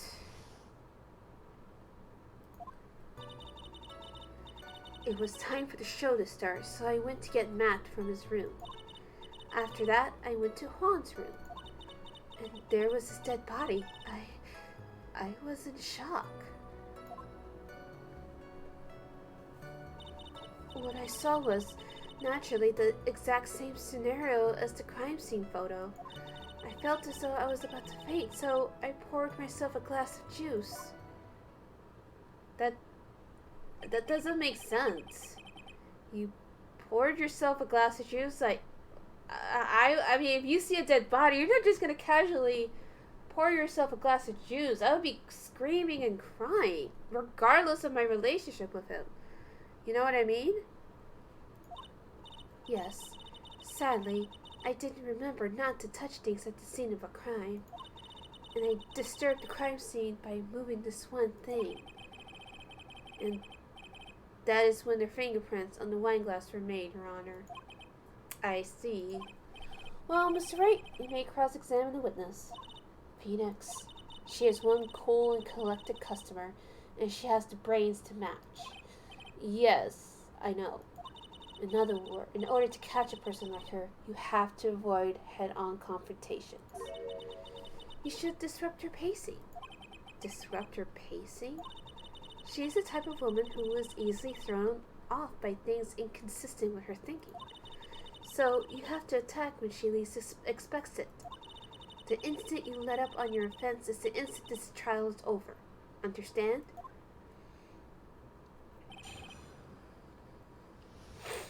Alright.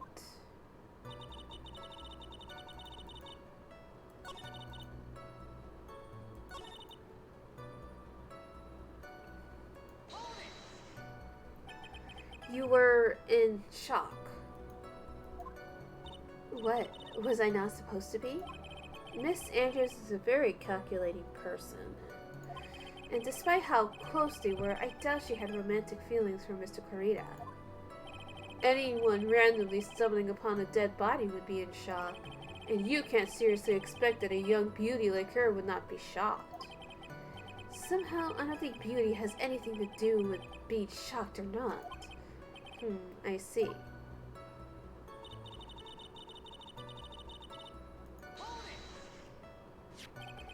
This is the photo you're referring to, correct? Yes, the one with the knife lodged in his chest. And the guitar case was like this too. Yes, it was open and empty, of course. And then, what did you do next, witness? Okay.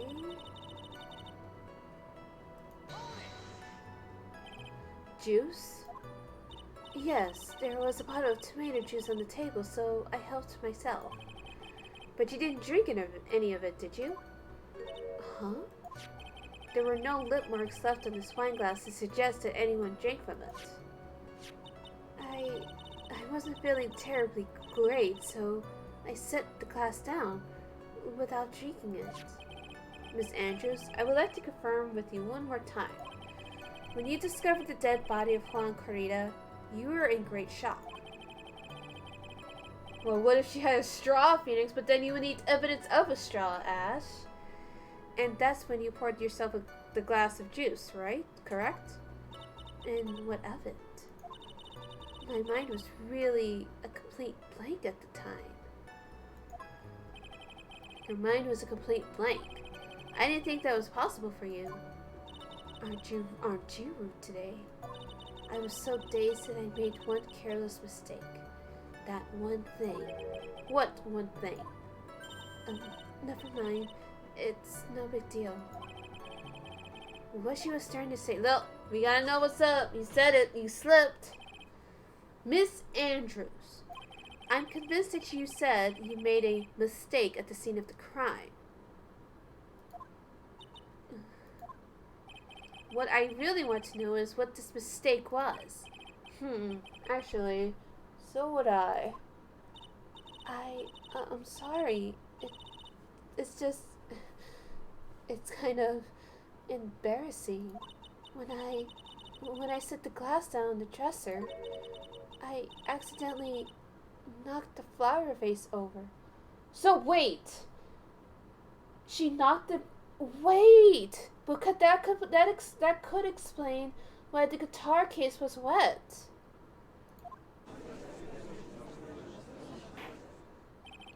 Flower vase? Are you talking about the one on the floor in the crime photo? This mess of glass shards? It was originally on top of the dresser, but when I bumped into it with my elbow, it fell onto the guitar case. Why did you withhold such an important piece of information?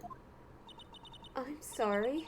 I thought that since the crime scene was already in disarray, the people would simply assume the vase was just another part of the mess.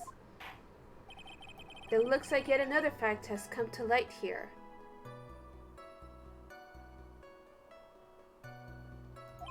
Please, add this and anything else you have to reveal to your testimony. I'm sorry, but I have nothing more to add. I didn't touch anything else. Regardless, you have to put it on. I was the one who knocked the flower vase over where it fell on the guitar case. So in that case... So who opened it then?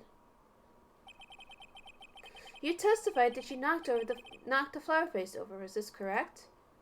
Yes. And are you sure it fell onto the guitar case? Is there some problem with what I said? It's not some problem. It's a major problem. It's true that the top of the guitar case was wet with water. However, that's exactly what is so strange. Miss Andrews, you testified that the vase fell onto the guitar case. However, if that was true, the case should have gotten wet on the inside, not the outside. That's my question, like, who opened it? That's very true. Furthermore, there is one other strange thing about this guitar case. What's that? Let's take another look at the crime scene photo. The remains of the vase are scattered on the floor. And what is wrong with that? If the guitar case was open when the vase fell, the glass shard should be inside, not outside the case. What is your point, right? That the case was closed at the time the vase was knocked over? Is that all? No, like, that's pretty important, because that means that she's also meddling around with the crime scene. No. Think back to what Miss Andrews testified to. She said that other than the vase, she didn't touch anything else. Yes, that's right. She did implicitly say she didn't touch the guitar case. But now we know that's false. Now we know she's lying. But this whole matter with the guitar case is a dead end. The bright red guitar was found at the studio. It has no bearing on this case at all. That may very well be. However, the empty guitar case does have to seem no relation to this case, does it? No, it does. Seems that there is no deeper meaning to the guitar case. Well, Mr. Wright, do you think we need to hear more details about the guitar case? Yes, we have to make her testify, because she's lying. She's lying about messing with the crime scene. The empty guitar case. I believe this is a crucial piece of the puzzle. I believe anyone would reach for straws like this, but it is you. I can't believe I'm doing this either. Alright, I'll follow along. For now. Miss Andrews, please testify to the court about the guitar case. Yes, Your Honor.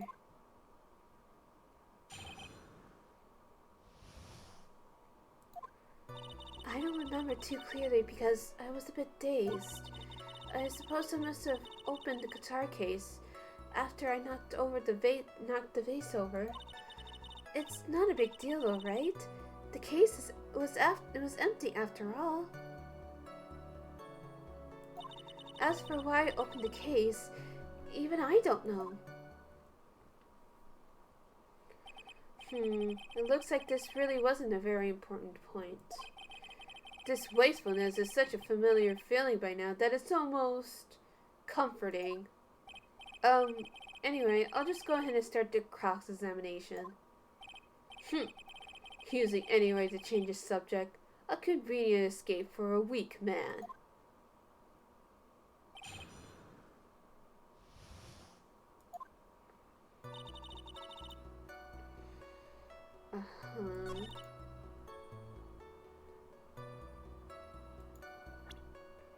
Well, you did, so there's no way you're the one who opened the guitar case. Why would you say that? It's elementary, my dear. Because the only fingerprints on this guitar case are those of the victim.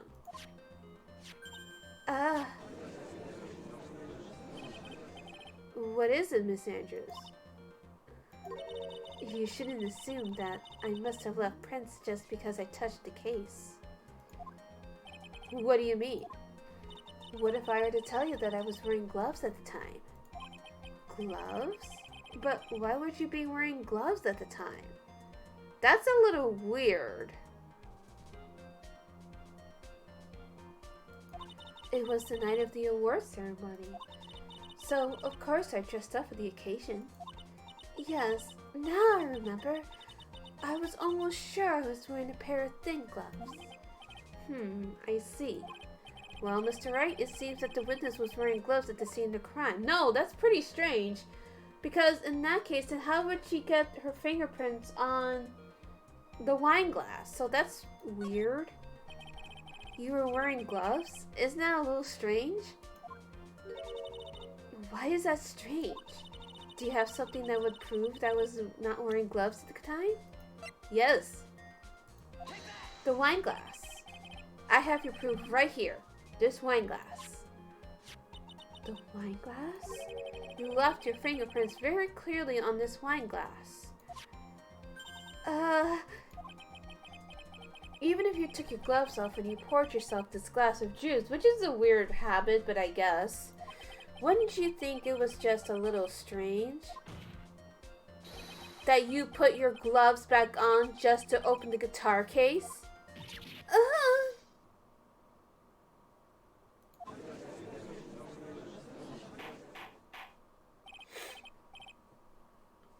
Order, order, order!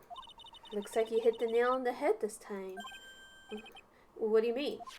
I believe that guitar case plays a very important role here. But it's just an empty case.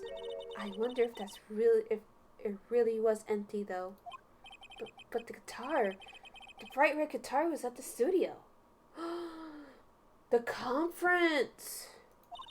Phoenix, drop all of your presumptions. What was in the guitar case that was not... What was in the guitar case that was not the bright red guitar? You don't mean... It was a bright white guitar? Wait, that's not right either. Oh my god.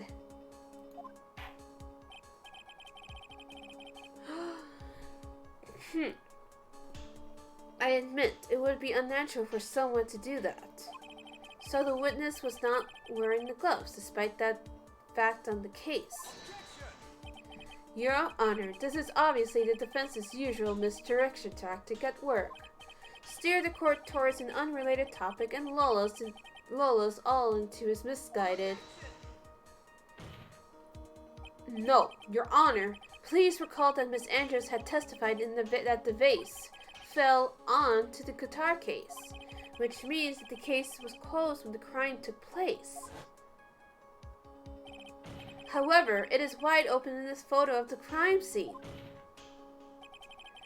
I am sure this guitar case has some relation to the murder.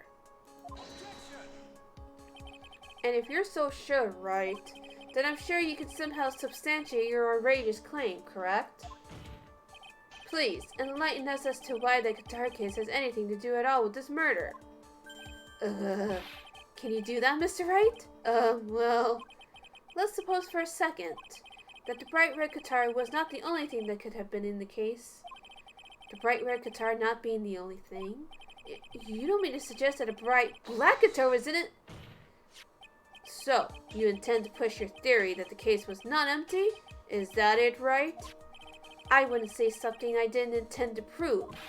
Deflate that head of yours. You haven't proven anything yet. Now then, let's have it. What was inside the case at the time of the murder? Well, if my theory is correct... Remember, Matt was sleeping in his room with his own costume on, so how in the world did this happen? And look, you see the bears? That is clearly leaving the room. It's a spare costume. This is a photograph. Yes, but what is important is what is important is what is in that picture, Your Honor. In this picture? It doesn't take a genius to see what I mean. What I am proposing is... Inside the guitar case was the Nickel Samurai, the hero's very own costume. What? Do you think Edward likes the Nickel Samurai? Mr. Wright, explain yourself. Right? Are you saying that the witness opened the guitar case to take out a costume? What insane point would there be to do something like that? That insane point would be to wear the costume, of course. Miss Andrews put it on to hide her identity so she could make her escape. After all, you couldn't let anyone see you leave, could you, Miss Andrews?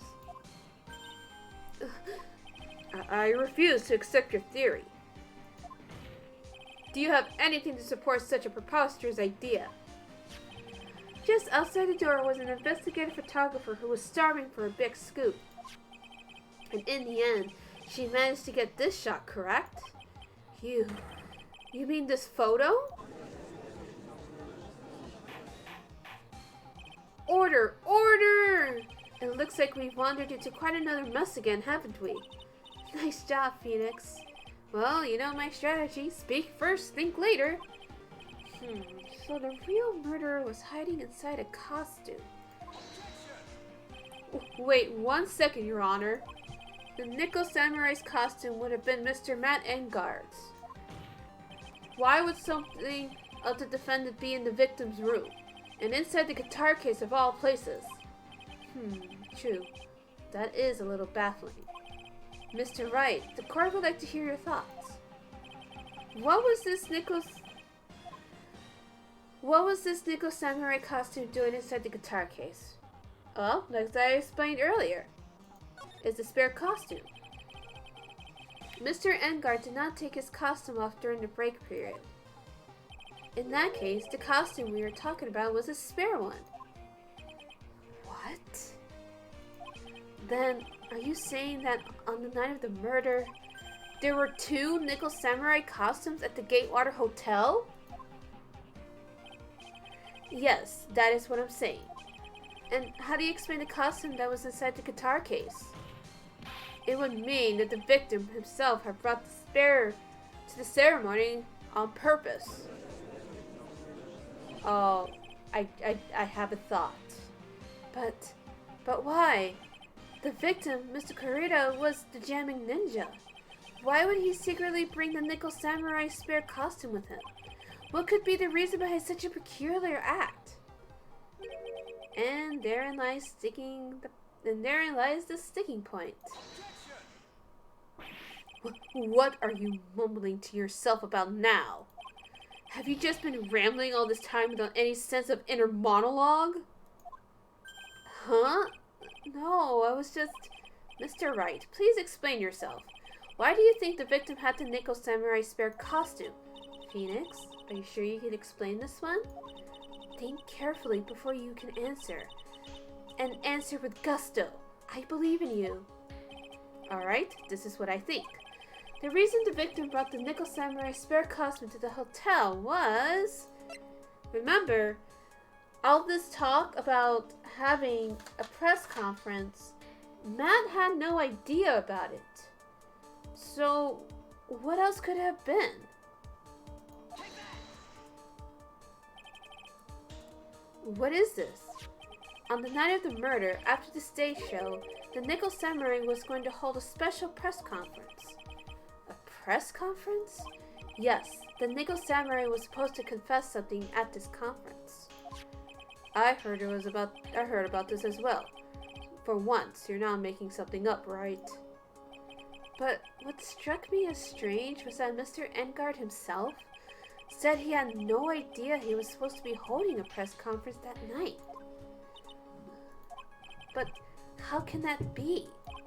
The way I see it, that can mean only one thing. The conference was set up by none other than the victim, Mr. Juan Kurita himself. The victim? Yes. The spare Nickel Samurai costume was prepared for that very conference. Or costume was prepared for the conference, my bad. Mr. Kurita was going to hold the press conference as the Nickel Samurai. He was going to dress up as the Nickel Samurai and hold a conference? But why would the victim do such a thing? That's something I don't quite know yet. However, what I am concerned with right now is what he intended to reveal at that conference. The Nickel Samurai was going to confess something. And by confess, I'd wager he was going to reveal something about himself. Which means that Juan Kurita, posing as the Nickel Samurai, was going to speak about Matt Engarde. Yes, I guess that is what it would mean. But if that's the case, that's not a confession. That's public disclosure. Well, he's gonna make the people think that it's him. Miss Andrews, I can see why you are pros at what you do. Pardon me? Yes, just as you say. The press conference was set up by Juan. Miss Andrews, please offer us an explanation for this. Hello? I was the one he asked to help set it up.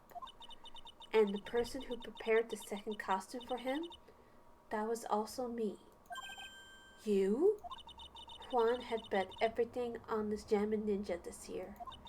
And if he lost the Grand Prix, he was going to make sure that Matt was going down with him. That's what he thought anyway. He was going to ruin him, huh? It looked like somehow Juan had in his hands a secret so powerful that it would destroy Matt's acting career had it been revealed. What? Oh shit, what do you think Juan had on him, Ash, or anybody in the chat? And do you know what the secret of Mr. Engarde's is, Miss Andrews?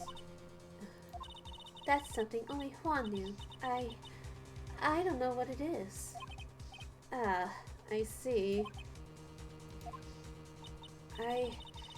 I've probably been coming off quite suspicious to everyone, but that's to be expected.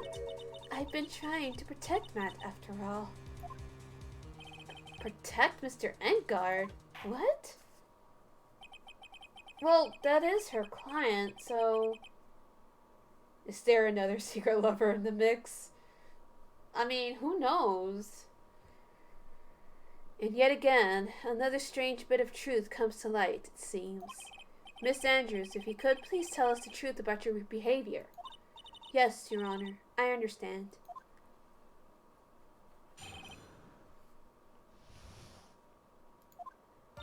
From the moment I saw the crime scene, I had a feeling that Matt was the murderer. Matt had to kill Juan no matter what, and he didn't have an alibi for what he was doing at the time of the murder. My thoughts were confirmed by the evidence, of course, the button and the knife. But I'm Matt's manager, so I felt I had to protect him. This does account for everything. Well, I am the logical type. We're finally seeing her true self. She is more nervous than a scared rabbit. If the defense can find no fault with this testimony, I am ready to make a ruling. Please keep that in mind as you cross-examine, Mr. Wright. Looks like somehow everything has swung the opposite end of the scale again. That just means I have to put my weight into this and turn her logic upside down.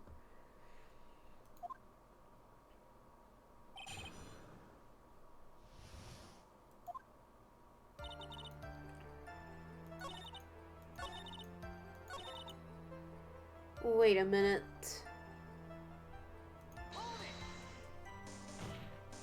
That doesn't make sense. You can hardly call the knife decisive evidence.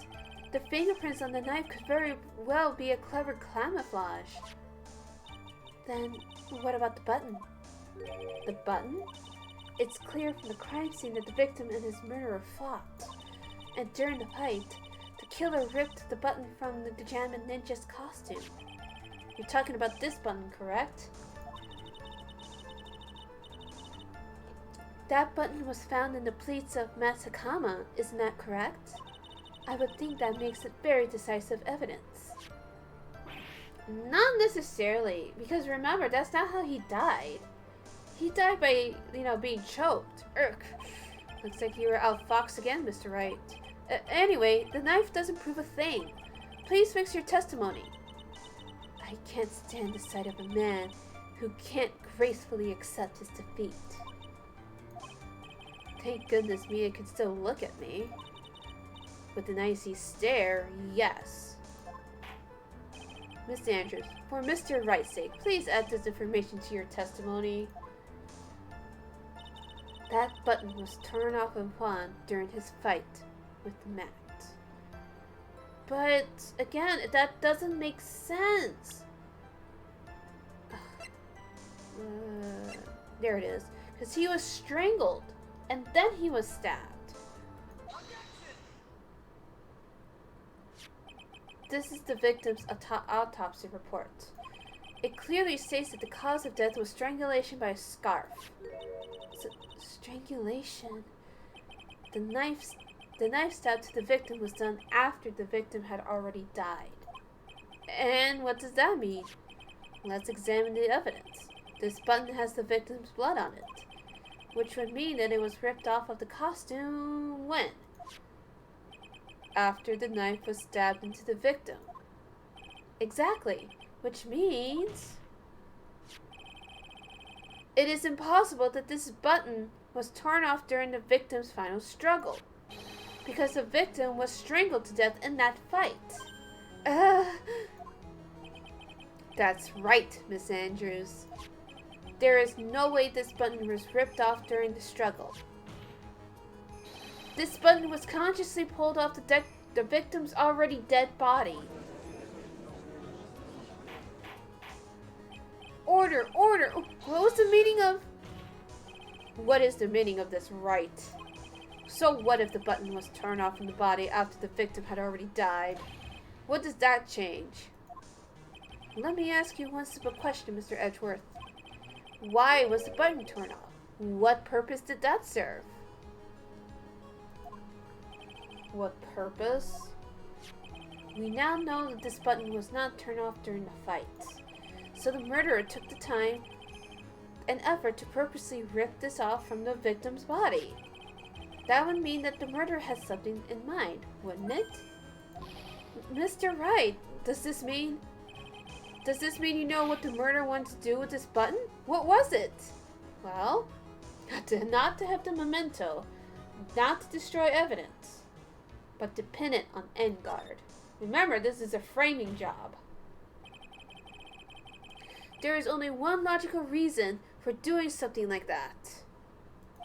It was to pin the crime on Mr. Engarde. There is no way anyone would put a bloody button on their own pants. That's right. Mr. Engarde was set up. By the real killer, of course. And the real murderer is... Well, Mr. Wright, who in the world is the real killer then? Finally. I can't believe I managed to bring this trial all the way up to this point. Phoenix, you can't let your guard down yet. Not until the very end. The real killer, the person who planned to frame Mr. Engarde is... Well, unfortunately, we have to say this.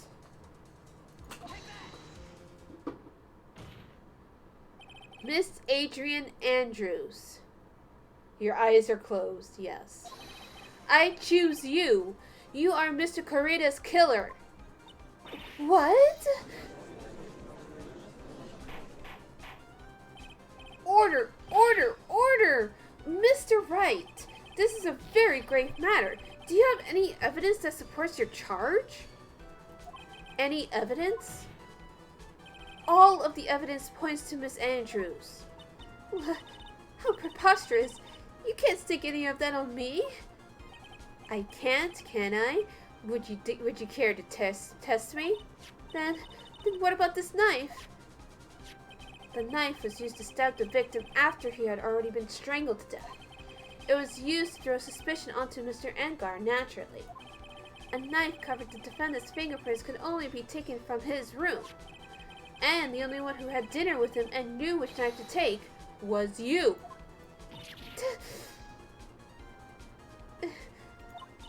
Then, what about the button that was found in Matt's hakama? This button was removed from the victim's body after he had already died. The only people who could have done so were the person who found this body or the killer. However, if Mr. Engarde was the real killer, there is no way he would have put such incriminating evidence in his own hakama. The only person who could have put this button on Mr. Engarde's hakama is the person who went to wake him from his nap, which is you yet again, Miss Andrews. I see. What about the empty guitar case? That is also another piece of evidence that incriminates Miss Andrews. That costume was used to hide the real killer's identity as they fled the crime scene. Now, who could have known that there was such a costume inside the guitar case? It could only have been the person who prepared the costume for the victim. And that person is you, Miss Adrian Andrews. No, no, But Miss Andrews' fingerprints were nowhere to be found in the guitar case. And it was you who proved that she was not wearing gloves at the time. That's right. That's because she did not intend on leaving any prints. If anyone had found out that she had touched the case, they would have asked her why. So to avoid leaving any prints, she used a towel or something else to open it. But the glass of tomato juice is a different story. Miss Andrews purposefully left her fingerprints on the glass to show that yes, indeed, she was the classic dazed discoverer of a dead body. And to top it all off, there it is in this photo.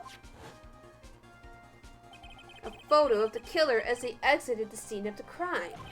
No reasonable person on earth can believe this is Nickel Samurai. Nickel Samurai is Mr. Engarde. He would be much too short for his own costume if it was him.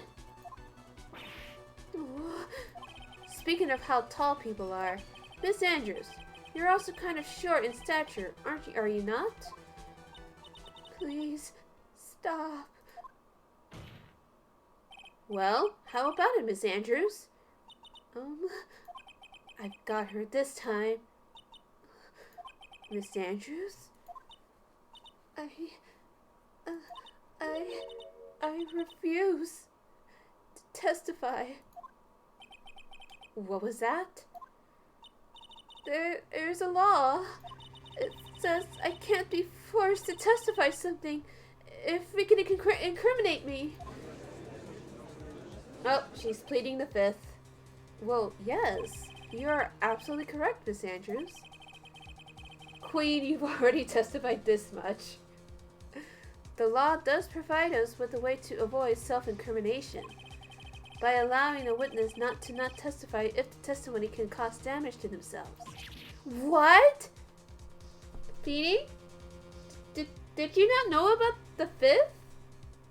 Do you not watch enough crime shows? Did you not come across it in your lawyer studies? Pleading the fifth is not something most people would think to do on the spot. Phoenix, you took the bar, right?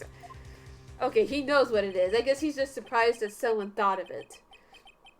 Actually, thinking back to yesterday in Mr. Engarde's room. Adrian Andrews. Yes? Think hard about what we just discussed. Understood? Alright.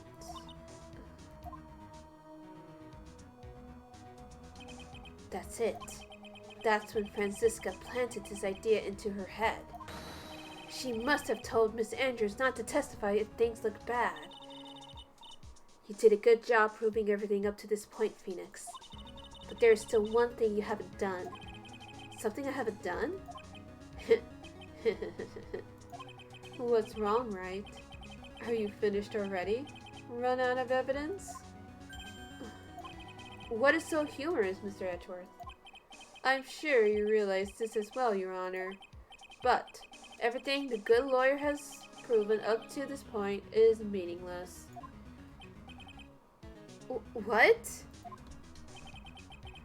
Everything you have proven is circumstantial. Circumstantial? Yes, circumstantial. You have yet to prove a single piece of definitive proof. Proof that Miss Andrews did in fact harbor a wish to murder Mr. Correda.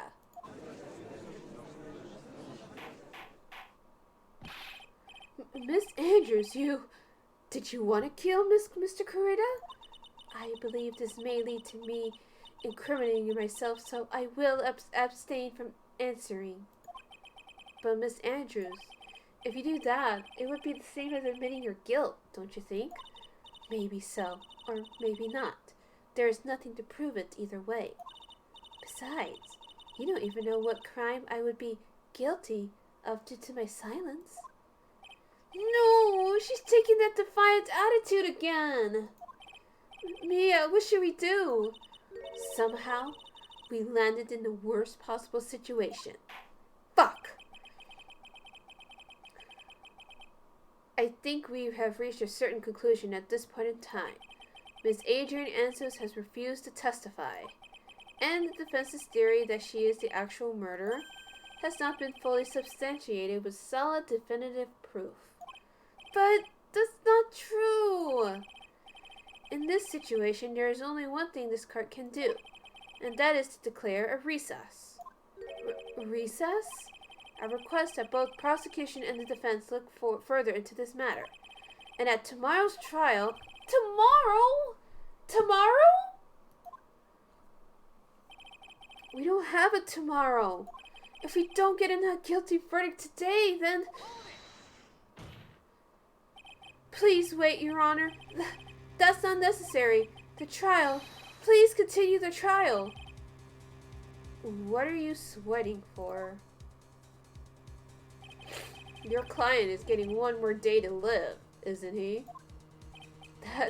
That's not it. This isn't about that. Edgeworth, I know you know who the real killer is. Please, let the trial continue. If I don't get the verdict, then Maya... But it's impossible to continue as long as the witness refuses to testify. Now then, this court is... It is not impossible for this trial to continue. Mr. Edgeworth? What are you... It's true, Miss Andrews holds the right against self-incrimination. However, if the topic of conversation were something unrelated to whatever she may be guilty of, then she has no right to withhold testimony. Yes, that's very true, but... Actually, there is one little thing I'm curious about.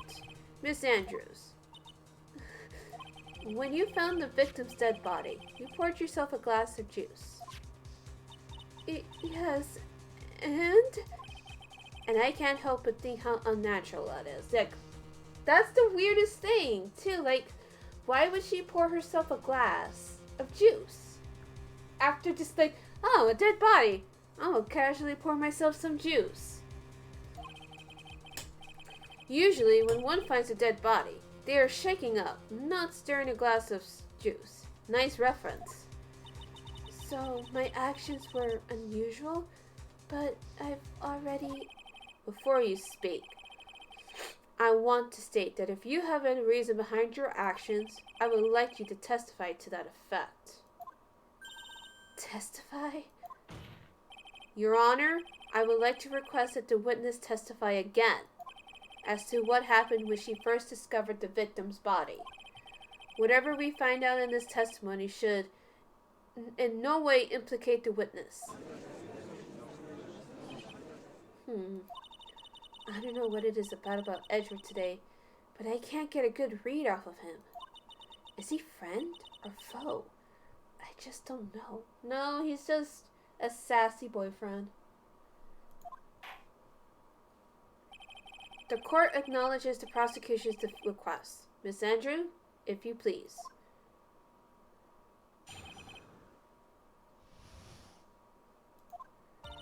That glass of juice. I didn't really pour it for myself. I was surprised when I walked into the room and saw it in that messy state. And Juan, he was sitting slumped over and tired looking in the corner. When I saw him sitting like that, the thought that he was dead didn't cross my mind. To be honest, I thought he had just fainted or something, so I went to pour him some juice. When I realized he was dead, that's when I knocked the fire vase over. So you poured that glass of juice for the victim. Why didn't you say so in your earlier testimony? I didn't think I needed to include something so trivial. Phoenix, please be careful here. If you can't find anything wrong with this testimony, then there's nothing left. I know. Edgeworth, what the heck is going on in that brain of yours? Now then, Mr. Wright, you may begin your cross-examination.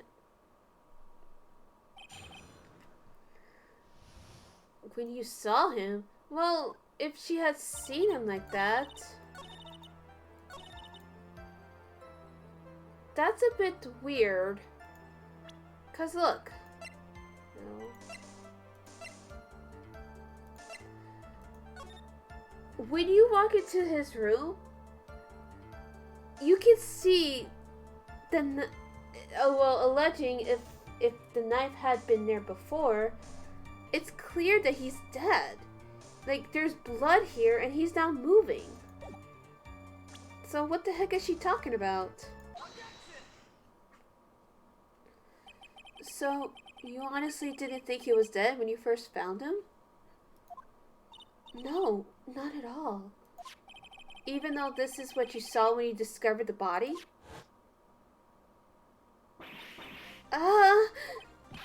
What is the meaning of this? Isn't it obvious, Your Honor?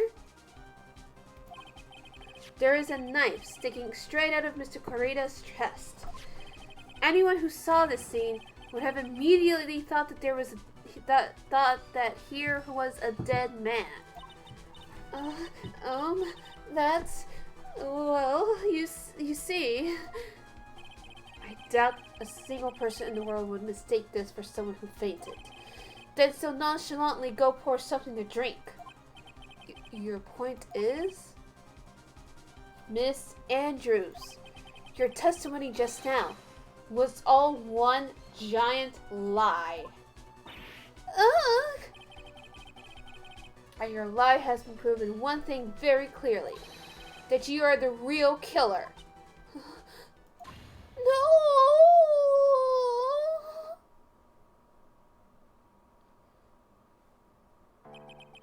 It looks like the defense has somehow brought the ugly truth to light. The defendant, Mr. Matt Engarde, is not guilty after all. But that's impossible. You're wrong. Miss Andrews, try to have some composure. It wasn't me. It wasn't me, I tell you. It was Matt. I swear it. He's the one who killed Juan. But you were the one who refused to testify. And your reason for not doing so was that you might end up incriminating yourself. That's because...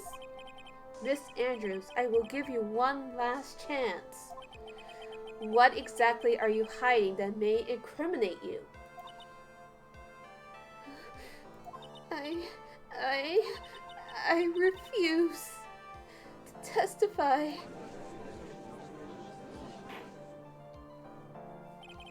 Then there is no need for this court to continue any further. Mr. Matt Engarde's innocence has been clearly demonstrated. Is it over? Have we found the truth at last? What's wrong, Phoenix? Usually the real killer confesses his or her guilt. And now that I think about it, this is the first time that someone hasn't. Andrew, she's a cutie. Hello, Melvin. Welcome to my very long stream of the last case in Justice for All. We're gonna try to aim to finish this off. Yes, Pearl Mia. Now then, I would like to hand down my verdict for Mr. Matt Engarde. I know, you've been lurking for a while. Yes, I am determined to get this done. You should have said something earlier, Melvin. Now that you're here, now you have to stay and talk. Well, for as long as you can, of course. Your Honor. The prosecution feels that it would be premature to pass down a verdict at this time. What? The reason is quite simple. This witness has yet to speak the absolute, real truth. The absolute, real truth? Edgeworth must be doing this for a laugh. Yeah, he's doing it for the lulz. What are you... Witness, do you understand yet? Don't you understand yet? Huh? I don't know who planted this silly idea in your head, but as long as you protect yourself through your silence, Matt Engarde will go free, and in his place, you will become the guilty party. That's a lie. I don't believe you. What? I was told if I spoke, then it would be all over, and Matt will never be declared guilty. What in the world is she talking about? Has she lost it? I can't speak about it. I'm too scared. It's Franziska von Karma. Huh? Don't you remember, Phoenix? Miss Andrews lives by gripping tightly onto the words of another. Because she doesn't have the strength to believe in herself. Then, right now, Miss Andrews is... Yesterday, she was tossed a lifesaver by Miss von Karma. Don't say a word, no matter what happens. If you do, Matt Engarde will be acquitted. Miss Andrews undyingly believes in those words right now and is clinging on to them. Then what should we do? This is the first time I've ever come across anything like this. But Miss Andrews has to be the killer, right? All we have to do now is get her not guilty. That is my only priority. It wasn't me. I'm begging you, please believe me. Please believe me. I didn't kill Juan. Help. Please. Someone help me. Mr. Wright. Yes, Your Honor. The court can't continue on like this. Therefore, I'd like to hear what you intend to do. What I intend to do? What am I supposed to do? What am I supposed to say? Right. I suggest you think very carefully about this. Think about what this witness did and what she did not do. And think about who is the real mastermind behind this crime. Who is the real mastermind? Isn't that obvious? There's no one else it could be except the woman crying over there. Right? Come now. What will you do? What kind of man are you, Mr. Phoenix Wright? I don't know, man. I don't feel good about this. But I want to know what she's hiding. I'm sorry, Queen. But we're gonna have to force you to testify. I have to win a complete acquittal today. There's no way around that. But I can't bring myself to do it like this. Not when she's making a face like that. Miss Andrews, I would like to know what you're really hiding. Mr. Wright, are you sure you know what you're doing? Sure, Mr. Engarde would get an acquittal, but in his place, you would be found guilty. Is this how you really want this trial to end? Be quiet. How dare you? You're trying to trick me. No, I hate doing this. That's enough. I commend you for trying, Mr. Edgeworth. However, it's clear that the defense's theory is the truth. You're wrong.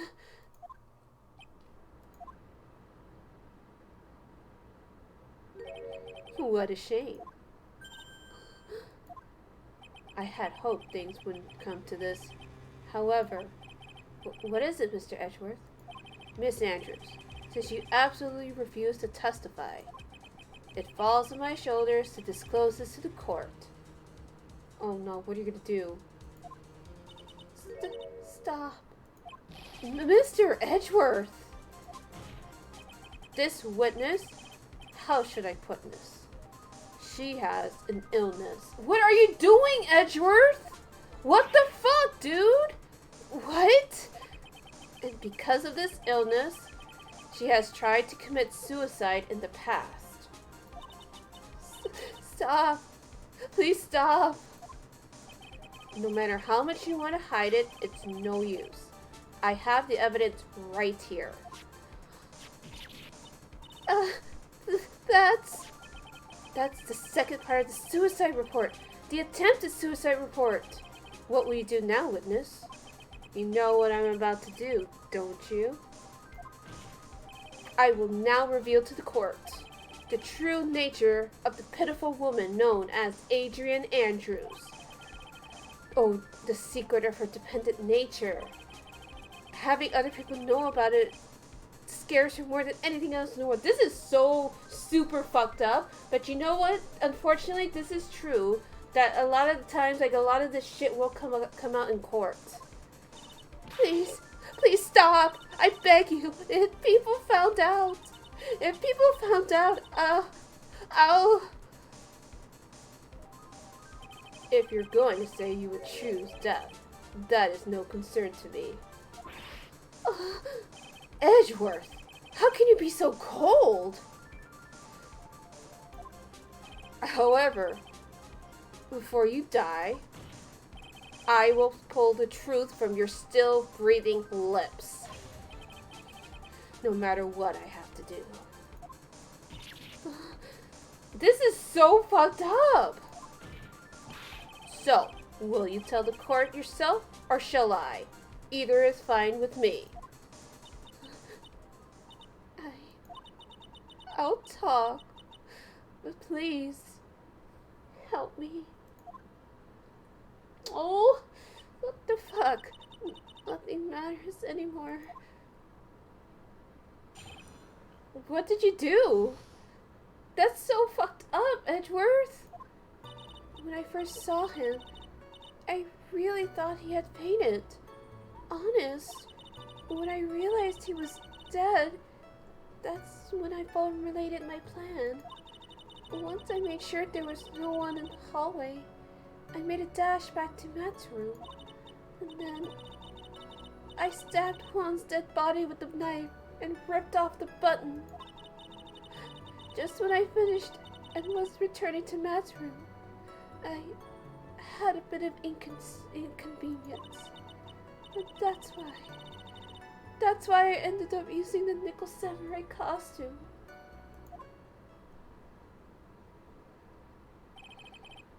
Stab the body with the knife? But why would you do that? Isn't it obvious?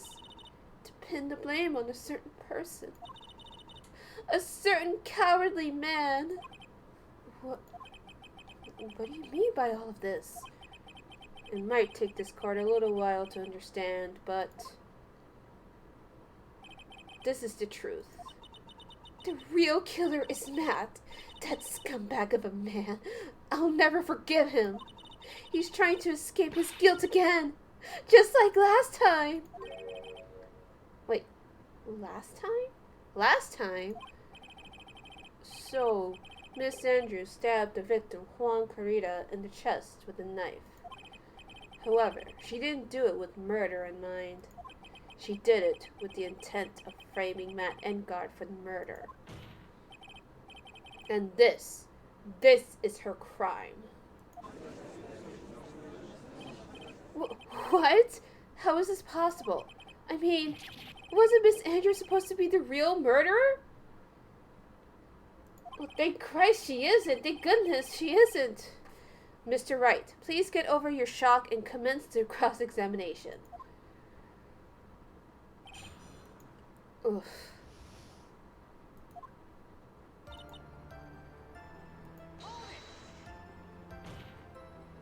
But you could tell from the state of the room was in that there must have been a fight. Are you telling me the truth when you say that you did not know he was dead? He had a scarf tied around his neck. But that scarf is part of the Jammin' Ninja's costume, so I didn't think anything about it was strange. His head was also tilted down a bit, so I couldn't see his face that well. That's why I thought I'd wake him up and went to pour the juice. Damn, her mind works fast. What is this plan you had? I knew right away the murderer was Matt. I knew because Juan, he was going to expose Matt's weakest weak point to the world. So Matt did this to stop Juan and silence him for good. That's when I thought, I should forge some evidence and pin this crime on Matt. So the forged pieces of evidence were the knife and the button. The first thing that came to mind was to plant the knife.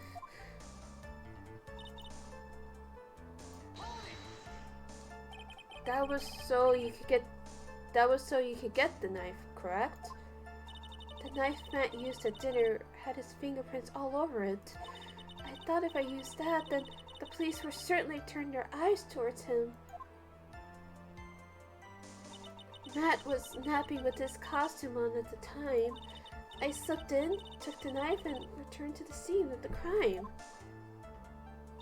And then... So you were the one who stabbed the victim with the knife? It gives me goosebumps to think about it now. What a horrible thing I did. But at the time, I couldn't control my own body. It moved on its own. Then, when I stabbed Juan's dead body, I suddenly realized something. If I used this button somehow, I could make Matt look even more suspect. So you thought to rip off one of the buttons and then plant it in Mr. Engarde's hakama. Yes, that's what I had planned to do. But things never go that smoothly, do they? Okay, so what was your inconvenience?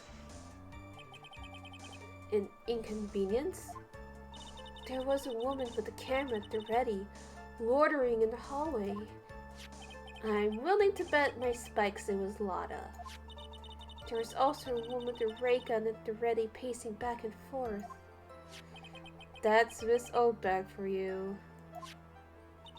I had already been caught and made into a big scoop for a certain weekly tabloid once, so I couldn't very well go out looking like myself and get caught again. Okay. So where is it now? You were the one who prepared that costume, weren't you? Yes, I took it from Global Studios.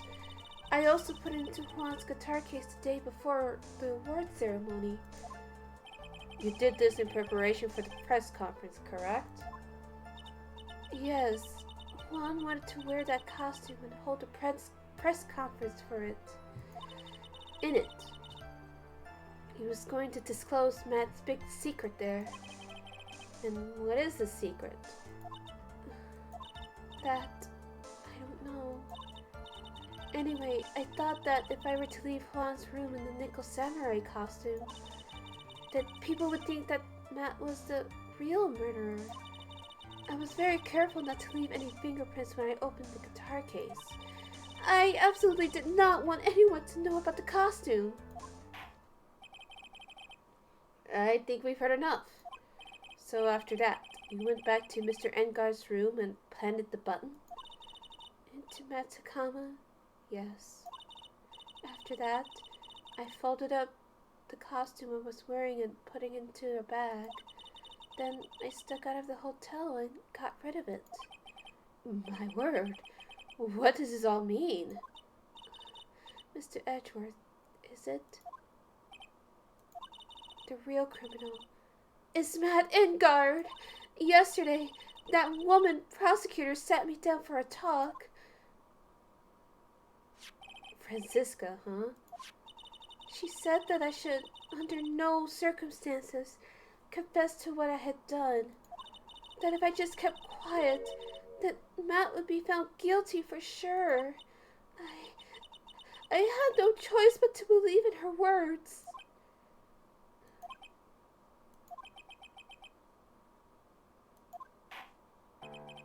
What this witness has done is clearly unlawful.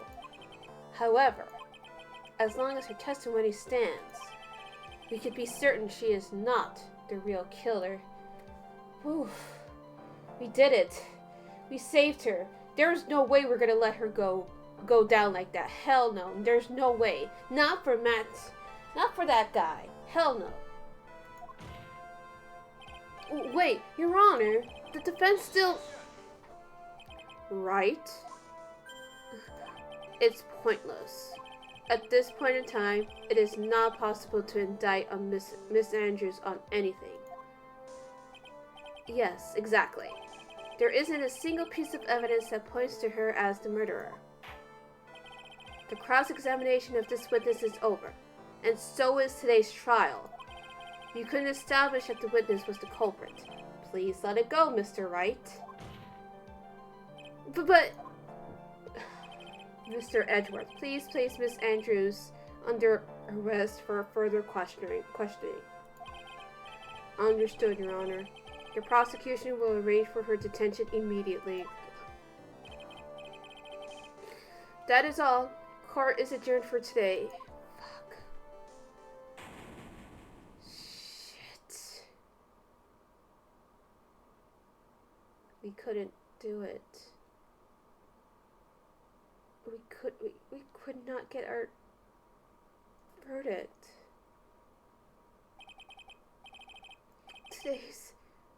Today's trial, it's over. And I didn't win an acquittal because our conscience got in the way. Damn it. Witness, would you mind if I asked you something? Edgeworth? What is it? Before you leave court today, I wondered if I might look at one thing. The card in your hand. It's had my interest for quite some time. What exactly is it? Oh, this? Mr. Wright also asked about this. Although I didn't remember it at the time you asked me about it, Mr. Wright. I remember just now. I found this in the room that day. The room? That day? Yes. I found this card when I discovered Juan's body. It was lying there right next to him. You found that card next to the victim's body? I suppose I must have unconsciously slipped it into my pocket. But it's not as if this card has any relevance to Juan's murder, right? Yeah, I guess not, but it's still a strange card if you ask me. But as far as a clue to this case, I don't see why... Witness! That card! Give it to me! Hurry! Edgeworth? Hello? What's going on? Do you have any idea what you have stupidly yet inadvertently done? This. I can't believe you hid this from me all this time. I didn't mean to. What is this all about?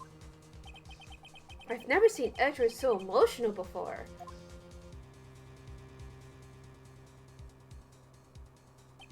That card. What in the world is it? And what does it mean? Whew. So you guys think, you know what? I think we can do this. I think we can still keep going. I mean, if you want to go to bed, that's cool. Just watch the rest of the VOD later. But we're going. Fuck this. I want to save Maya. We need to get her out of there. What is it about this card that Edward is freaking out about? It must be important. And we gotta save Maya. Somehow. We got this. We can do this. Mr. Maya. Mr. Maya. There, Pearls. I can't take it anymore. Look, it'll be alright. Everything may still work out. The condition was that we had to get a not guilty verdict. And so far, the kidnapper has kept his word and hasn't hurt Maya. And he won't because Mr. Engarde has not been given a guilty sentence yet. Cheer up! We don't have time to stand around crying. We have got to get going. You're right. Missing Maya is in much more pain than I am. Yes, that's right. So... Hey, you guys! Glad I caught you, pal. Mr. Scruffy Detective. Oh boy, looks like Detective Gumshoe has been dubbed Mr. Scruffy Detective in Pearl's book now. It's just plain old Mr. Dick Gumshoe now, and I come to talk to you, pal. But we're kind of busy right now. Okay, Gumshoe, what is going on? So what are you gonna do from now on? What do you mean, pal? Well, you've been fired, right? Again. So, do you have a new job lined up yet? Oh, that. What am I supposed to do now, pal? I don't have anything coming in at all until my next payday. What are you talking about? You don't have another payday. I guess that means I'm just gonna have to work here at your place, pal. Say what? Yes, I would love that. Our own PI. You'll be searching for things that will prove Mr. Engarde's innocence all day, right? Well, yeah. So, yeah, I'm gonna help you, pal. I've got lots of experience in investigating and watching over people's places. And I'm great at making really simple meals, pal. I'll take care of it all. I want Gumshoe to take care of me. Come on, Mr. Nick. Let's let Mr. Scruffy Detective take care of things. Okay. By the way, what's your best dish? Instant noodles, pal. Somehow, I had a feeling. Why am I surrounded by people who only eat cheap, unhealthy foods? That was the first time I've ever seen Mr. Edgeworth act like that. Never thought he'd say something like that. He didn't care if Miss Andrews killed herself. He said that? That's horrible. But because of him doing it, we got the truth finally. The truth. But was it worth it? Do the ends really justify the means? Miss Andrews' last testimony. I wonder if that was the truth. I'll give you that there was nothing strange in her testimony itself. But I still think there is something fundamentally wrong with the whole thing. You mean about that thing, pal? Why would she want to... No. I mean, almost need to frame Mr. Engarde.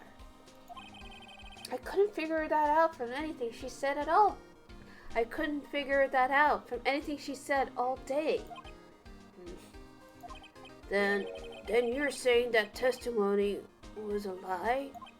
Not a lie per se. It just feels like there's something more here than meets the eye. Transformers? Or that's what Edgar would like us to believe. That's such a dirty trick. Even that woman prosecutor was better than that. Franziska von Karma. Speaking of Miss von Karma, do you have any more information on her condition? Wasn't she shot this morning? Miss von Karma was shot today on the way to the trial by a pistol, pal. But she was going to be fine, right? I mean, Edgar says she was in stable condition, but... Well, she was shot in the shoulder, so she's okay and still hanging in there. They should be done taking the bullet out, so she's probably resting at the hospital. Which one? What? Are you going to visit her, pal? No. Well, I was kind of thinking about it. Hey! You actually got a heart, don't you? She looked like she was being tortured to death, not being able to go to the trial today. So maybe it'll be good for her if you went and let her whip you for a bit, pal. Let's go let her whip us, Mr. Nick. Pearl, what? Now I'm definitely not going. Let's see. The name of the hospital. Oh yeah, the Hottie Clinic. Oh god, not the Hottie Clinic. No. That name sends a chill down my spine. Well, guess it can't hurt to stop by and say hi. Well, Guess that's where we're gonna go to.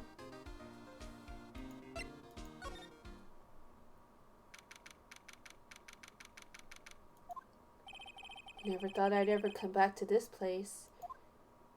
Yes, are you here to visit a patient? Hi. Wait a second, you're... Yes, I'm Director Hottie. Why are you still here? Yes, what is it?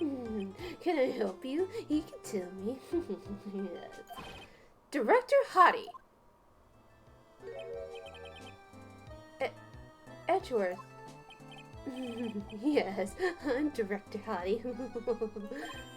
Oh, you're the man from this morning. Yes, what is it? Director, Franziska. How is Franziska von Karma? You don't need to worry. Yes, she's in good hands. Because, you see, I'm personally taking good care of her. Yes. Yes, and that surgery, it went well. You have my gratitude. It looks like Edgeworth doesn't know about this director and his secret.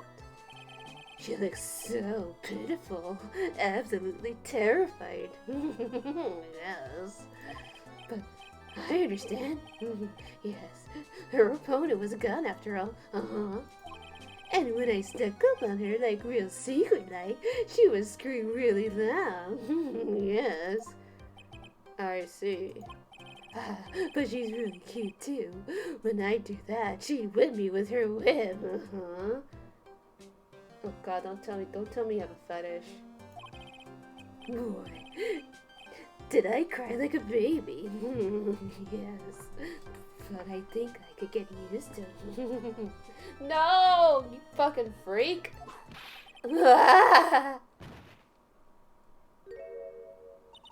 Go back to your room. You're so mean. so mean. My frisky Friska. But that's good too.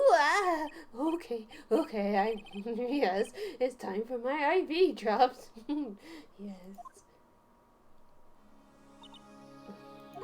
And what are those tulips doing in your hands, Mr. Phoenix Wright? Hark, I knew I shouldn't have come here. Oh, Franny. Let's talk to her. I was shot in the front of the courthouse in my right shoulder. But it's no big deal. This sort of thing happens all the time. I even have full intentions of running the trial this morning. But that would have been too much for you. There's no need to act tough in front of us, you know.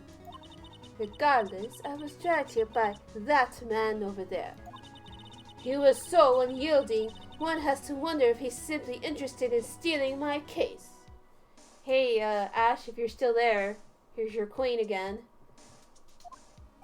It was the only logical course of action, given the bullet was still lodged in your shoulder. But by taking over the case, I found myself having to clean up after you and that irresponsible deal you made. I think I know what deal he's referring to. The deal. Miss Von Karma, you made a deal with Miss Andrews yesterday, didn't you? I don't know what you mean. In order to make sure you got your guilty verdict on Mr. Engarde, you told Miss Andrews not to testify in court today. I don't know what you're talking about. Do you have proof that I made such a deal? You're denying it? It looks like you are lucky, Mr. Phoenix Wright. If I had been in court today, this trial would have already be over. All while hiding Miss Andrews' own crime? That isn't my problem, whether she had tampered with the evidence or not. Well, no, that's still your problem, because because she fucked up the chain of events, you know? I have only one objective, to find Engarde guilty of murder. The end justifies the means, Mr. Phoenix Wright. The end justified the means. Miss Von Karma, Adrian Andrews believed you when you said, if you don't tell the truth of what really happened, then Engarde would be found guilty. And what does it have to do with me? Because of that, she is now in danger of being found guilty herself. All because she believed in your words until the very end.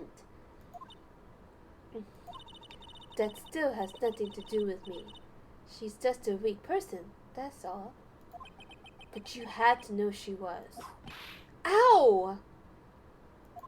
I think visiting hours here are about over. So if you'll excuse me. What's wrong? Why did she suddenly cut you off? Probably because she thinks I had the advantage in that argument. Edgeworth. Well, let's talk to our boy. What happened today at the trial, Edgeworth? That was not like you at all. I mean, I know you knew about Miss Andrews' condition. You could have made her testify as many times as you wanted, but to go that far? But she wouldn't testify about that until I said something. Listen, right. The courtroom is a garden of judgment. I am putting myself on the line when I stand in there. And that's why I made the witness do the same. It's only natural. Is it though? Do the ends justify the means when you're hurting someone like that? By the way, Edgeworth, you were really angry in court today. That's rare for you. Witness! That card! Give it to me! Hurry! Do you have any idea what you have stupidly yet inadvertently done? This. I can't believe you hid this from me all this time. That card. What in the world is it? You mean this? Listen, right. This is top secret information. You absolutely cannot leak this. What? What? A special investigation team has existed for a number of years, but few know of it. I understand. Their task is to find the owner of this card. A man called Shelly the Killer. What? Shelly the Killer? What? But I guess that makes sense why he uses a seashell, since he is called Shelly Seashell the Killer. And just as his name states, he's a killer. An assassin. The best at that. An assassin? An assassin? Okay. Speak more about this assassin, Edgeworth.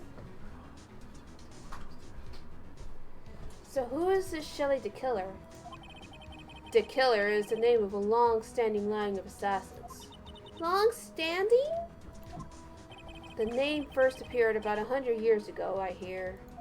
Shelly is the professional name of the third heir to the Killer name. So because his professional name is Shelly, he leaves cards with a shell on them? He has a habit of making sure to leave a card by the body of his victims. Why would he do something like that? We think it is part of his duty to his clients. His duty? Haha, he said duty. If he leaves a card, then his clients could be assured that it was he who killed the victim. It also serves as insurance against any charges being pushed onto his clients. I see. The Killer values the trust between the clients and himself above all else. It seems that this is one honorable assassin with a moral conscience, ironically enough. Even though he fucking kills people, right? I guess that even honorable assassins can exist. So, you think that this assassin, you think he's the one who's doing the killing in this case? It would appear that way. The discovery of the card basically confirms it. Wouldn't you agree? Shelly the Killer, huh? Well then, I noticed something at the trial today. You were behaving in a very strange manner. Is something the matter?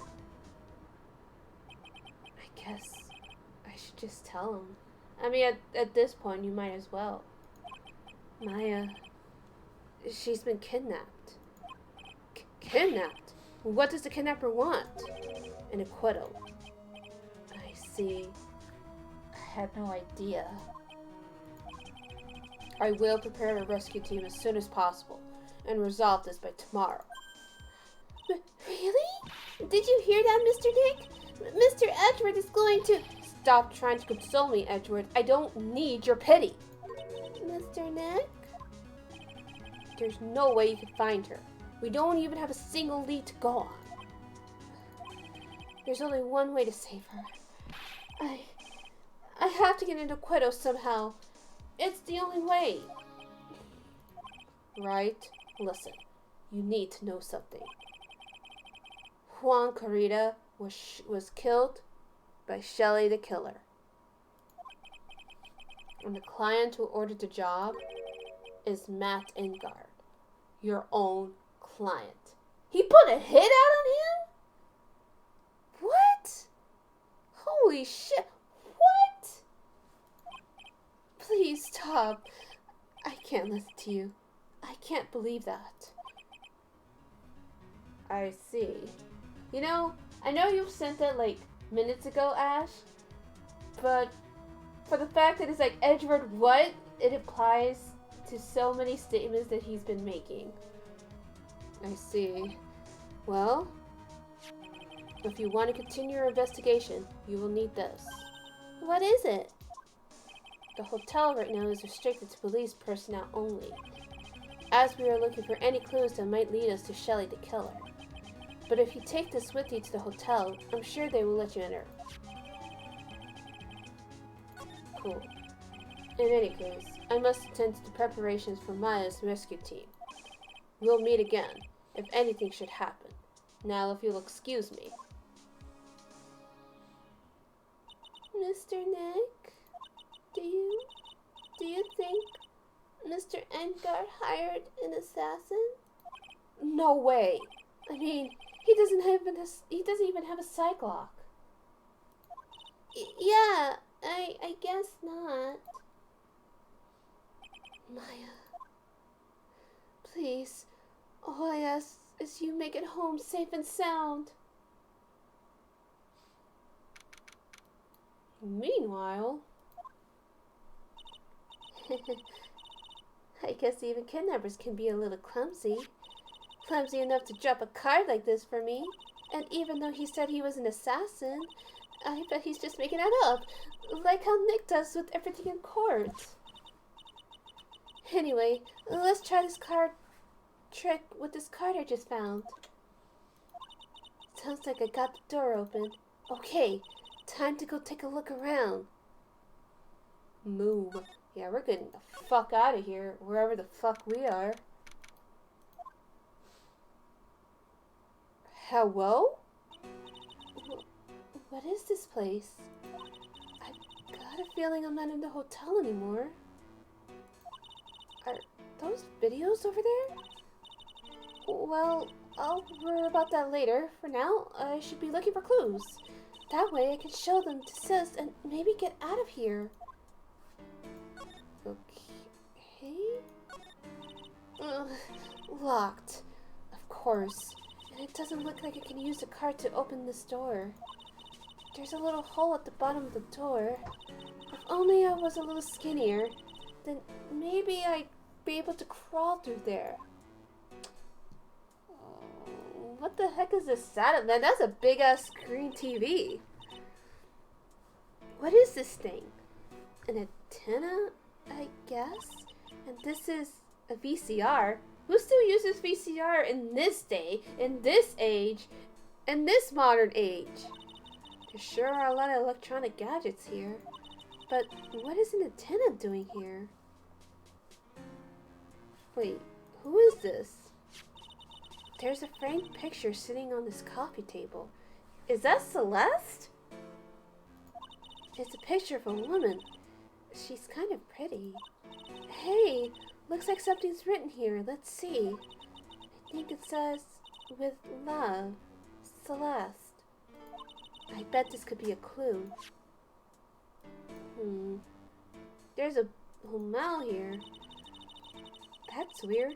What's a figurine doing on a sofa in a place like this? I think it's a bear. Aw, how cute. But it's got a lot of cuts and slits on it. I wonder if it's some kind of puzzle or something. Oh, this simply will not do. I cannot have you wandering around at will. Yeah! It seems that your Mr. Right is truly concerned about you. He is? For now, I would suggest you remain cooperative. If you cannot, there are ways in which I can help you. Ways? You mean? Dead men tell no tales, is how the saying goes, correct? Dead? I'm almost certain I told you on our first meeting. I am an assassin. No way, you're lying. I mean, an assassin? People are not always who they appear to be. Oh, Nick! Mr. Nick? Oh, yes, Pearls? Got caught up in my thoughts about Maya's situation. Mr. Edwards has left, you know. I guess for now I have no choice but to believe in Mr. Engarde. But I think I should listen to his story one more time. Alright, let's get going too. Okay.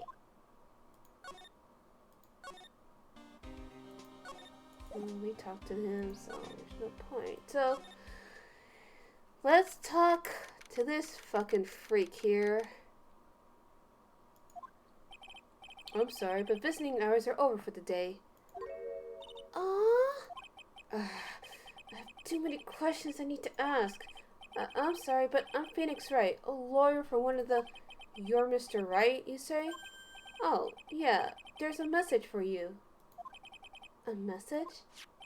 It's from Engarde. Here you are. What did he write? Is this something really important? I don't know. Well, let's see what it has to say. To Mr. Lawyer Dude, I've got something really important to tell you. Why do I feel so uneasy all of a sudden?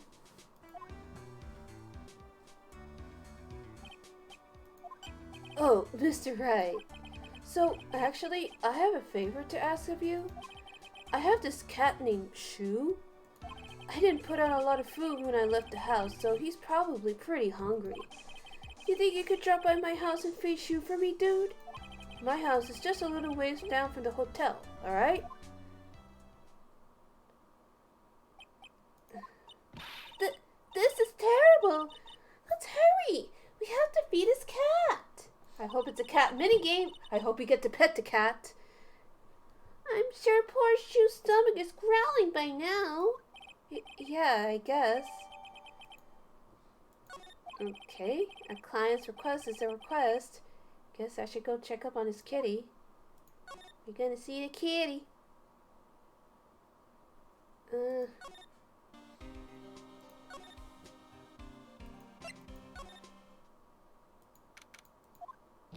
Alright now, Mr. Nick. Let's go look for clues. We have to, for Mystic Maya's sake. You shall not pass. Miss Oldbag. Don't devalue my name and turn into a gasp, you spiky-headed pettifogger. What? Because of you, I've been made to look like the bad guy again. Although I did get a piece of gum from Edgy Boy just as he promised, but what I really want... Yeah... I'm not reading all that. Did she just die? What? Hello?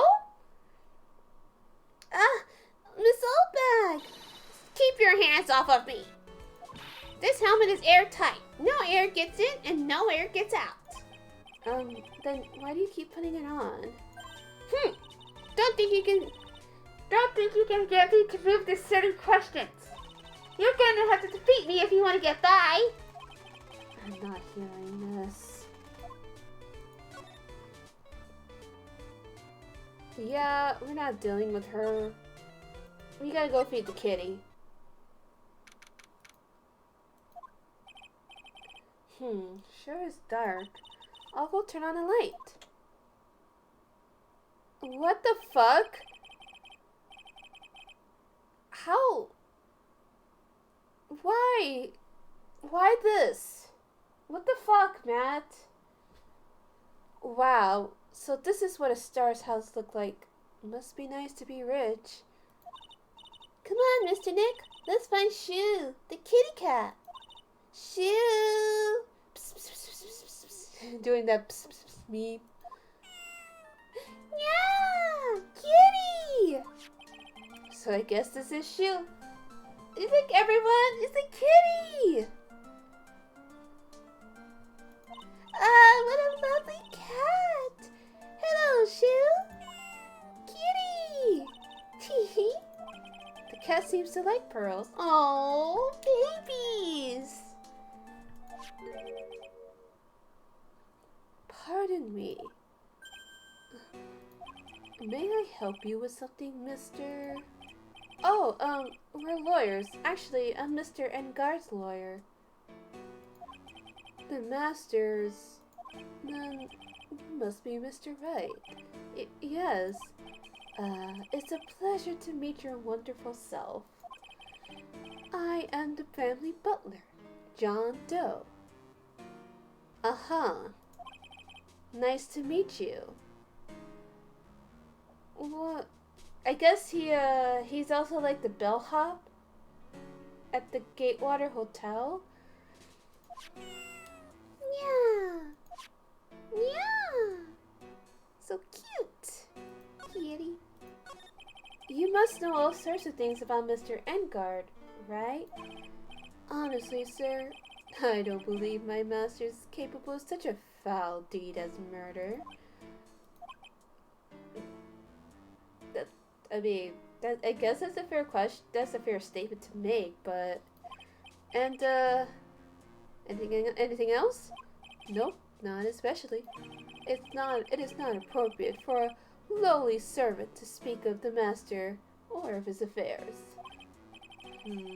How typically butler-like, as it were.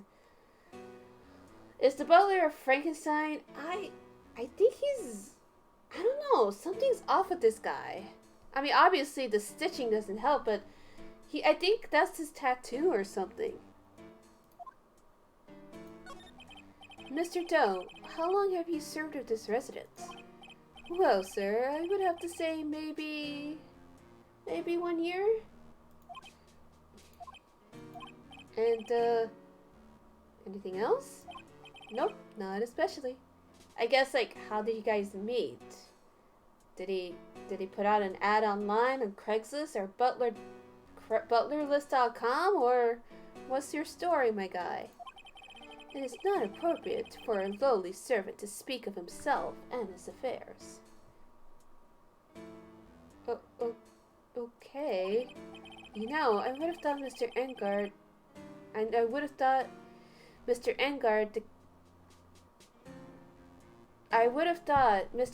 the kind to have a maid over a butler. Sorry, that sentence kind of confused me for a minute. Okay, let's talk about the kitty. That's a very cute cat you got there. It is my duty to take care of him. The master rather fancies Shoo. Do you know how did he adopt him? Did he buy the kitty? Did he steal the cat? Since Matt Engarde is in the business of being an asshole. And, anything else? Nope, not especially. It is not appropriate for a lowly servant to speak of the family cat. Well, then, I guess I don't need this piece of scrap paper anymore. I guess. Well, I'm afraid I must take my leave of you now. Oh, well, we should probably get going ourselves. So young, and yet so already accomplished. A master of law. But there is also a lot to be proud of. There is also a lot to be proud of in being a butler in charge of the house and all. Thank you for the compliment, sir. people are not always who they appear to be. Now, if you'll excuse me. Kitty! Well, there's really not much to examine. I don't want to look at that thing, that motorcycle. I'm afraid it's gonna fucking fall or something, so...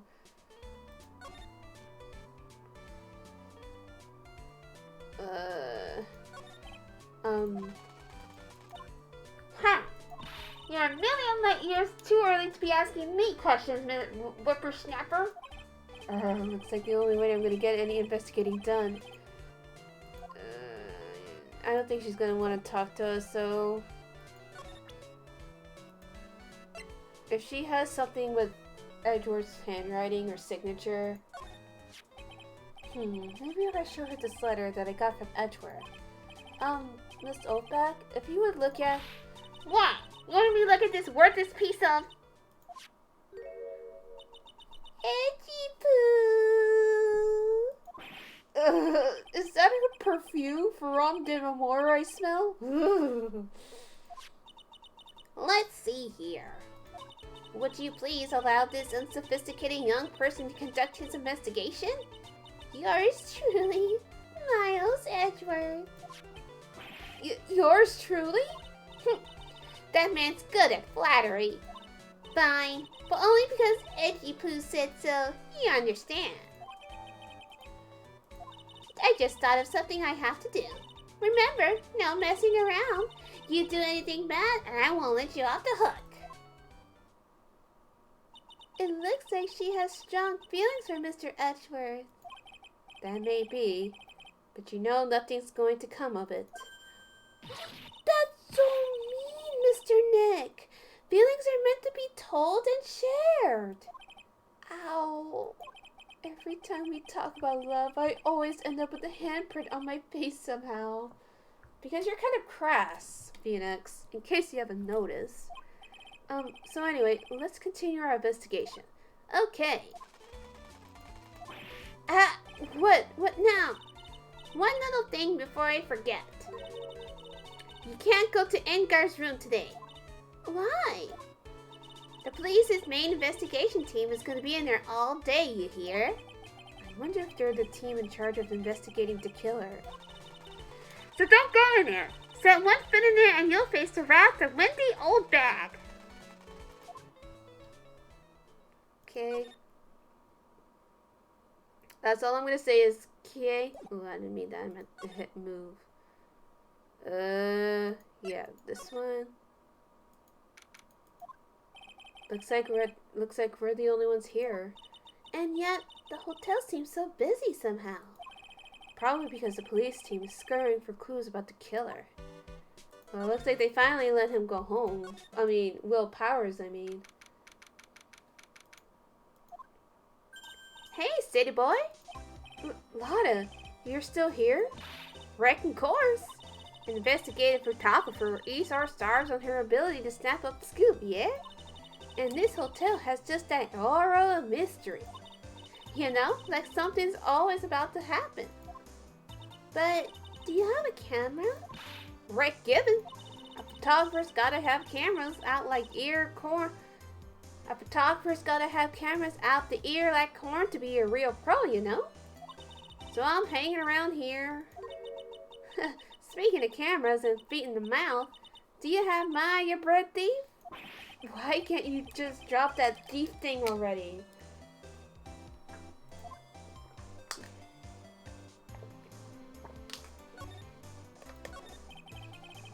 I want to ask you about the night of the murder. What? You're really gonna shell out the bucks for the info I got? Lotta, you were loitering in this hallway in the night of the murder, were you not? Well, kinda, but brace yourself, Phoenix. Here it comes. I didn't exactly hang around here the entire time, you know? Followed a few stalls around, got a few autographs, shook a few hands, had a soda pop with a few of them too. Looks like she wasn't here the entire time that night. The security lady also wasn't in this hallway the whole time either. I guess this means there's no one who could tell us who came and went that night. Not unless we can access the security cameras, but I doubt that's gonna come up, right? So, about the note that was inside your camera case. Oh, that ditty I wrote? Yeah, can I believe what you've written? You mean the stuff about Engarde shoving his manager lady onto Corita? Yeah. Well, I reckon you best not be believing that.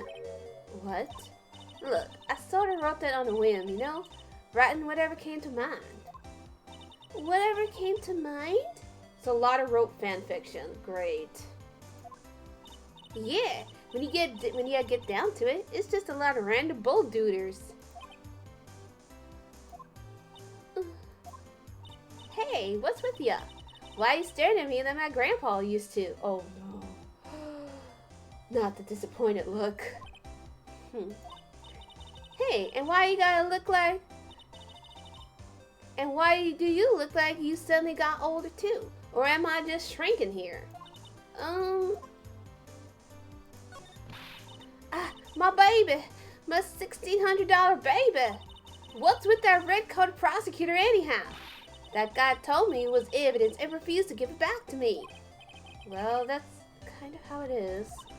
Hey, you're that red-coat friend, ain't you? Well, they're boyfriends, Lotta. So you put in a few good words for me and get me back my camera. You want me to do what?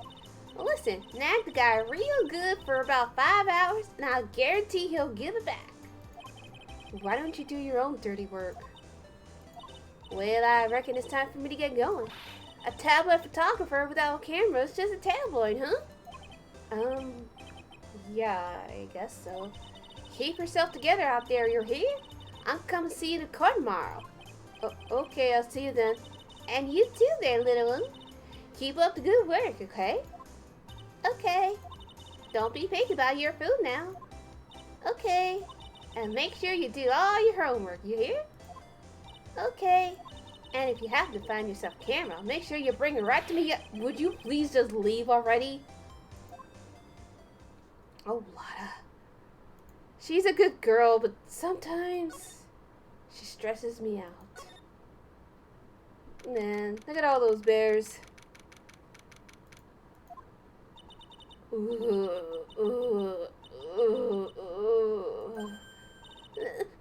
Mr. Nick!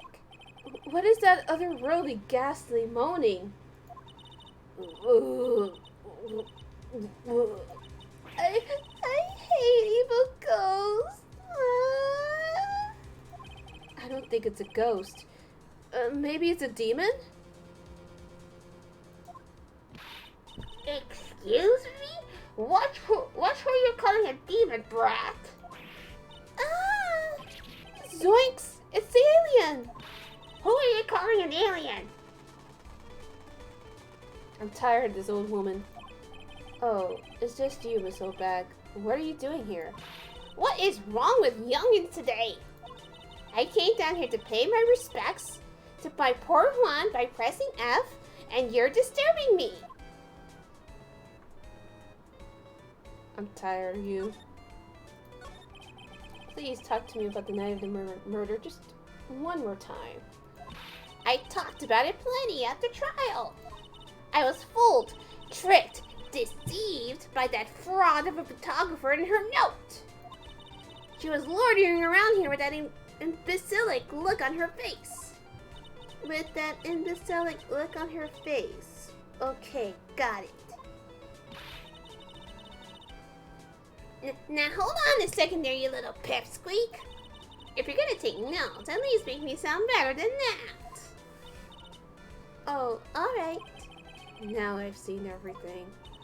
But you know, I was working that night too, doing my job, minding my own business. So it's not like I had time to waste standing around here the whole night. I was wondering if you could tell me a bit more about Mr. Correda. He was the most popular star, you know, especially where it counts, in my book. But I heard that he was lagging behind in the polls against Mr. Engarde. Well, that's just a recent thing. Bad luck and all that, you know. But he was going to become an even bigger star than he used to be. Look, just look at this mountain of presents. is a show of the mountain of feelings all his fans had for him.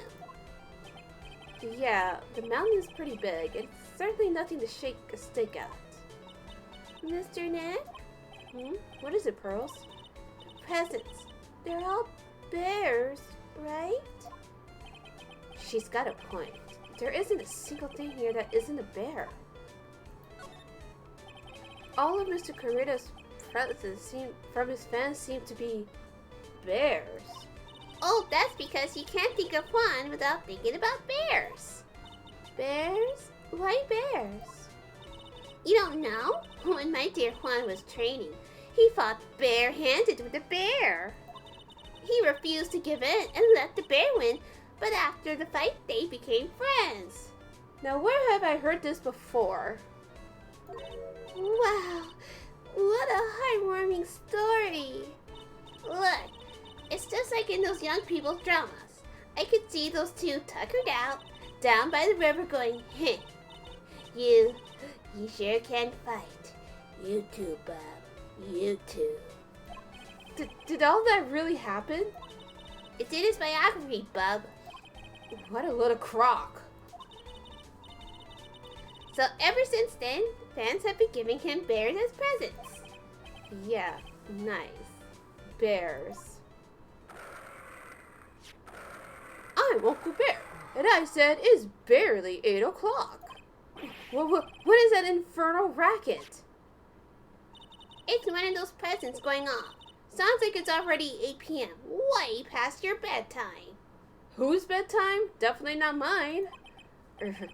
That startled me. I thought I was going to die for a second. 8 p.m. That's the time when the award ceremony ended that night. Remember?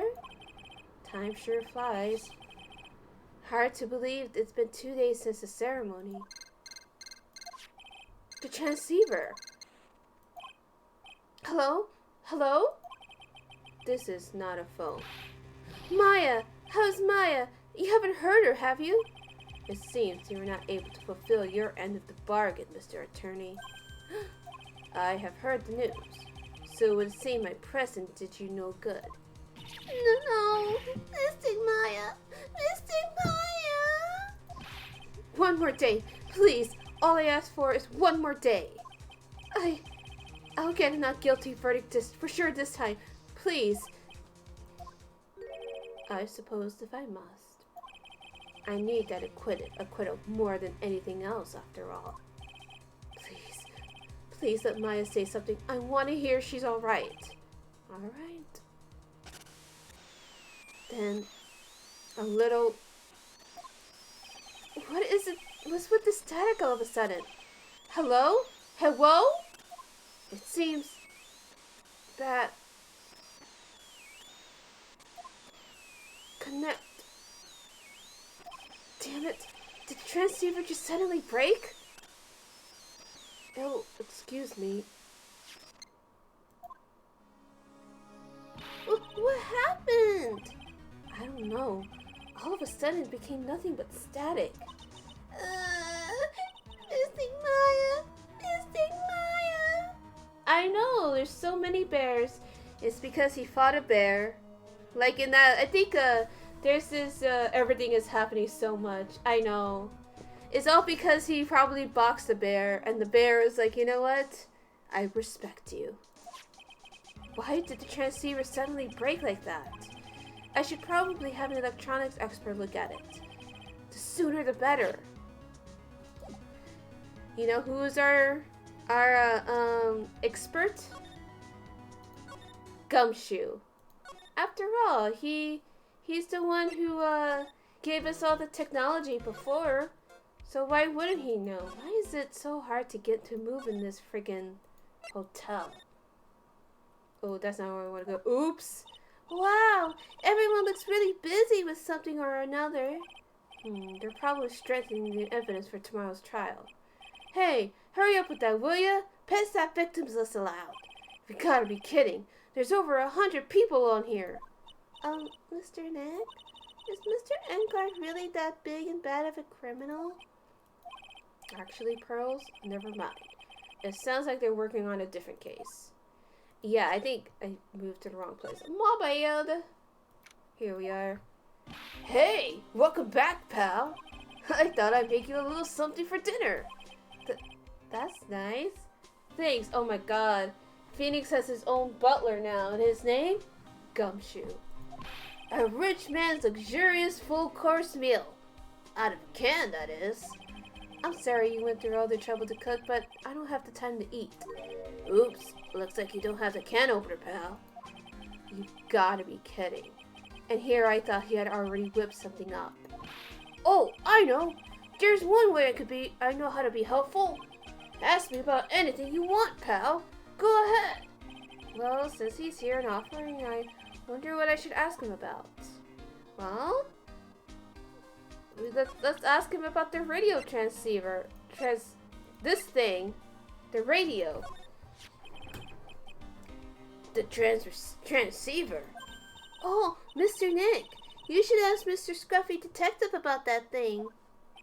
What thing? Oh yeah, this thing just up and broke all of a sudden. It broke, pal? When I was talking to the kidnapper, it just suddenly broke into static. Look, it sounded like this. I don't hear any static, pal. Uh-huh.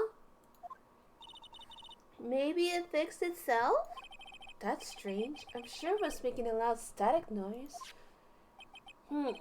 Maybe. Maybe what? Maybe it was electromagnetic interference, pal. Electromagnetic interference? Hello? So what is this electromagnetic interference? It's something that happens when a radio wave gets mixed up with another signal, pal. Oh, when you put it that way. I don't understand what you're talking about. Like, for example, when a cell phone goes off next to a computer screen, the stuff on the screen gets kind of fuzzy and starts acting funny, right? What kind of cell phone do you have that does that? Huh? Computer? It's like when you use the gyro next to the TV and the screen starts looking weird. Oh, yes, the TV does do that. Oh, so that's what you're talking about. She seems amazingly happy at being able to understand this. She's such a pure baby, though. Stop giving her shit, Phoenix. So the room you were in when that interference to transceiver happened, there's gotta be something in there that's sending out very strong radio waves, pal. Something like a listening device or something. Ah, hey, speaking of that, where were you when it happened? We were in Mr. Carita's room, the scene of the murder. What? That's it. I'm gonna sneak into the precinct and get a bug sweeper. I'll meet you at the crime scene later, alright, pal? Wait, Gumshoe. Oh yeah, baby, it's investigating time. I'm on fire, pal. My fingers are itching to go. Yeah! There he goes. We should be going too, Mr. Nick. Alright, let's go. Let's move on out. We're almost done. Hopefully. We should be. No, we're almost done. I believe in this. We just gotta figure out what the hell's going on. Why is there a listening device in his room? Hello?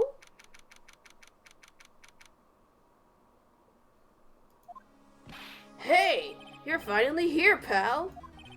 Sorry to keep you waiting. Do you have the, bug sweeper?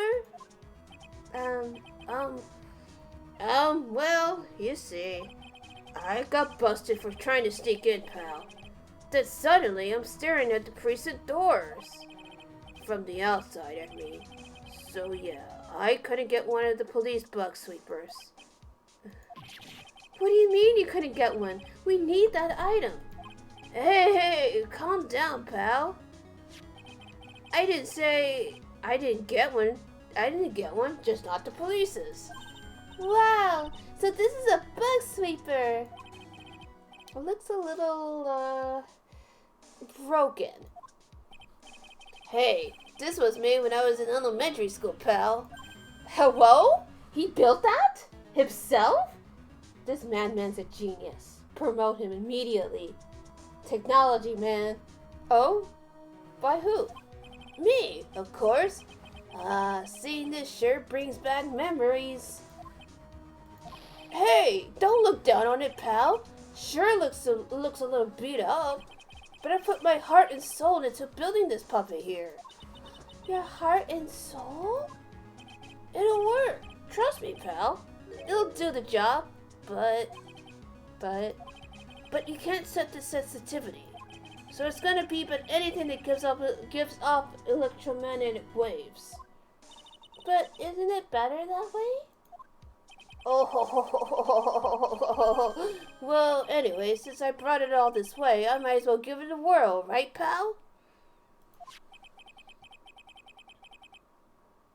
I'm getting that sinking feeling again. Okay, now I'll tell you how to use this baby. There's a listening device or some sort of bug hidden in this room, pal. So we're gonna find it, right? Right. Now first, let's turn the sweeper on. Next, move the sweeper around to give the room a real thorough look-see, pal. The sweeper will let you know how strong of a signal it's picking up, so keep an eye on it, okay? Once you find something that's giving off a lot of radio waves, press the button to lock in on it. There's also a lot of things here that's going to give off radio waves, so let's take a good look at everything and anything that seems suspicious, okay, pal? Alright, I'm going to go stand outside and keep an eye out. Give me a yell if you find a bug. Got it, pal? There doesn't seem to be anything giving off radio waves here, Mr. Nick. Keep a careful eye on the bug sweeper and let's try again. The sweeper isn't exactly the best. Well, make do what you have, right? There doesn't seem... okay. Hello? Ah, what a lovely bear. This must be one of those fancy bear-shaped toy robots. It's a robot? It's a real robot? Yeah, it's a real one. Mr. Nick. Yes? How many horsepowers is it? How many horsies? Horsies? Well, look, it's a bear, so,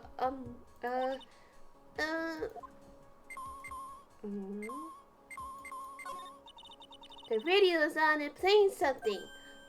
Oh, it's the kids' question corner. Professor, why is the earth round? Yes, why is it, Mr. Nick? Why don't you listen to the radio program a little more, Pearls? It's obviously not that, so... There's no listening device in that notebook computer, huh? What's a notebook computer? Do you know what a notebook is? Yes, it's a small book with paper that you can write on. So? Well, that thing is like a notebook in a way. It's basically a small laptop. Mr. Nick, what's a laptop? Leave that baby alone. There doesn't seem to be anything giving off radio waves there, Mr. Nick.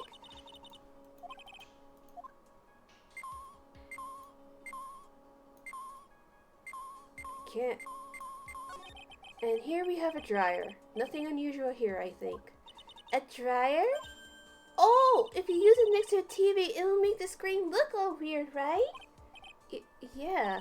And when that happens, it's called electromagnetic interference, right? Hey, good memory, Pearls. I will never forget it for the rest of my life. She's so cute, baby. Wow, there's really a delicious loaf of bread in here.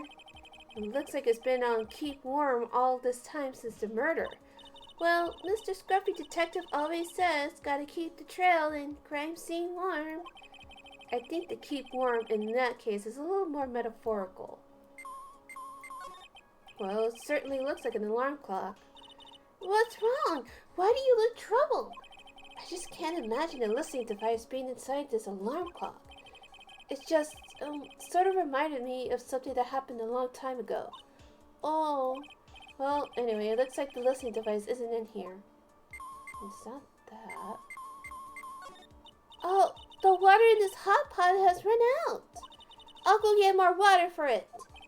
Okay, sounds good. Looks like she's forgotten all about looking for the listening device. What's this? It sort of looks like a hot water pot, but... Oh, well, it's kind of like a hot water pot, I guess.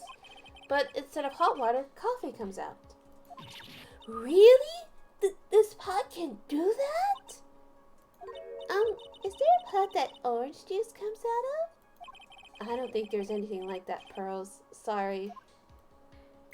Wait, why is this bear? There doesn't seem... No?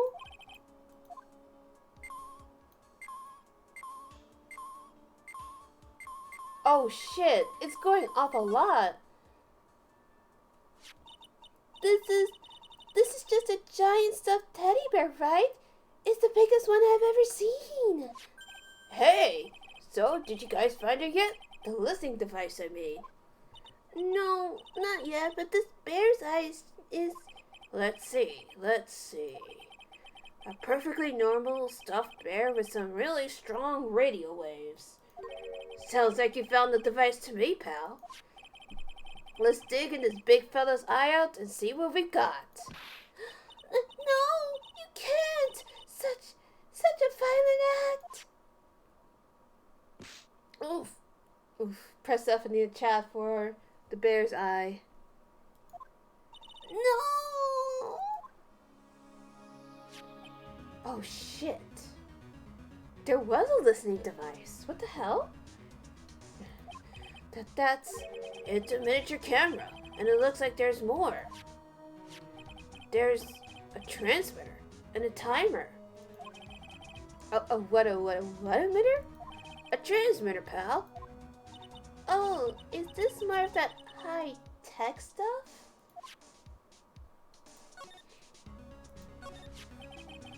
So this tiny thing is a camera? Yep, it's a pinhole CCD camera, pal. It's a small, high-grade video camera mostly used in security systems. So it's a video camera. It runs on a battery, which comes with it in a set. But there's no videotape in this camera. That's the only camera part here, pal.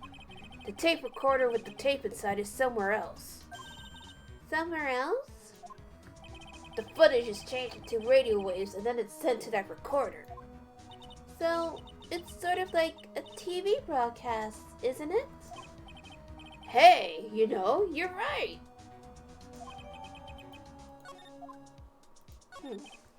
So what is a transmitter?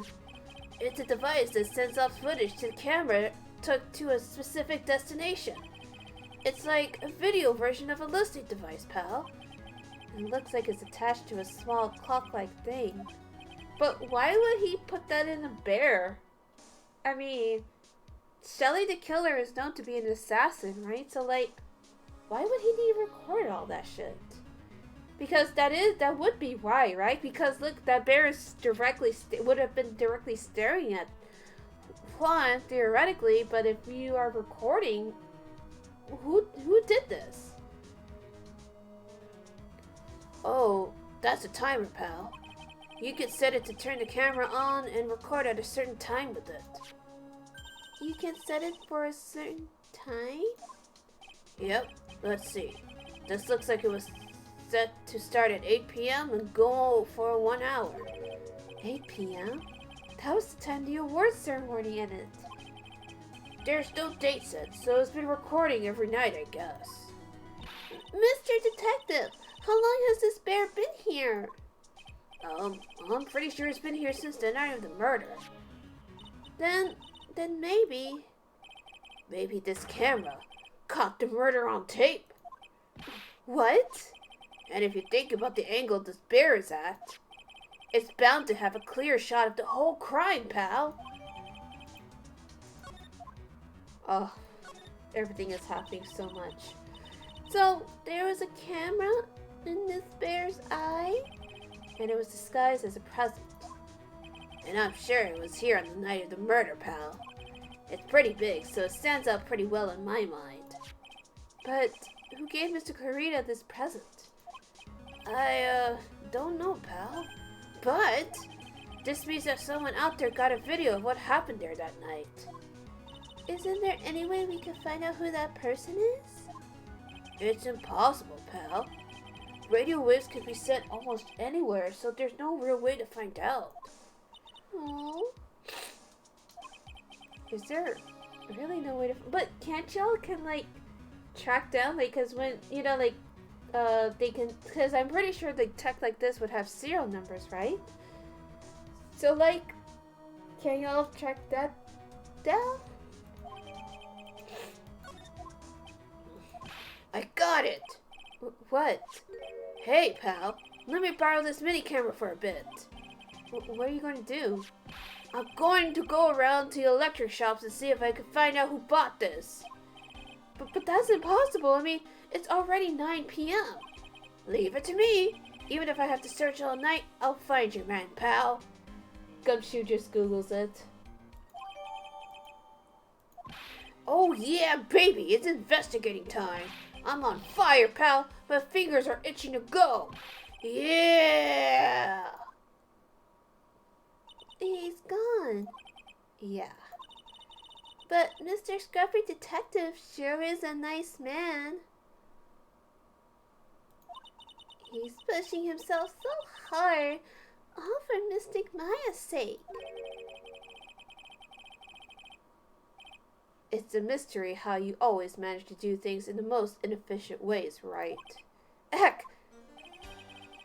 If you'll have to excuse me, I heard your conversation just now. Edgeworth, what are you doing here? A rescue team has been created and deployed. I can't say I'm optimistic, but we have to move forward, one step at a time. I see. Thanks. Don't thank me yet. We still have to find her. So there was a spy camera hidden inside the stuffed animal, huh? You're one lucky man, right? Do you know this stuffed bear, little girl? I have no idea. Of course not. The maker of this bear is very expensive. Luxury brand from overseas. It's completely handmade, and only a small number of these are exported here. What? Damn. And for what? To record somebody's dying? What the fuck?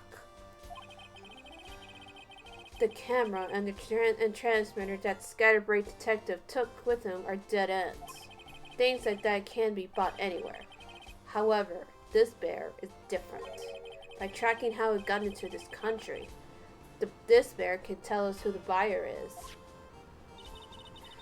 Can he really do that? Mr. Nick, can he really? Well, I guess so. It's 9 p.m. I think I could still make it in time. I'll be taking this for now. I'm sure you have other things you have to do. Can you just imagine, like, Edward casually carrying this huge ass bear out the room? See you soon, right? Wait! What? Why are you doing this? I have no interest in explaining to myself to someone who cannot comprehend. But besides that, right? Till court reconvenes tomorrow, you should concern yourself with this question. Who was the person that murdered Juan Corrida? The real killer. Do you really still think it was Adrian Andrews? To be honest, I don't know anymore. You still have a little time left. Find the truth, right? Everything begins with the truth. Juan Corrida's real killer.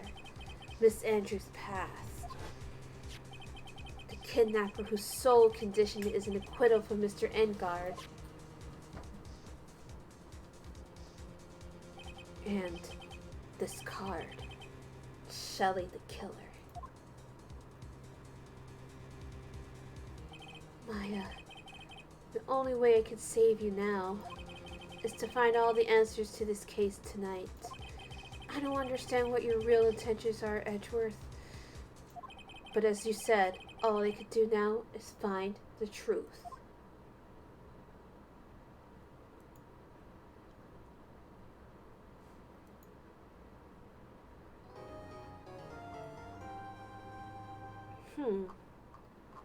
You know what? I'm getting kind of tired. I thought I could do this in one go, but it's a lot longer than I thought. So we're gonna go ahead and save, and we're gonna go ahead and call it for a night. Honestly, if you stuck with me this long, you guys are amazing. I love you all so very much. This case is a lot longer than I thought, so we are definitely picking this up next week on Thursday. So look forward to it. We're definitely gonna finish then. By then, we're definitely gonna finish. So just kind of be patient on that. So I'm gonna go ahead and just wait for the cinematic to kind of like finish. And we will pick this back up on Thursday. Thank you guys so much for joining me. I thought I could do this in one go, but again, it's a little long, so the only thing I could say is yikes. Everything is happening so much. So until then, take care, stay warm, stay hydrated, and most of all, wear a fucking mask. Holy shit, and wash your goddamn hands, you nasty shits. No, I'm kidding. You're not nasty. You're just wash your hands. I love you. Bye.